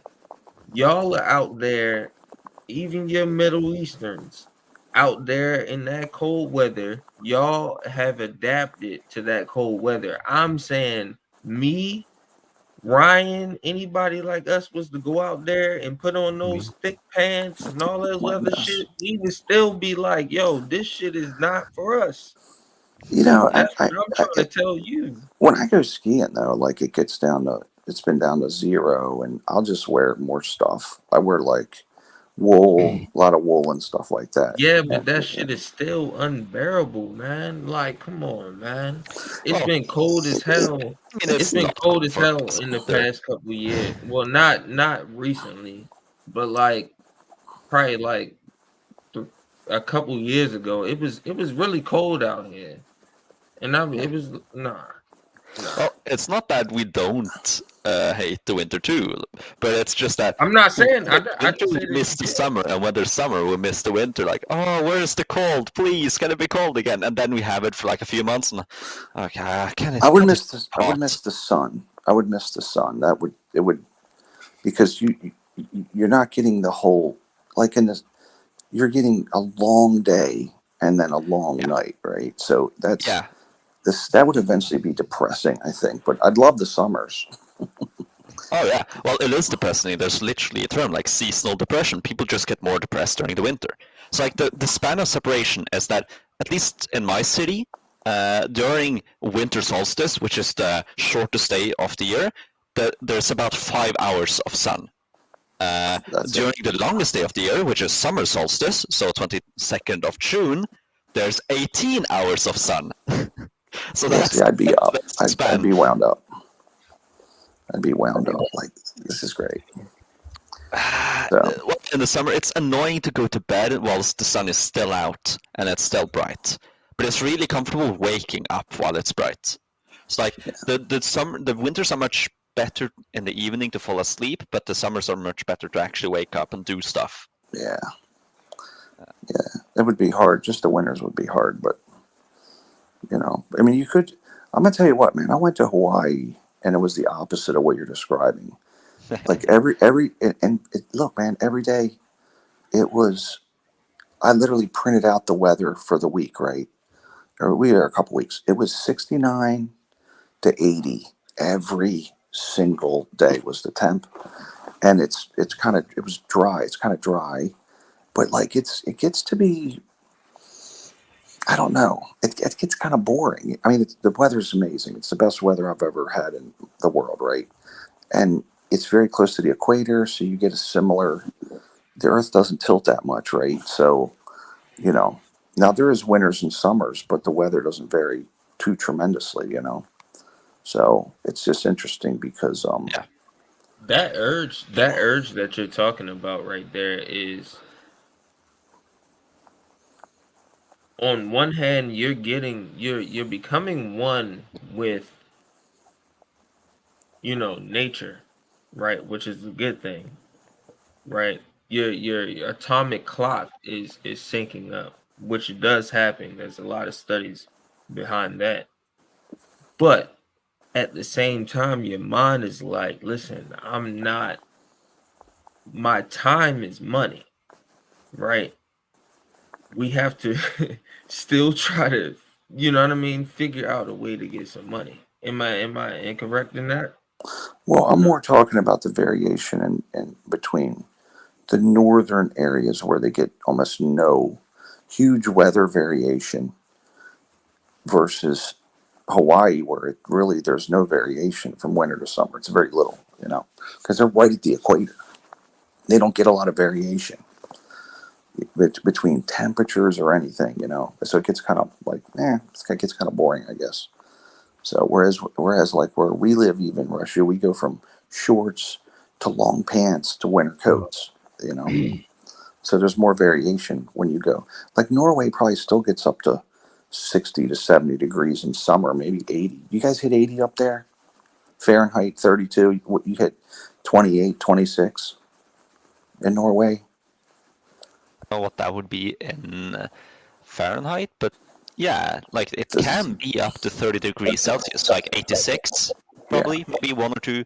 Like usually it's a bit lower than that, but it can be really hot. Like we do get hot summers, of course, not to the extent that the equatorial countries do or the tropics, but we still get hot summers. It's just that our winters are very, very cold. So they're very, so that's what I'm saying. Seems like we went from the topic of cities to now like climate or weather. I was just talking. It jumps all over the place here. I was just talking about like the variation. You're talking about when you go from 80 to negative 20, it's 100 degrees, right? Whereas like at the equator, they don't get that kind of variation. They'll go from 100 to 60, So there's a lot less variation different. Although to be fair, even that variation, I would still call the climate in Scandinavia very, very stable. Because you do get stable seasons where now it's hot, now it's rainy, now it's flowing snow melt, now it's cold. You still get that stability. It's just on a cycle instead of constant stability. It's predictable, as I think so it's predictability. Predictability is what matters, not the actual cycles, but if humans can predict and use those cycles. The reason I was asking you, by the way, Norway, I was asking you about the Sami because I read that there was a sniper, and I believe he was Norwegian. He's the most prolific sniper in the history of all militaries. He's got like 500 confirmed kills. Are you sure you're not talking about the Finnish Simo Hai? That's him. Oh, he's Finnish? Yeah. Oh, yeah. This dude's got 500 kills. He just butchered Russians. He massacred these people like he's a sniper. And like these Americans will get like 20, 30 kills, which is, it's hard to hit. Like you're using a gun here, just popping people, right? This dude's got, it was 490 kills or something. It's insane. But I was reading up on him just because it was interesting to me at the time. But he's apparently a Sami. And then I'm like, what are the Sami? So I start reading on him, And it's just an indigenous group, So of these, original people that were there, I guess. So anyway. You will get a lot of flack for saying the original people because the rest of Scandinavians arrived around the same time to Scandinavia. It's like I know, but they're darker, they're browner, so they get the oppression Olympic. No, they're not. I don't think they're brown. I don't think they're browner, dude. They're pretty light. Yeah. If you look at the pictures, they're like was whiter than me. They're white. They're not. They're white. Indians. Yeah, they're like white Indians. You could think of them that way. It's like a very. They're more like really white. Well, I mean, Mongolians. Let's think about it like this. If there was the Bering Strait, the people who stayed in the United States would probably be lighter than the people who went closer to the equator, right? This is north, so these are just whites. Yeah. They're like albino style. they're like the whitest of white. But yeah, it was. Well, to be fair, like you'll see variation, and the majority are probably as white as you or Jeff. Like we're not like powder, Yeah, it was like Yeah, but I found it to be interesting. So I don't know the difference between Finland and Norway. It's probably pretty much the same people, right? No. Finland is one of the most unique people genetically and culturally and linguistically in Europe. Well, culture is debatable because they weren't really an independent people until like the 1900s when they got independence from Russia. Before that, they had been part of Sweden since the Middle Ages. But the Finnish are they are Finno-Uralic together with the Hungarians and Estonians, and they are basically separate from all of the Europeans because all of the Europeans are Indo-Europeans. So the rest of Scandinavia is basically identical, at least from the outside perspective. Whilst Finland, it is a bit separate. So they're kind of Asian in a way, right? Like kind of like somewhat towards that area, right? I imagine. Yeah, but that'll be like they've been in Europe for as long as like the rest of the genetics of Europe. So to call them Asian is kind of wrong. Like they are just as European as the rest of us. Okay. Like same with the Sami. Like they are European. They've been here for thousands of years. Interesting. Yeah, the Eskimos look brown to me too. We watched the True Detective, the new season. It was filmed in Alaska, and there were a lot of brown people in it. It was like set in one of the northest points of North America. Yeah, it's pretty interesting, but well, we'll see if Svalbard happens. My wife isn't on board yet, so it takes me getting her. Well, take pictures, especially if you kill grizzlies or see the northern lights or the reindeer people. Well, it'll probably be the only trip to the north. Like I've been to Canada, but that's not really north unless you're way up there. I feel like I've been to Canada by now with all the people that show up here. A lot of Canadians come in. Oh yeah, where lots you of Canadians. Well, yeah, that's Throngs they have their well, they're all socialist trying to state. get out. Like they're all They want their out. taste of freedom. Yeah. I've never really been north. I've only really been south. Well, you think that Canada would be it's like less populated. You think it'd be more to the right, almost like outlawish. Montana, Yeah, like it's you the think urban areas that are near. Like most of Canada's population is near the urban centers. Unfortunately, man. Around the U.S. Unfortunately, It's that liberal I urban saw culture. this. I saw this years ago. California and Canada are like the test grounds for liberal bullshit. San Francisco, at least lately. Listen. I wanted to go to school to be a cannabinologist, right? That was the thing back in the day, right? I'm sure they offer that degree at UC Berkeley. I'm sure. No, they had a school. It was I forgot what the school name is, and I'm not trying to sit up here and wait for the shit. But listen, you got guys out there that was they were doctors prescribing shit to motherfuckers, hundreds of thousands of dollars. I was a kid, right? This was cheaper than a $100,000 scholarship, right? This was 10 grand or 15 grand or shit. So whatever. My parents didn't want to listen to me.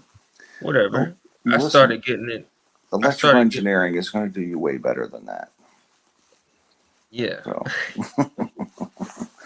it's going to do you way better than that. So listen.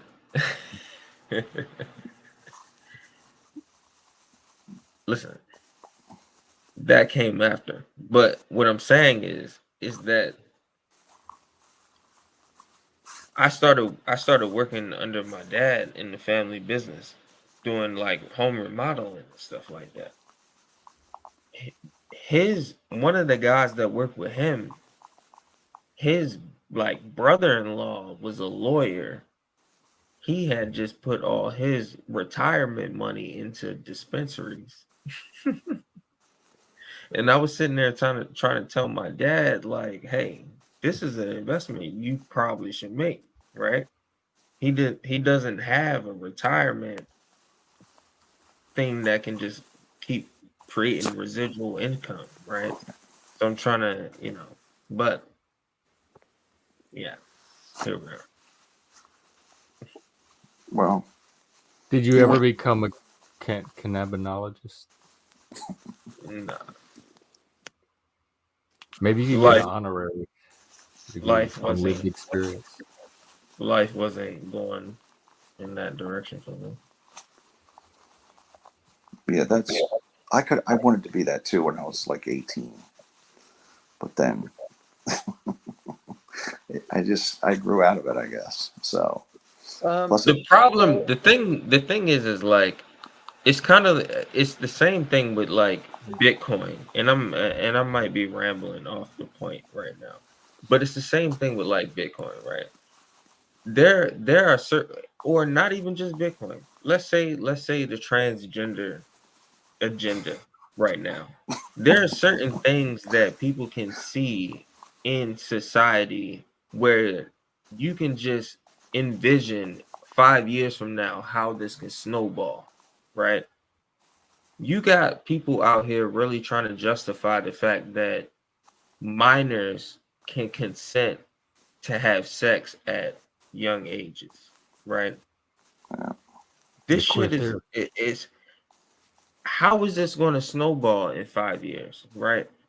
Yeah, so there are certain people out there, and I consider myself as one of those people who can see things snowballing in the future, right? So I see money collapsing, I see fiat collapsing, I see things being digitized, right?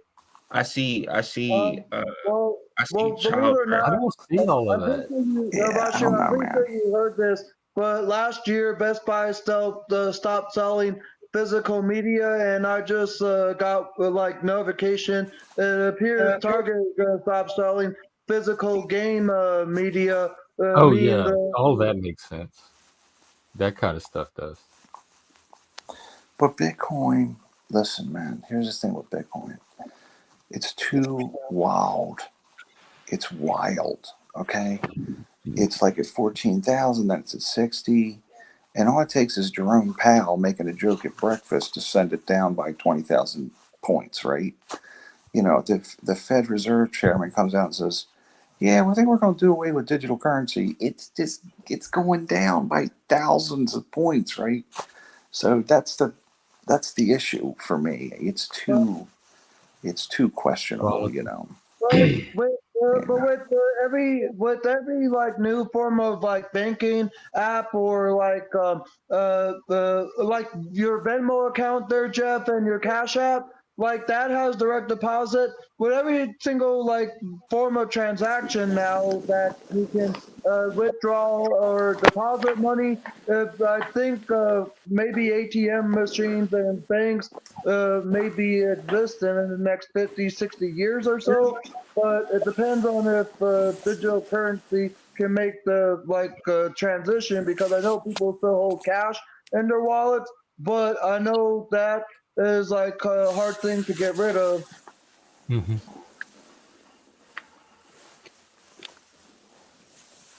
Yeah, Well, I think like any other technology will transition gradually over time. I don't think cash will disappear and everything will go digital overnight. Because I do think people are going to still want to feel their cash and hold money. As of last year, the circulating like physical cash was only at like 17 I hardly or use cash for 20%. anything, not anymore. Exactly, Very like most rarely people do I don't. have to go But to ATM. the total circulation of cash was like 17 or 20%. This year, they're saying that it's more like 5 to 1%. Right. Like people don't have cash anymore. There was a guy that just went viral on Twitter 2 days ago. He couldn't get $3,000 out to get out of his own account that he had in his money. But even growing up, people didn't carry around a lot of cash. You had checks, you had debit cards, you banked online. Wait. We weren't even my generation wasn't even a cash heavy society. Yeah, you're talking a generation that didn't have to carry cash because everybody carried cards, just like how we do right now. It has become Yeah, so digitized. that's what I'm saying. We're not suddenly going digital. We haven't been No. cash based for a What I'm while. I didn't say that we weren't, but what I'm saying is that we don't have the equivalent of cash to digital debt in funds. So if you go to the bank and you request, hey, I want, let's say you got $10,000 in your account, you can't just get $10,000 in paper Well, it cash depends because on they your don't bank have. and how it's set up, but most banks can get you your money. Oh. And Like, I I don't think highly the doubt system's that. so broken that people are going to banks and not being able to take out the money they need. And I highly doubt like any bank would have enough to give $1 million if anyone was to deposit $1 million check.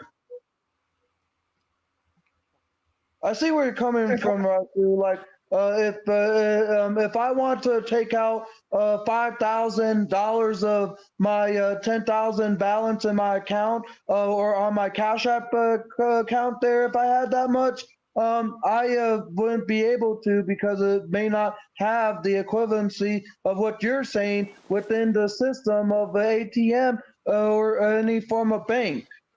But I think that's a very rare situation, and I think banks have backup ways to deal with it. I don't think that's anything for ordinary citizens to be concerned about. That So I'm what they not do? gonna get my money.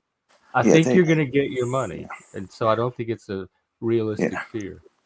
The thing is, if banks don't have it, they get what's called the overnight funds from other banks, and worst case, they get it from the Federal Reserve.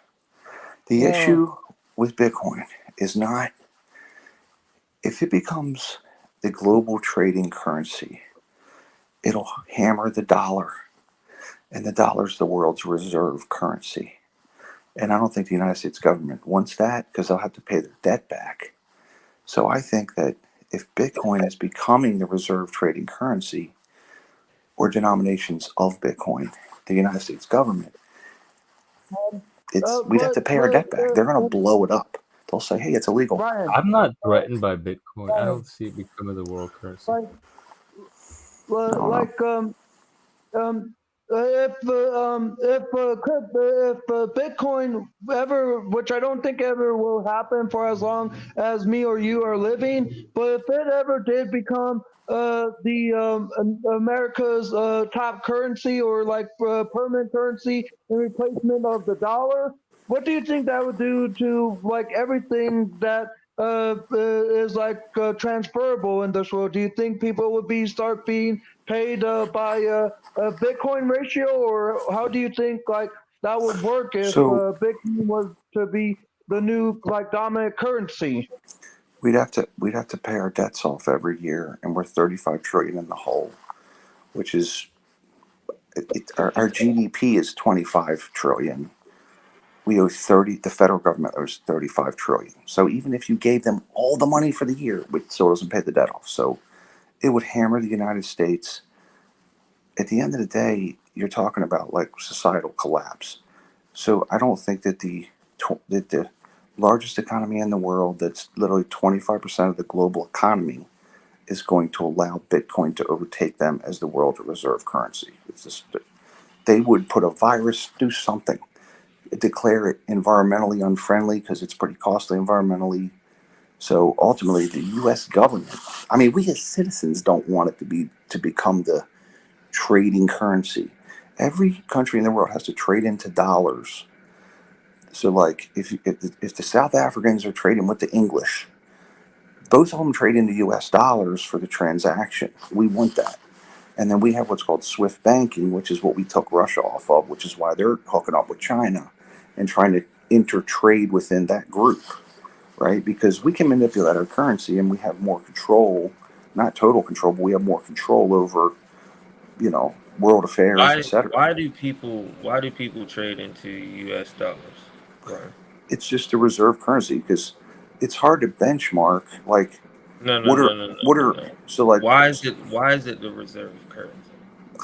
Because World War II was won by the United States, and all these other places were collapsed and blown up. Right, exactly. So the military makes our dollar what it is, right? That's not the conclusion I draw from that.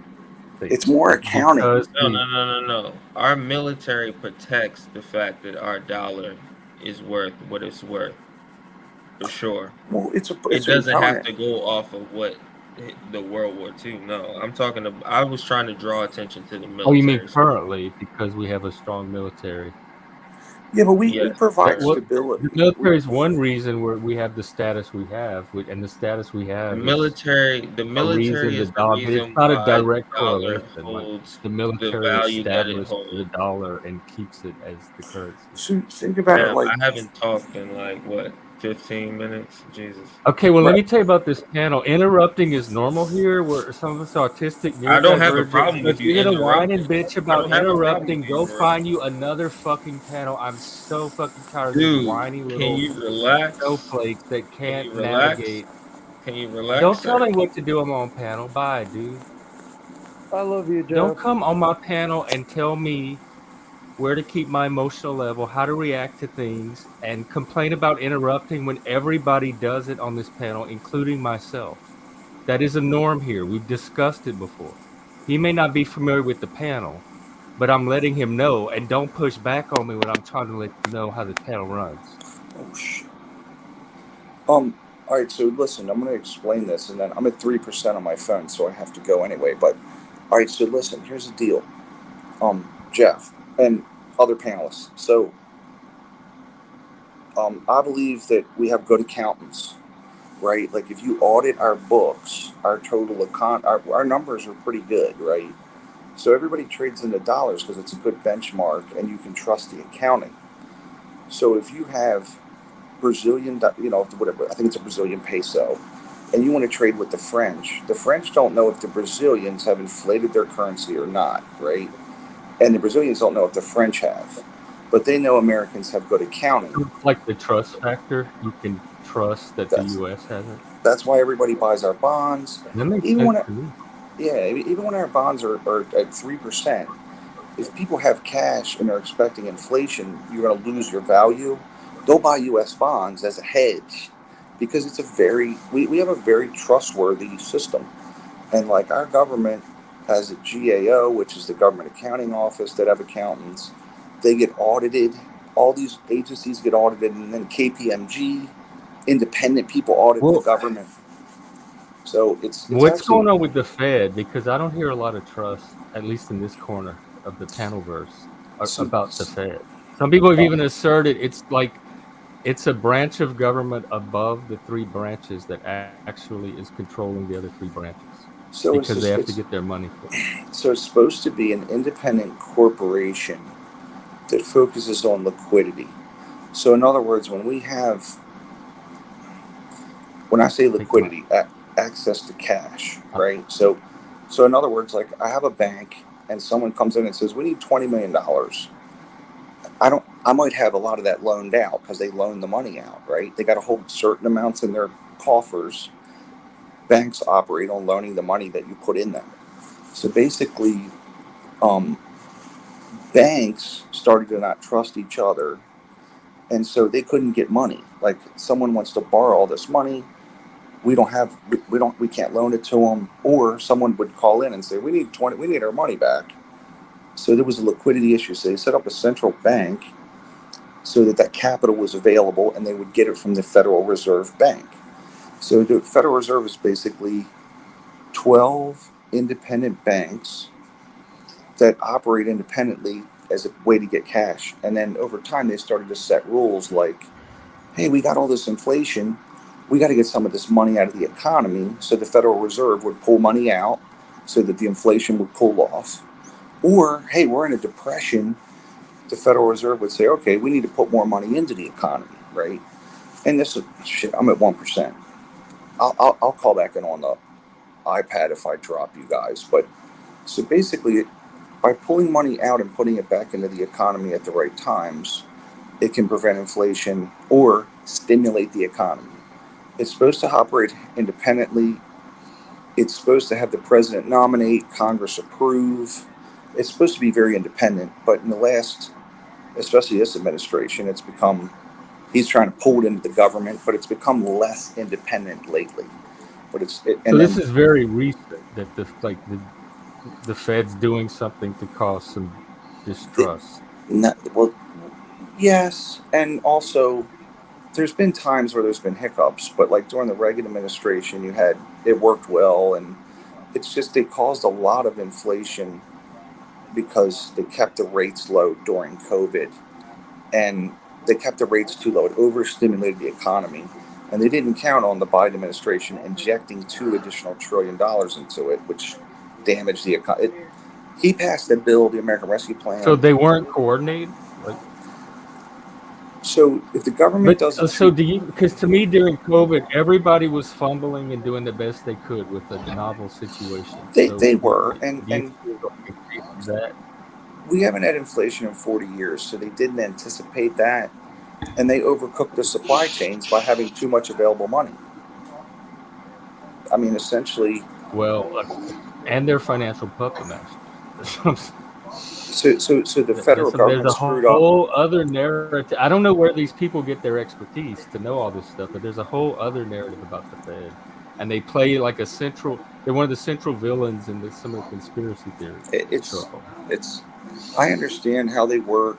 I mean, I know the intricacies of it. I don't know if you can still hear me or not, but my I keep getting low signal. Damn. Oh, and there's battery died.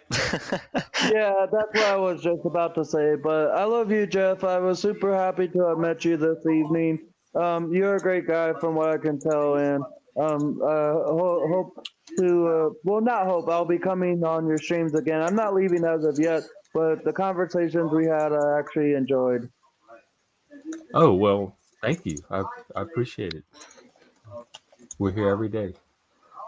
In fact, I'm gonna if I'm gonna make tomorrow's show, I'm gonna have to get some rest myself. Wait, how late is it for you? Okay, see, this stuff makes I don't know the money side of it. So hearing Ryan and this it's helped me understand that part. Yeah, a lot better. Basically, it's like a little crash course. Since you have fiat, the government can print money, meaning that in crises, like for example after the Great Depression, which is when Roosevelt switched to the fiat currency, he could just print money to spend money on things that he thought was useful and a requirement. But that also means that inflation rises as you print more money, and that's not always something you'd want. So, so for fiat though, could you, instead of printing it, you would just like transfer digital dollars? No, fiat is you create more money, or well, the government or the banks or whoever it is has control of the monetary supply. Whilst with what you had before, which is when they're printing fiat, when they're increasing the fiat, he's saying it causes inflation to go up, and that's I think what people are saying. Like they have the power to just increase the fiat whenever they want and make everybody's inflation. So we're at the mercy of the Fed. We are slaves and prisoners of the Fed, and they are the elite, and we are at their whim. To be fair, it was similar before with the gold standard or the double standard of gold and silver, because it was still the government. So is it just the have-nots whining about the haves? What this comes down to? It is. I am personally a bit in favor of fiat currency as long as it's managed by a government that doesn't have a bipolar disorder, because that is what America has. So for America, you probably should have remained on the gold standard or the double standard, whilst in a lot of other countries it could be good. But like for example, Roosevelt and the Second World War and what they did there with the fiat, I would say is a good usage. The government doesn't have enough money to help the war effort and to recover from the Great Depression, and so that you just disconnect it from the physical gold supply so you can print more money. And I think that was beneficial, even though inflation increased by that. But then, for example, recently when Biden and Trump are printing a lot of money, I don't think that's as beneficial, because the problem with inflation and with fiat currency is that if you print more money and you distribute it equally to the entire population, absolutely nothing changes. You just increase the amount of money, but nothing changes. the reason you want to have fiat is so you can create more money to use and spend on things. But that means that the areas that did not get that extra money, they are now suffering.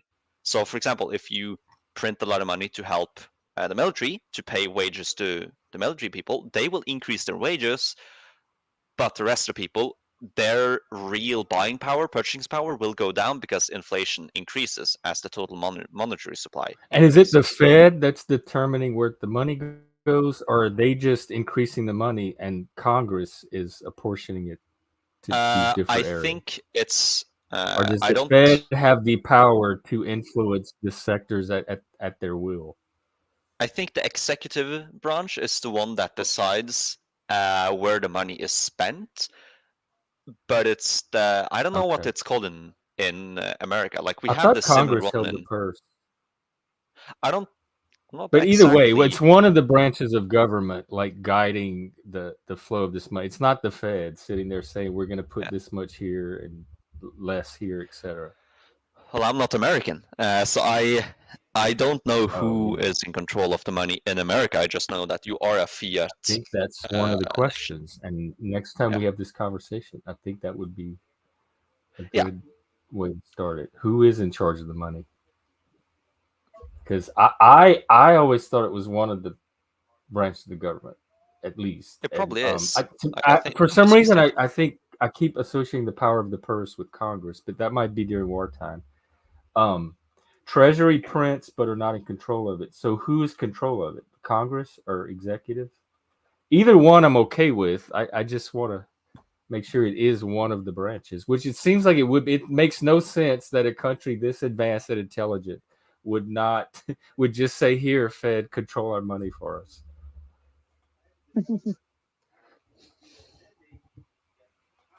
So, but I don't know. I'm so they did not have a. They have Schoolhouse Money Rock now, but they when I was growing up, they didn't have it. It came later, and I'm financially illiterate. I got the history, the science, the grammar, and the what was the other one? The math. But I missed out on the money one, and to this day, I have the understanding of money of a teenager. Well, we didn't have allowance or anything growing up. I didn't have any opportunity to learn money, play with money, or anything. I suffered for it. So if there's anything to teach your kids in the modern world, please teach them something about money. Well, I didn't learn this at school either. Like the moment I understood what fiat currency and the gold standard and inflation is was literally in history, studying the fall of the Roman Empire. Wow. Which sounds very, very unrelated, but basically, during the fire of Rome, I think it was like the 50s or the 60s. Of course, the 50s, 60s, like the first century. Nero, to rebuild, he debased the currency, which is basically the same as printing, but with when you have the gold standard. So he removed. Did he know what he was doing, or was it part of his? Yes. Yeah, he knew what he was doing, because then he could pay more money to rebuilding Rome, and that was effective. Rome was rebuilt. Okay. But all the other emperors after him, instead of actually trying to become more efficient, whenever they had a money issue, they just debased more, and usually that money went to the military. So the military got wealthier and wealthier, but inflation just ruined the average wealth of everyone else. So like at its height, in the Pax Romana, in the early Roman Empire, the average like wealth, you could say, of an individual there, I think was like $1,000 a year, which doesn't sound much, and it isn't much, but it's way more than it had ever been before that. But after then, when they began printing, the average living standard just went down and down and down, and in the end, the cities got unlivable and way too expensive, and you have the excursion into the rural areas, and from there you have the start of the Middle Ages. But basically, so is that what people's fear is? Is that what the fear is around fiat? My fear is that if you in the gold standard, if you make it, it's basically stable-ish. Like the economy will always eventually recover because it is connected to something real Like if there's gold in the world, the economy will at least function somewhat. But with fiat, it's backed by the economy itself and by like the world. So my what I'm scared of with the printing in America as a European is that we use the dollar as the trading currency, the reserve currency, and so what you do with the dollar fucks our economies. But if I were an American, I would maybe be more worried about how expensive everything will become and how financially illiterate, or maybe not illiterate, they do know finance, the government, just their priorities. So, the Democrats prioritize spending money over saving money because they find it more valuable. And there's nothing inherently wrong with that. It's just maybe the extent to which they do it, which is wrong currently. And that's what I'm scared about. The dollar will lose value and relevancy if it's gone too far. But if fiat currency is managed properly, it's probably one of the greatest inventions of modern economics. Like, if it's managed properly, it's genius.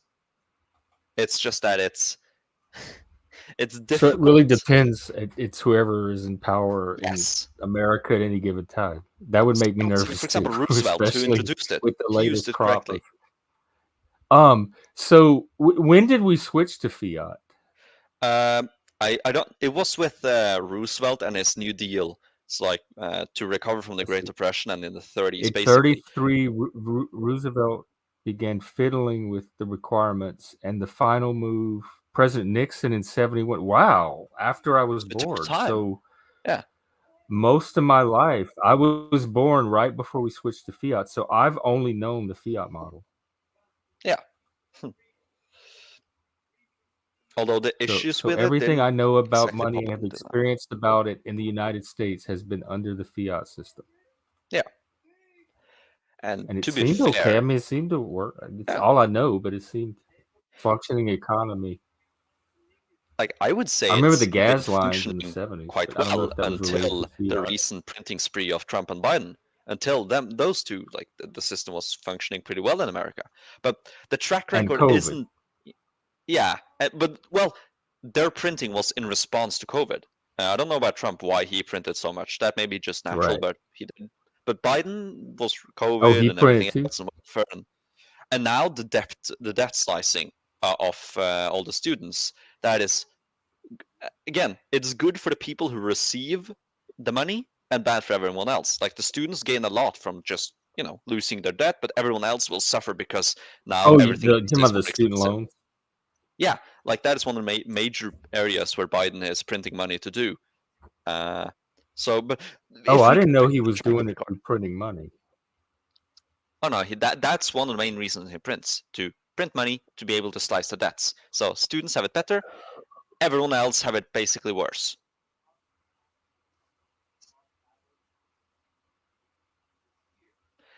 How?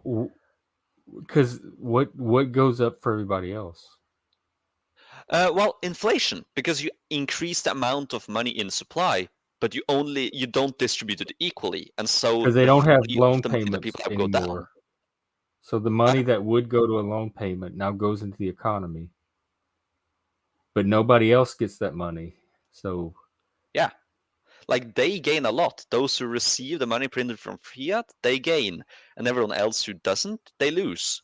Unless, of course, it's some really big project that everyone gains from, but that's kind of beyond the point.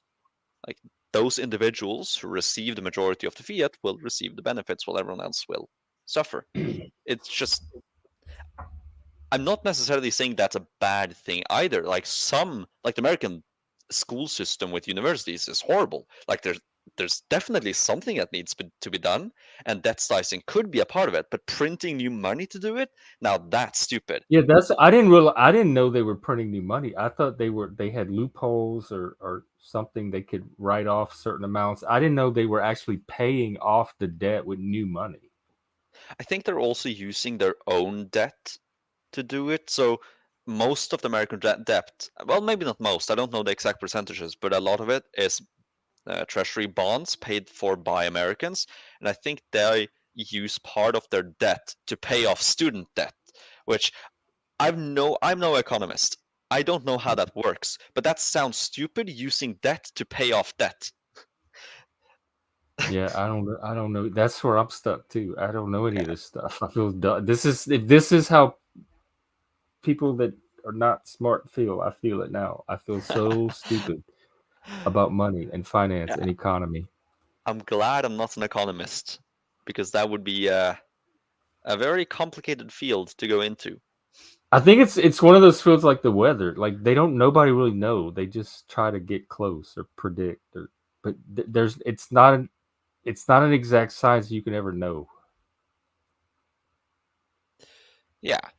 You can just observe patterns and trends and make predictions.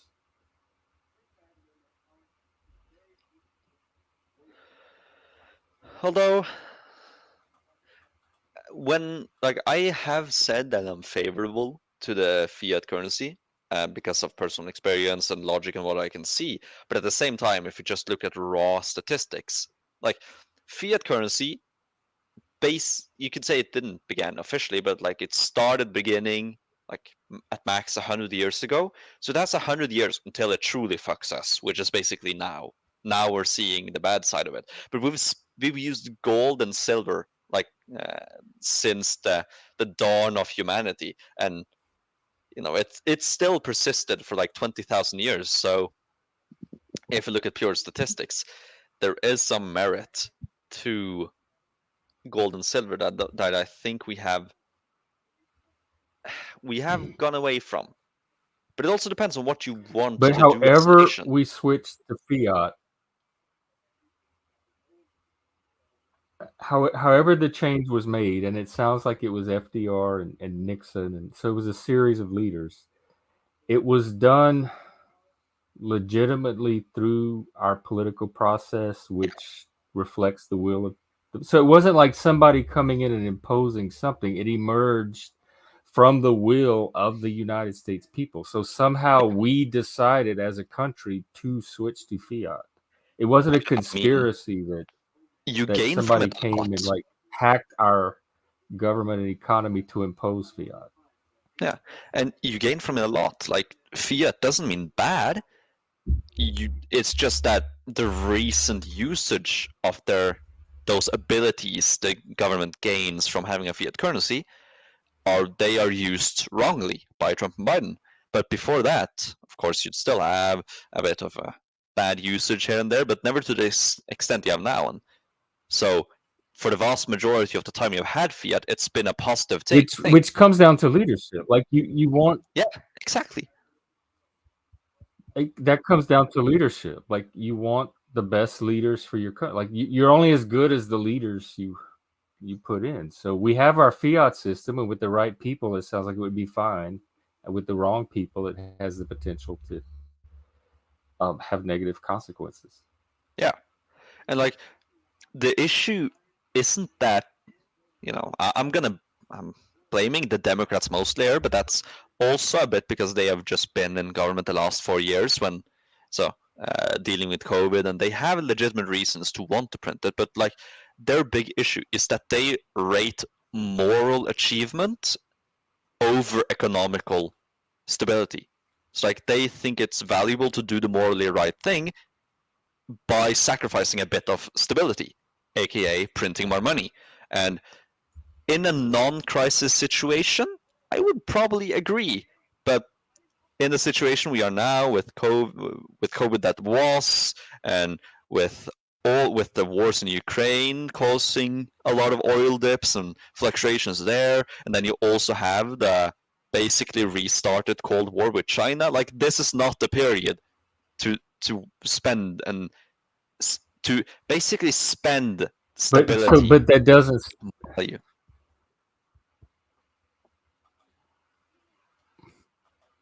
Although by that is getting really bad. Yeah, but the issue is that if you always look for we shouldn't do the morally right thing, you will never do it because there's never a perfect situation. But I do genuinely think that the present time is not the time to do this. There's other times where it's okay to spend stability because that's what you're doing. You're spending stability. That's fine in a lot of situations, but just now, no, this is not the time. Like the period from 9/11 until like 2019, that period is where you should have spent your stability and fixed a lot of moral issues. Not now. So again, an issue is with the timing and everything.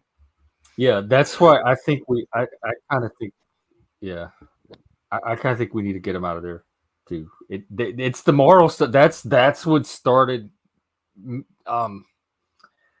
turning me away from them to begin with. They got on this big self-righteous moral kick, and they weren't the people I had been working with most of my life quite effectively. Who are you going to vote for, Jeff?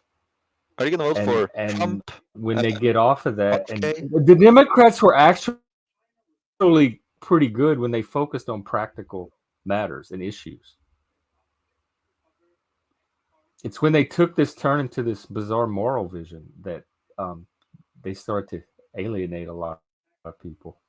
I don't know if y'all can hear me. My signal is so low. I keep getting the unstable.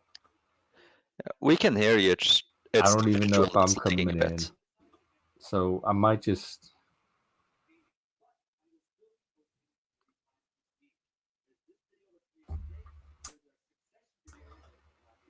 Do it again in a few hours. Yeah. Hey, Dolbert, do you think the future of money will be like cryptocurrency? Hello, guys. Oh, sorry. Okay, so I think only. Hi, Sean. Well, that's that's kind of what we were talking about. That's what started this.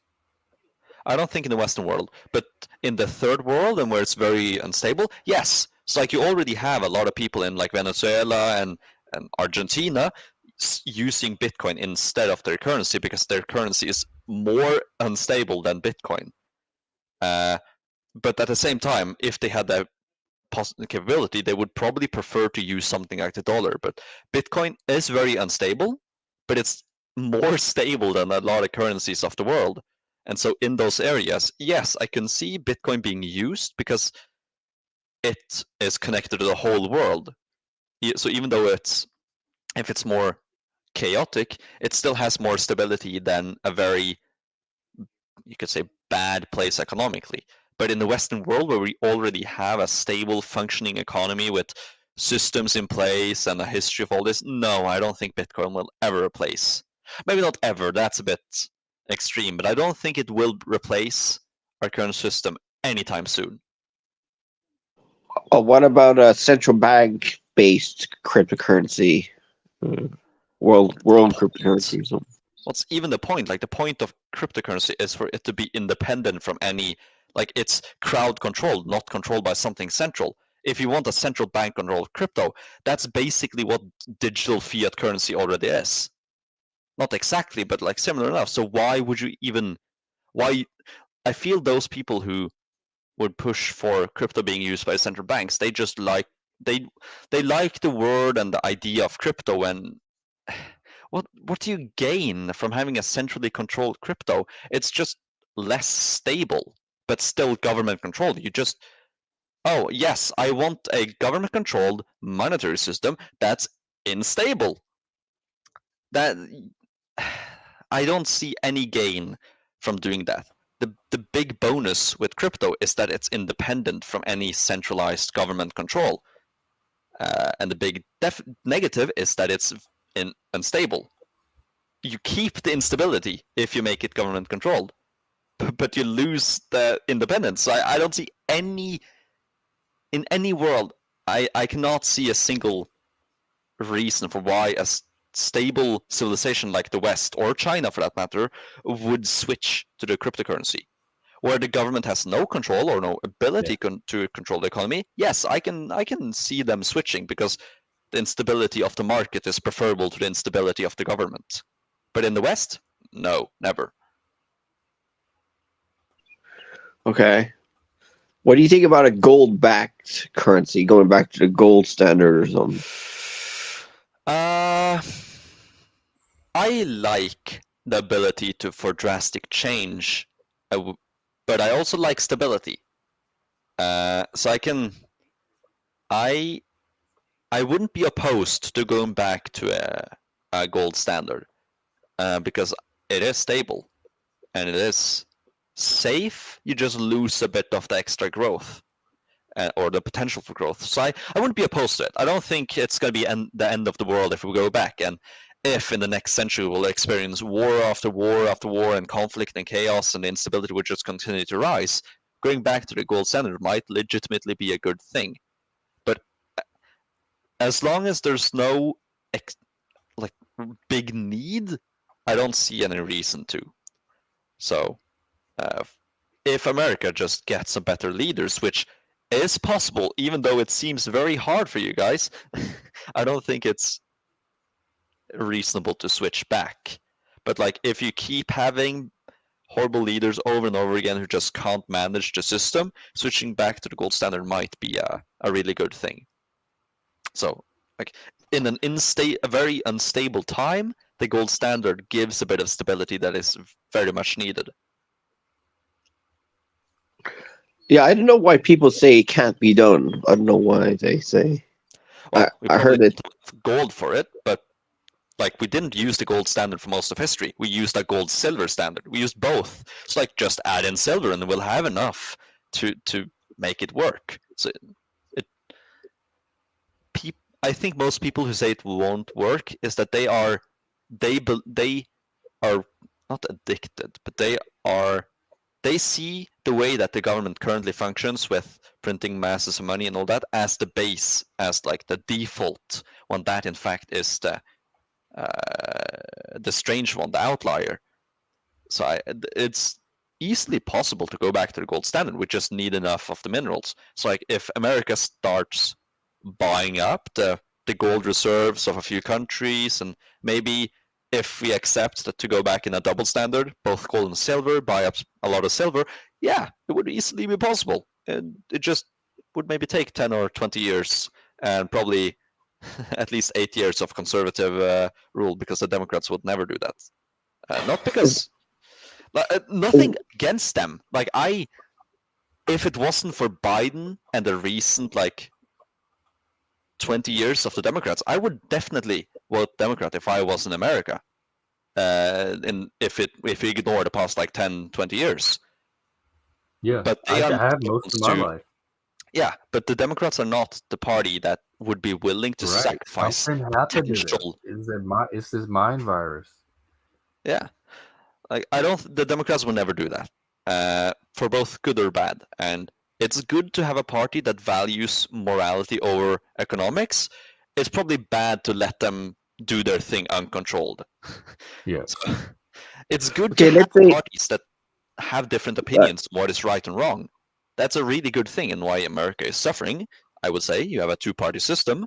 Hopefully this election can break it up. Most likely not. Yeah. I mean, it's never been broken up yet. I don't think it's getting broken up. No. Let's say we had a big crisis. America had a huge crisis. Would you go to debt to solve that crisis, like climate change and stuff like that? That's not a huge crisis. Like, if an asteroid was coming at us, probably, yeah. We know in the U.S. Or we can actually use an historical example, the Great Depression. If something like that happened again, would I print money to try and, get back to how it was before as fast as possible? Yes, I would be on the money printing side then, to get up institutions, try to slice unemployment, and all of that stuff. Like, when the numbers are big enough, unemployment is much more important than inflation. It's like, when you get above, let's say, 5% unemployment, then unemployment is the thing you have to care about, and not inflation. But underneath that, inflation is the most important.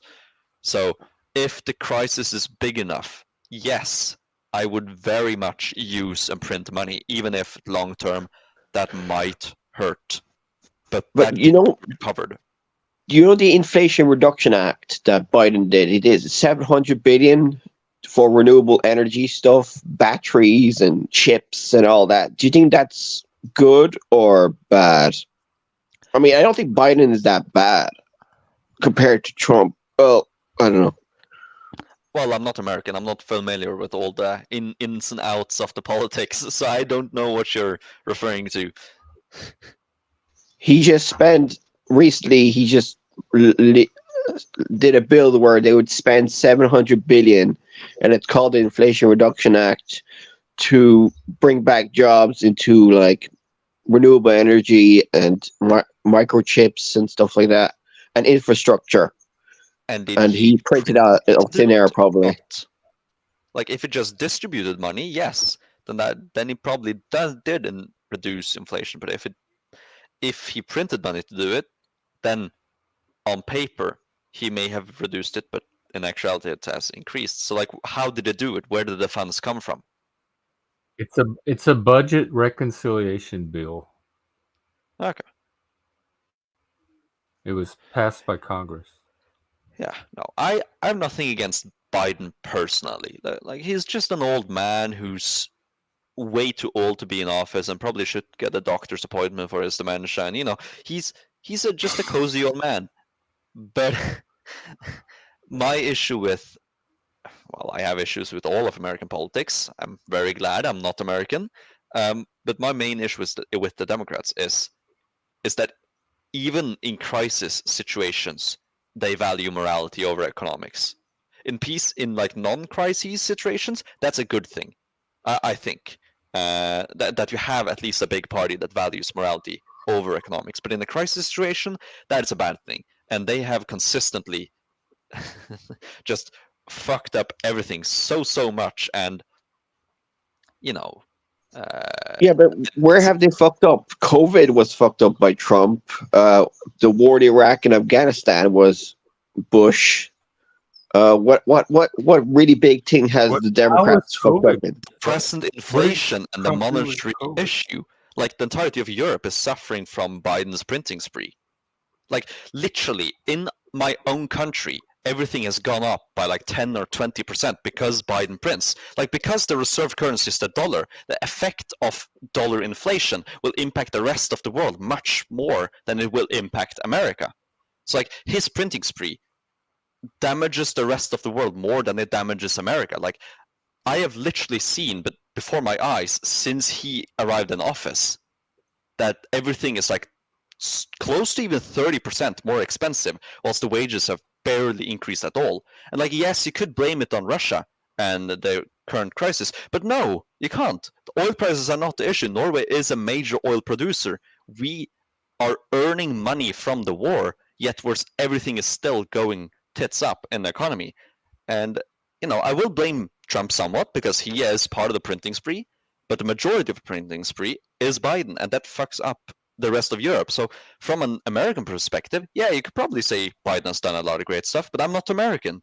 I don't need to argue from an American perspective. I argue from my own perspective, and where I stand and where I live, Biden has fucked us up. And of course, his foreign politics. I somewhat blame Biden for why Putin decided to invade, because Biden is weak and not willing to do stuff, and the fact that it took so long for Biden to really begin sending weapons and aid to Ukraine, that is, I'm very against. And of course, you have the Republicans are split, and some of them would say, oh, why should we support Ukraine? And yeah, that's perfectly reasonable for Americans to say, but as a European, Biden not helping Ukraine threatens Norway, because Norway is bordering Russia. Russia is the biggest enemy of Europe, and if Russia has success in Ukraine, that goes against us. And the more we can do to stall the Ukrainian conflict and punish Russia, the better off and the more safe we are. So Biden not really aiding Ukraine that much in the beginning really fucked up European safety. Although a good thing about that, again, is that now Europe was forced to take up the burden, and the majority of support to Ukraine is European, even though America likes to talk about how much they're doing. The majority of support is European, and without Europe's aid, Ukraine will fall because America is way too slow to send help, and they send way too little help. So there's a lot of things Biden has fucked up. You do know that the Inflation Reduction Act was to solve climate change, infrastructure, and jobs. It wasn't for saving the world. It was to save America. Yeah. Fuck yeah. I'm not And arguing from an American perspective. I'm arguing from my own perspective because I'm not American. yeah, I understand America affects everybody, but I think climate change and immigration and jobs are more important than Ukraine and inflation. For America, yes. For the present situation, no. Well, for Europe, no. Like immigration, yeah, that's a big issue. We have our own issues with that. So how America deals with that in America is won't really affect us. But Ukraine, What about climate change? Climate change, important, yes. But I China think and we're India. already on the right track. So I don't think drastic change is needed. We're already on the road to success there. Do you have an electric car? I heard the Norwegians have loads of electric cars. We have what? Electric cars? Oh yeah, we have Electric cars. we buy the most electric cars per citizen in the world. But that also fucked us with the winter because these electric cars are not meant to handle the winter. So again, where morality ignores facts, and for example, this winter it was so cold that all the electric buses of Oslo they just stopped working, and 700,000 people were stuck in Oslo because a lot of people live outside of Oslo but work in Oslo, but they couldn't get home because the buses were just broken. It's like we had to reintroduce diesel buses because the switch to electric just fucked us up. So I'm not. The climate is very important. I'm not saying otherwise, but there are other concerns that I value more. One of them being a weakened Russia. That is more important to me than climate change, at least in the short term, next 20 years. And to be fair, Norway and Europe are already doing so much for climate. Like France, 70% of its energy consumption is from nuclear. Or Norway, 99% of our energy consumption and production is from hydroelectric power. And we export so much of that to the rest of the world. Like it's only Yeah, but you make the most money in your pension thing with oil. Yeah. So Norway, if you really want to stop climate change, Norway has to go back to the 18th century, Viking times. Realistically, if you want to stop climate change, the whole economy is going to collapse. That's the reality of it. Well, not Norway. Like you have examples of Sweden and Denmark, which are still some of the wealthiest, the most prosperous countries on earth, and they didn't have the oil. Like the oil is just a boost. It isn't the main thing. Like that's why we didn't collapse when we discovered it, or we didn't grow autocratic leaders like Saudi Arabia or Venezuela. Like we decided to use this as a booster for our economy instead of being dependent on it. And yeah, but how are we going to get rid of it? Why should we get rid of it? I value the influence and power we gain from the sovereign wealth fund. Yeah, but if you want to solve climate change in the future, how are you going to get rid of all that money from? Well, you already made loads of money anyway, so you just spend it by building nuclear power plants, let's say. Well, we were already trying to stop, and we had already stopped looking for more oil, and we were planning on stopping all oil production in, I think, 2040. But with the war in Ukraine, that deal was just slashed immediately because Europe required our oil to not freeze and starve in the winter. And so, we were already on the road of doing that, and the oil fund is already sufficient away from oil. Like you don't need oil to keep it growing because it's directly connected to the world economy. Like it is about 2% of the world economy, and so long as the world economy rises, the oil fund will rise, and thus Norway's wealth. I think we should reduce the world economy by 50%. That'll destroy Russia. Go back to the 1960s lifestyle. That'll destroy Russia, so Russia's finished. Then there'll be no war because fossil fuel runs the war around the world. What? You're trying to destroy Russia too? Power. If you try to destroy Russia completely, they will nuke you. Like I don't know if you caught him on the by not funding fossil fuels, by reducing the economies of the Western world and China, by reducing fossil fuel consumption, you will reduce the demand for Russia, so Russia will collapse economically. But since we demand so much fossil fuels, Russia will always be a threat. So what we need to do is stop being addicted to fossil fuels. Like that, we can stop all the wars in Middle East and Russia. That's a very materialistic view on how wars happen. Like the war in Ukraine didn't. Of course, there is a geopolitical reason for invading. They wanted a warm water port, but that they already fixed in 2014 when they took the Crimean Peninsula. Like the war in Ukraine is mostly a cultural war, not a cultural war in the American sense, but the war is based on culture. Like Russian and Ukraine are so similar, so why shouldn't there be one nation? And the Eastern Ukrainians, they want to be Russians, and the Western Ukrainians don't, and then you have the conflict and all that. Like, I don't, and Russia is a continent. Like, Russia is the biggest nation on Earth. It is one of the most resource-rich nations on Earth. It has 100 million people. Like, even if we disconnect it from the entire rest of the world, give it 10 years and it'll be self-sufficient and fully up and running again. Like, you can't.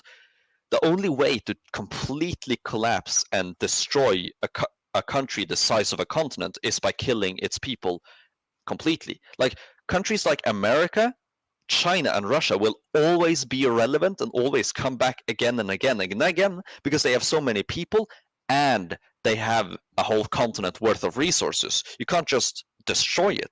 A country like France, you could destroy, even though that's also hard, but you can't destroy Russia. Okay, it's too big. Let's say we printed loads of money to do a war effort to solve climate change problems with renewables and sustainable agriculture and all that. Would you be willing to borrow loads of money to do a war effort like World War II for 5 years to solve the problems of climate change and biodiversity collapse using debt like the Nazis did basically and the Americans to solve the problem of climate change? And that will also solve the wars and stuff. No. What's India and China going to do? Why? Because I already think we're on the right track, and those people who would be willing to go with that deal are not the people who need to change. Like, Europe is already doing its most, and America is already on the right track. So the West is, of course, it is a big issue, but that's more of the lifestyle, but that won't really change. Like, we are doing a lot already, and I don't see in any reality it would be a good deal to do that. Like, purely geopolitical reasons too, if we want to. Like, those most impacted by climate change will first be the third world, and then Europe, of course, because the Gulf Stream will be weakened. But we can handle that. We already have the economy and institutions to survive climate doom, basically. And so why should we sacrifice our economies for an Armageddon that we ourselves will not experience to the same extent? And of course, I want to be moral about this, and I am a human. I like other humans, but I'm not willing to sacrifice the wealth and prosperity of Europe for the sake of the rest of the world. I value the West more than I do the Western world. That sounds evil, that may sound cynical, but that's just how it is. I am a European. I value the stability and prosperity of Europe over Africa. Like, even like if we sacrifice the economy, we saved Africa, but we also doomed ourselves. Like, we doomed ourselves to something worse than climate change. Yeah, so but you don't know what the side effects of climate change will be. I mean, Europe will get affected by drought and flooding much more. That'll affect the economy much more than if we didn't do anything about it. If we did a war effort, let's say, for the next 10 years to solve climate change, it'll probably be less bad for the economy than if we didn't do fuck all about it and let climate change destroy us by reducing the farmland, wildfires, no more water because all the glaciers are melting. The glaciers that supply all the water to cool down all the nuclear power plants in France are melting. So we better, in 50 years, they'll be gone. So we have to do something about it. Like that, we can still have nuclear power plants to cool down. So that's why I think we need to do a war effort now to solve a bigger problem in 20 years' time. That'll cost way more to I don't think it's the survive. danger it is in your imagination. I think you're a climate hysteric. I don't think we're at the point you think we are. First off, I do know the effects of climate change. Last year, I took a whole year course on how weather, climate, and the system functions, how ice ages appear, and the effects of climate change. I do know what can happen, and I am worried about it. And it's probably my number 2 or 3 concern. If all the things I'm most worried about, then that should be most important for Europe, but it's not the number 1. And the number 1 is the prosperity and safety of Europe. And I will not sacrifice my number 1 concern for my number 2 concern. Like everything else, I could be willing to sacrifice or at least risk for climate change, but it's not the most important thing. It's not. Like, if to be able to think long term, we must secure the short term. And your proposal basically fucks the short term. And thus, we can't really consider long term. Like, if we start slashing and doing a war economy, as I say, we go on rations and we do all that stuff, well, what effect will that have? Well, on us, or I don't know where you are, if you're American or not, but like, what effect will that have on the nation that's doing it? It will probably ruin the economy more than climate change ever will. And if you came to me with this proposal, like 70 years ago, not 70, but like 30, 40 years ago, where nothing had been done about climate change, maybe I would have supported it, because I couldn't be certain that we would ever be trying to fix it. But as I see it now, we're already on the right track. Like, it's the same with a lot of other issues, like poverty. People say, oh, we should donate billions and trillions of dollars to support to end poverty. I don't think it's necessary to change much at all, because the track we're already on has decreased poverty so much, and I think it's the same with the climate. We're already on the right track. And like the developing world, as long as we in the West increase and develop the green technology and we make it cheap enough, they will adopt it. Like, I have 3 friends in the Philippines, and he talks about how the factories there and the new infrastructure, it's all green, not all green, but it's mostly green because the technology has been developed for it to be green. And that technological evolution is just possible because of the prosperity we have in the West. And yeah, I don't see any reality where I would be willing to sacrifice prosperity. And to one of the comments, yes, I love Europe a lot. I am European, and I think it's only natural that I do love Europe. We conquered the world, and then we made it moral. Like, what more can we do? You made it moral. Okay, would you be willing to go to war for saving Ukraine? Like, would you physically be willing to go to war? I don't know how much morality I'll answer both questions. First, Jeff, you do know that the British were the ones who ended slavery in the world, by the way, went on an anti-slavery crusade across the world and spent more money ending slavery than they ever earned from it. So that's part of it, just the final end of slavery. And also democracy, we can thank that. Human rights, we can thank that. Of course, that's more the West too, but like the basis of already been structured with French Revolution before. It's like, moral. I am joking that we made the world moral, but at the same time, there's some truth to it too. Yeah. But to your question, if I would be willing to fight for Ukraine, no, maybe. It depends.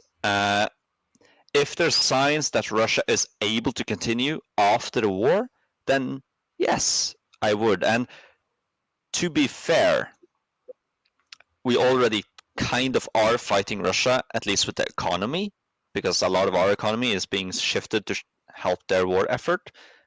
And I personally, I wouldn't volunteer for it, but if the government asked me, and they had some good incentives for fighting the war, I would be willing to actually go down and fight. Because we border Russia. Like, Russia is the only enemy of Europe, basically, and we border it directly. And Norway will be overrun if Russia invades. So whatever can weaken Russia is a good thing. And whilst I would be averse to risking Norwegian lives for Ukrainian ones, if that is what's necessary for the ultimate safety of Norway, then I would be willing to do so. But as it is now, it doesn't seem like it. It seems like we're already doing enough with the economy. Okay, instead of going to war, let's say, hypothetically, instead of going to war, you collapse the economy of Europe by 50%. And then that reduces the war, like that will stop the war in Russia. Would you be willing to do that, or potentially give your life in battle in Ukraine? I wouldn't. If I had the choice, I would of course not give my life, but I would be willing to at least somewhat risk it for to hurt Russia. But no, collapsing the economy, like slashing it by 50%, no. That I would not. That is a bit too far. That's worse than what would happen if Russia invaded. Like Russia wouldn't. It has no interest in occupying Europe. It would probably invade, take some war operations, and the economy would go back to normal, even if our politics are not independent. But slashing it by 50% would probably be worse than whatever Russia would do to us. Oh, sorry about that. I was eating. Yeah, no, but we buy loads of stuff from Russia anyway. Most of the stuff that the Russians sell goes to Europe. They're trying to increase the supply to China and India, but it's being sanctioned.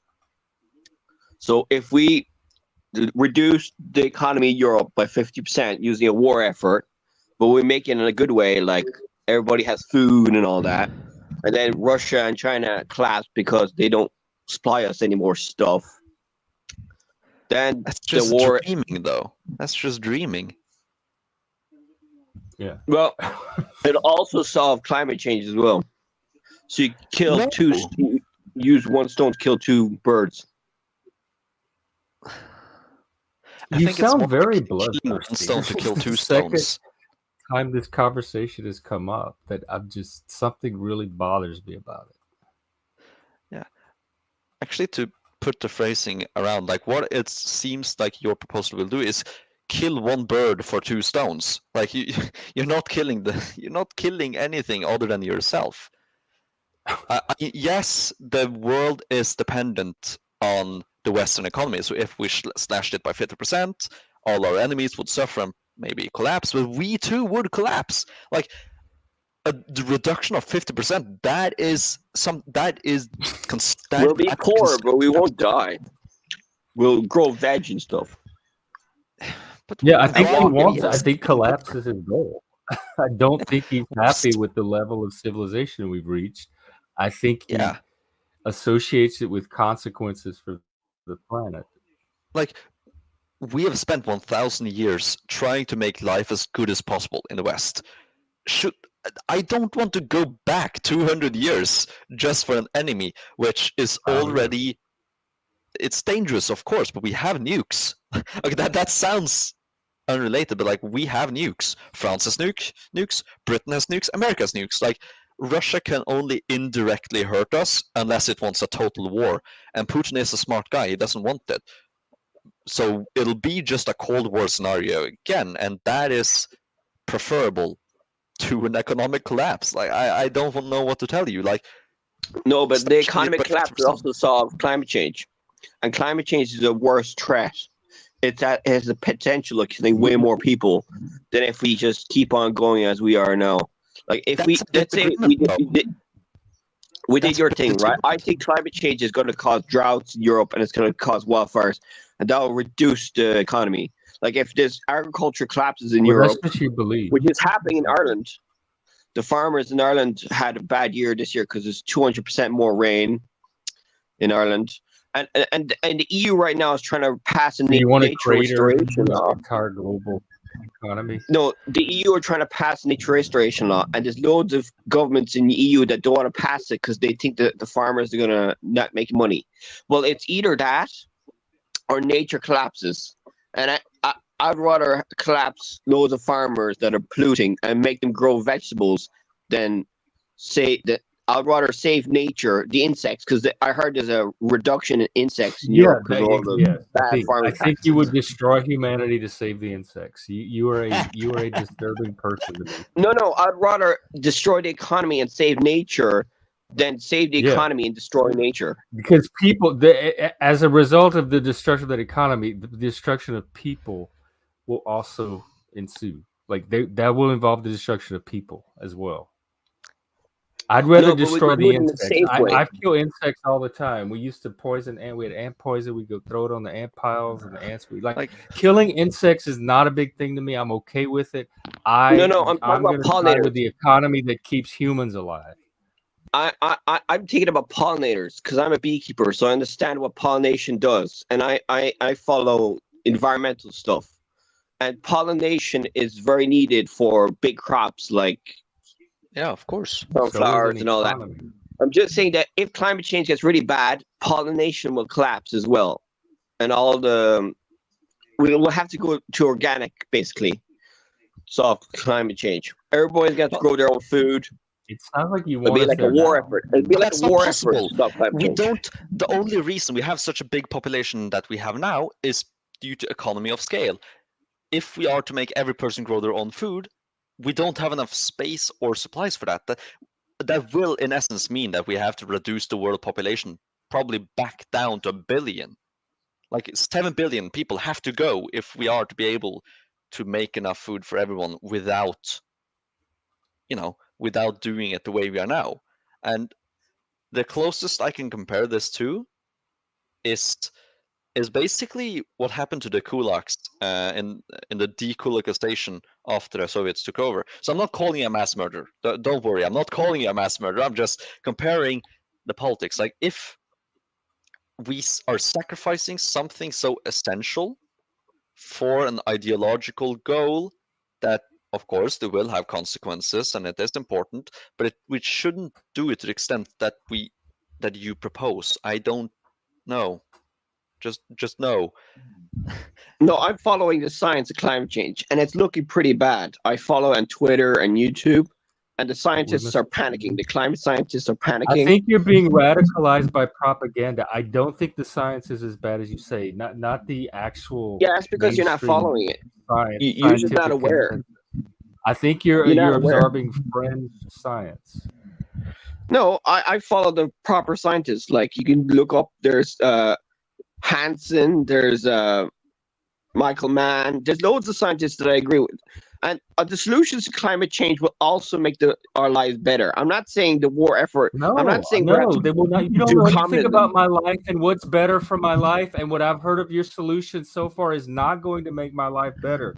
So don't tell me that. Let's say hypothetically I was a dictator, and I was to force everybody to try and solve climate change in like 10 years. Okay, we tax the polluters a lot, like all the big fossil fuel companies a lot, like 90%. Then we use that money and build loads of nuclear. Huh? If you tax them 90%, those industries would just disappear with no competitors. That's what he wants. To replace. Yeah. Yes.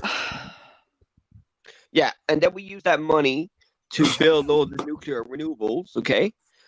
And then, we don't do that 90%, a lot anyway, to make them change their ways, okay? We won't tax them to oblivion. We'll just tax them that they'll change. We already have carbon taxes in Europe. We're already doing that in Europe. It's not high enough. It's not high enough. And then we plant loads of trees and we grow more we eat less meat, so we tax all the big farm. We don't give subsidies to polluting farmers anymore. No one is going to live in your fucking world. Nobody wants you are those are that's why climate change is never being solved. Not going that's to why get the climate rest change of the will never world be to solved. adopt them. That's not a realistic vision. You're in Jack Talcott territory right now. Yeah, but that's why climate change will never be solved. That's why I think climate change will never be solved, and we will die from climate change because we won't. We never want to solve it. You're wrong. I think you have a very on your point about meat, of the issue.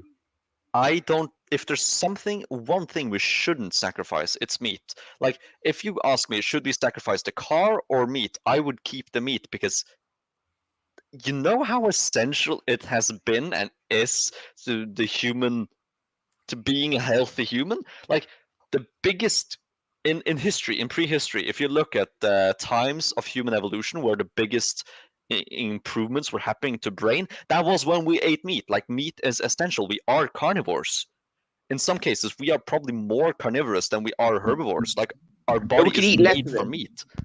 We can survive on plants, but I don't think in any world would it be more healthy to switch away from meat. And I don't think in the Western world we should eat less of it because it's really bad for the environment and it's bad for your health. We should eat much more of it. More fish, more chicken, more beef. The problem with the meat in the West is that it's so processed. We're killing all the nutrients. Like when you process it, you kill all the vitamins that should have been there and the minerals, and you end up with just a protein sludge.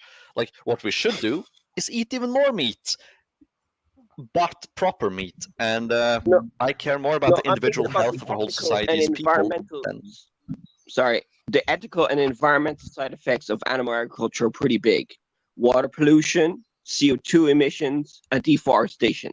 So if we reduce the meat intake by a lot, like 50%, let's say, we tax them. Let's say we taxed the polluting farmers. Okay, that'll make vegetables cheaper because vegetables are usually cheaper, and we could also make fake meat. There's loads of fake meat stuff that we can do with bacteria now it's and not good fungi. enough yet.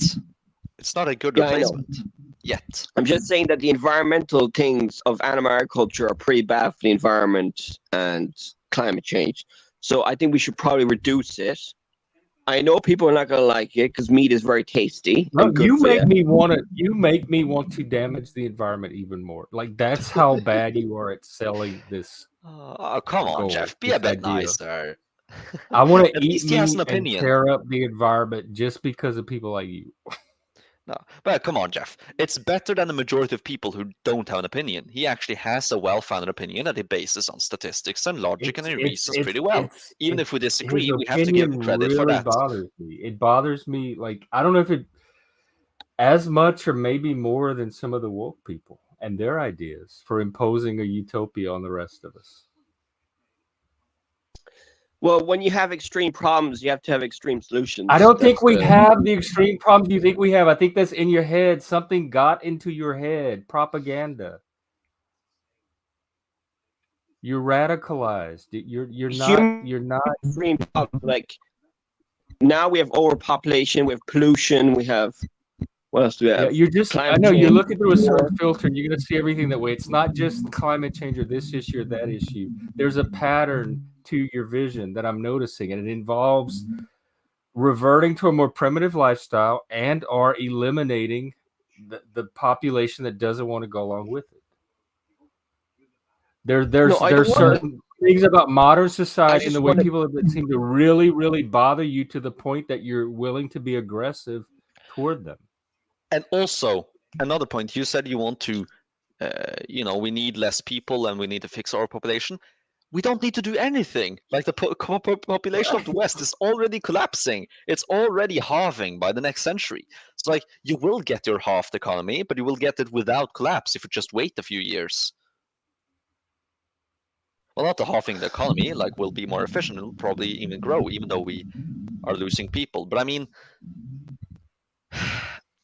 I agree that climate change is at least in the top 5 of the biggest problems of our modern age.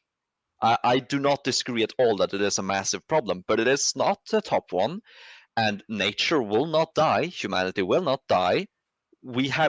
Humans have survived much worse, like the Younger Dryas or the Ice Ages. Like we have survived so much worse as primitive people. We can't survive this as a civilization. And nature has gone through way, way worse. So the thing is, nature will not die, humans will not die. The current age we are in, the Holocene, that will die. That's true. Like our cradle that we have been born in and the climate and nature we are used to will die. But the amount of drought and hurricanes and weather, it's just going back to how it has been for most of Earth's history. Of course, yes, that change back is human caused. I'm not saying it's just natural cycles. Humans are causing this, but Earth has had way worse climates before. Even when humans lived and we survived that easily, and animals have faced way, way, way, way, way much worse and can live. It's like we will survive. Nature will hurt. We will hurt. The problem We is will nature survive. cannot adapt to the changing that's happening now because we're changing so fast. When it changed before, it changed over thousands of years. From the ice age to the warm period now, it changed over thousands of years. We're changing from an ice age now to a way hotter thing in like 100 years, which has never happened in a million years in Earth's history. We can survive this. Nature has gone through more. I just blatantly disagree that this is the doom of life. It may be the doom of many species, which are not fit for survival. But I think the only reason that we Okay, no, I disagree with that point.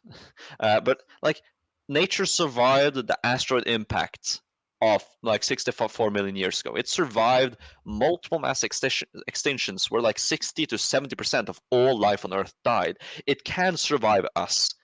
And given that we humans actually care about nature, this coming crisis will probably be one of the mildest ecological crises to have ever impacted Earth, because we humans are here. We caused it, yes, but we also make it less mild. And I mean, I'm not willing to sacrifice human civilizations and everything we have gained for the sake of nature. I am anthropocentric. I know a lot of philosophies and morals, especially a lot of the new age stuff and the new left, are really against being anthropocentric. But I am. Humans come first. And if I have to decide between human civilization and the life or non-human life as it is now, I choose humanity. And of course, beasts are a big problem. There are some species that are dying out that are absolutely necessary. I don't think they will go extinct though, and even if they do, I don't think it'll take long before we can fix it on our own and have some alternative replacements, because the prosperity and the economy we have allows for intense research and efficiency. Like, look at the COVID jab. Of course, it doesn't really matter if it was effective as a vaccine or not. The fact that they managed to at least create a new medicine, produce trillions of jabs, not trillions, but billions of it, and ship it out in just a few months, that's a testament to the economy we have. It doesn't matter if it was actually doing good or doing bad. The fact that we managed to do so much so fast, that is impressive. And I think that we can do something similar if it becomes urgent enough. Yeah. Yeah, we should have thought about this 100 years ago when climate change was beginning, but now we're panicking. It's getting so bad now that we have to do like a war effort to solve it. No, we Like, got I would have time. agreed. It's not a Your I would war have effort agreed reminds me with of you. Lenin's war communism. Like, millions No, starved I'm not because of that. saying. Yeah, but the climate change is such a big problem now that we've delayed it so long that people have to think about these things. If you've done it gradually, like 100 years ago, I wouldn't be panicking right now. But since I don't climate think change it's has a been delayed, crisis. that's because you're not following the scientists, Jeff. Well, I think the science you're following is misleading you. No, they're saying that the Amazon rainforest will collapse in next 50 years. Yeah, you're reading this stuff that's filling your head with all Europe these will go nightmares, so you into think a you're just desert. around the Will go corner. through And the I'm with Dolbez. I think humanity's going to be fine. I think we're gonna find Yeah, ways but if out the of this. climate collapses, it goes bad.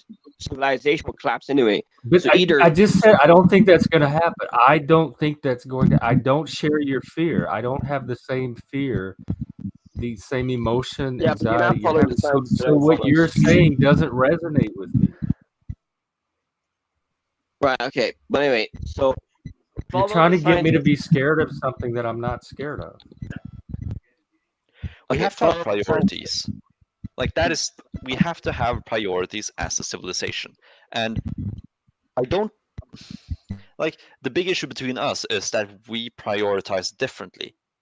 I don't think you're illogical or you're seeing visions or ghosts. Like, you are legitimately onto something. I just think you're prioritizing wrong. Or at least I disagree with your prioritization. Like, climate is in the top 5, but it's not the number 1. I'm not willing to sacrifice just anything for it. Our geopolitical safety and our economical safety and our individual health is more important than the climate. But it is still super important. I'm not advocating for ignoring it. I'm advocating for much higher effort in defeating it, but not if that costs society.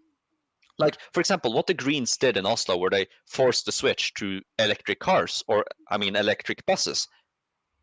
That was not worth it, considering that now, this winter, it trapped thousands of people, like, who didn't have anywhere to stay because they couldn't get out of the city.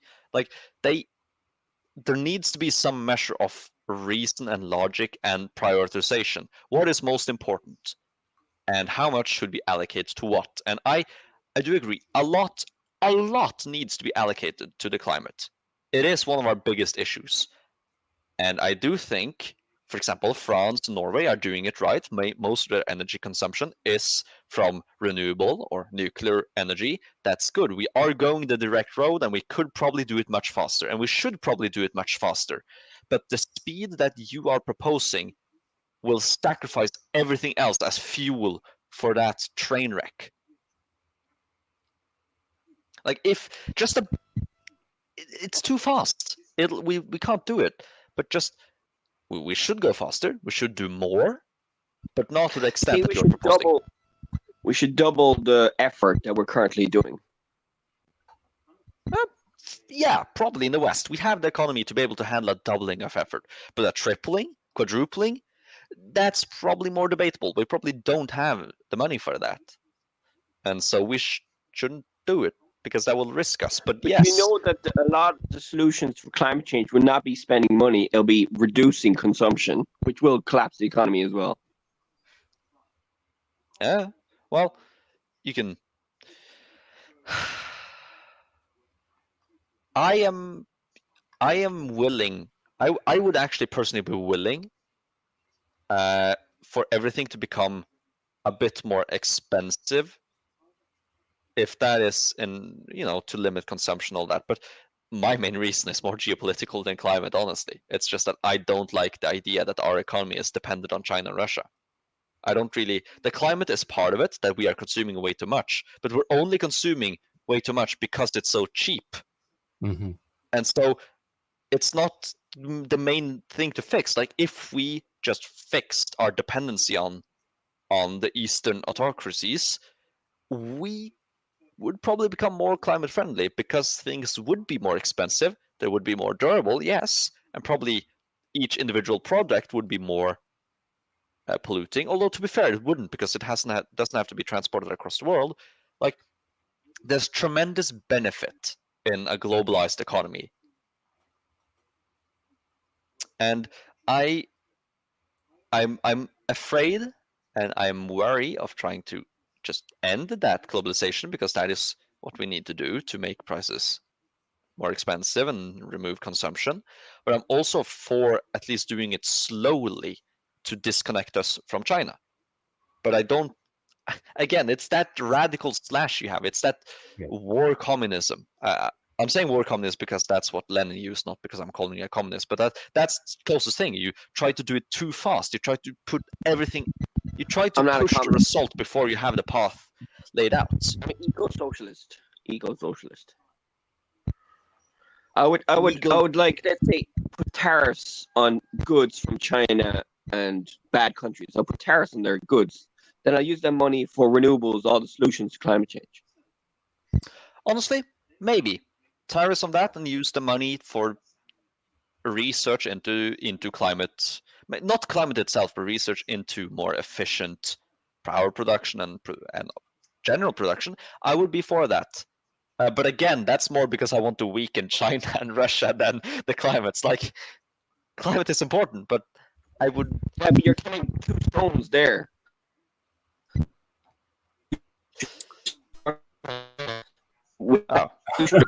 Climate change. Have you seen the conversations we've been having lately before this? This is a breath of fresh air. Offense taken. There's Ivy never League something symposium. No, the I do reason it's have to boring is wrap probably it up, because though. I am going to have to get some rest if I'm going to do my daytime stream. How late is it? It's 3 a.m. for me. Oh. And Well, thanks for the conversation. It was interesting. All right, bye. Yeah, it was interesting. I will say that, and I'm glad you and Dolbez got to talk. He was able to address a lot of it in a way that I was not. Like, so. We're not disagreeing necessarily. We agree that it's a big issue and that we need to do a lot to defeat it. We just disagree to the extent that it is an issue and the extent that we need to fix it.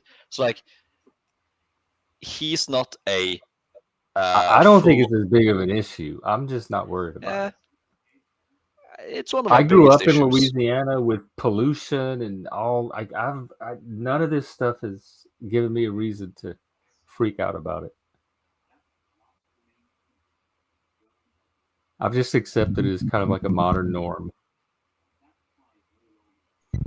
And the thing that bothers me the most with you in particular, Sean, is the authoritarianism. The way it's like this top-down imposition on the rest of us because of the alarm that you feel over this. And it's kind of like a bit of hysteria to me that I don't want my life to pay the price for because of your reaction to this. Yeah. Okay, let's say we solve capitalism. No more government involvement. Would you agree So that if I you was can find a way to president, do it without the authoritarianism, you might be able to get my That's already what we're doing. That's what we're doing with the cultural shift and changing the importance. Some of that of it. cultural shift seems very Yeah. authoritarian and top down. And That's not the a shift. non-cultural shift, that's capitalistic. The market prefers green stuff, and so green stuff becomes more preferable for companies to do. And I honestly think if the left hadn't been so, not even the left, like basically the entire spectrum outside from the two extremes, if they hadn't been so extreme in pushing climate, the cultural shift would have fixed it either way, because the people were already far on the road to being willing to sacrifice price for buying green. But how far they pushed it, there's people are now reversing. And so I'm almost willing to blame the Greens for why climate is fixed so slowly. Because if they didn't push it so much, people would have naturally drifted to that, and the capitalistic market, would have adapted to that. Companies would be much more profitable if they were green, and they will slowly transition to that, and we would have fixed it. But now people are actually going against the climate because they are against the left, and I think that's stupid. First off, I think it's stupid to be against the climate just because you're against the left and the center right. It is, but I had the same reaction. So there's an Yeah, emotional exactly. logic to it that makes sense. But I have to go now. So it was a. Where do I leave? Where's the leave button? There. It was a pleasure talking to you both. We're 6.5 hours. Bye bye. All right, take care, and we'll. Don't. All right, I'll see you in a few hours. Talk to you later.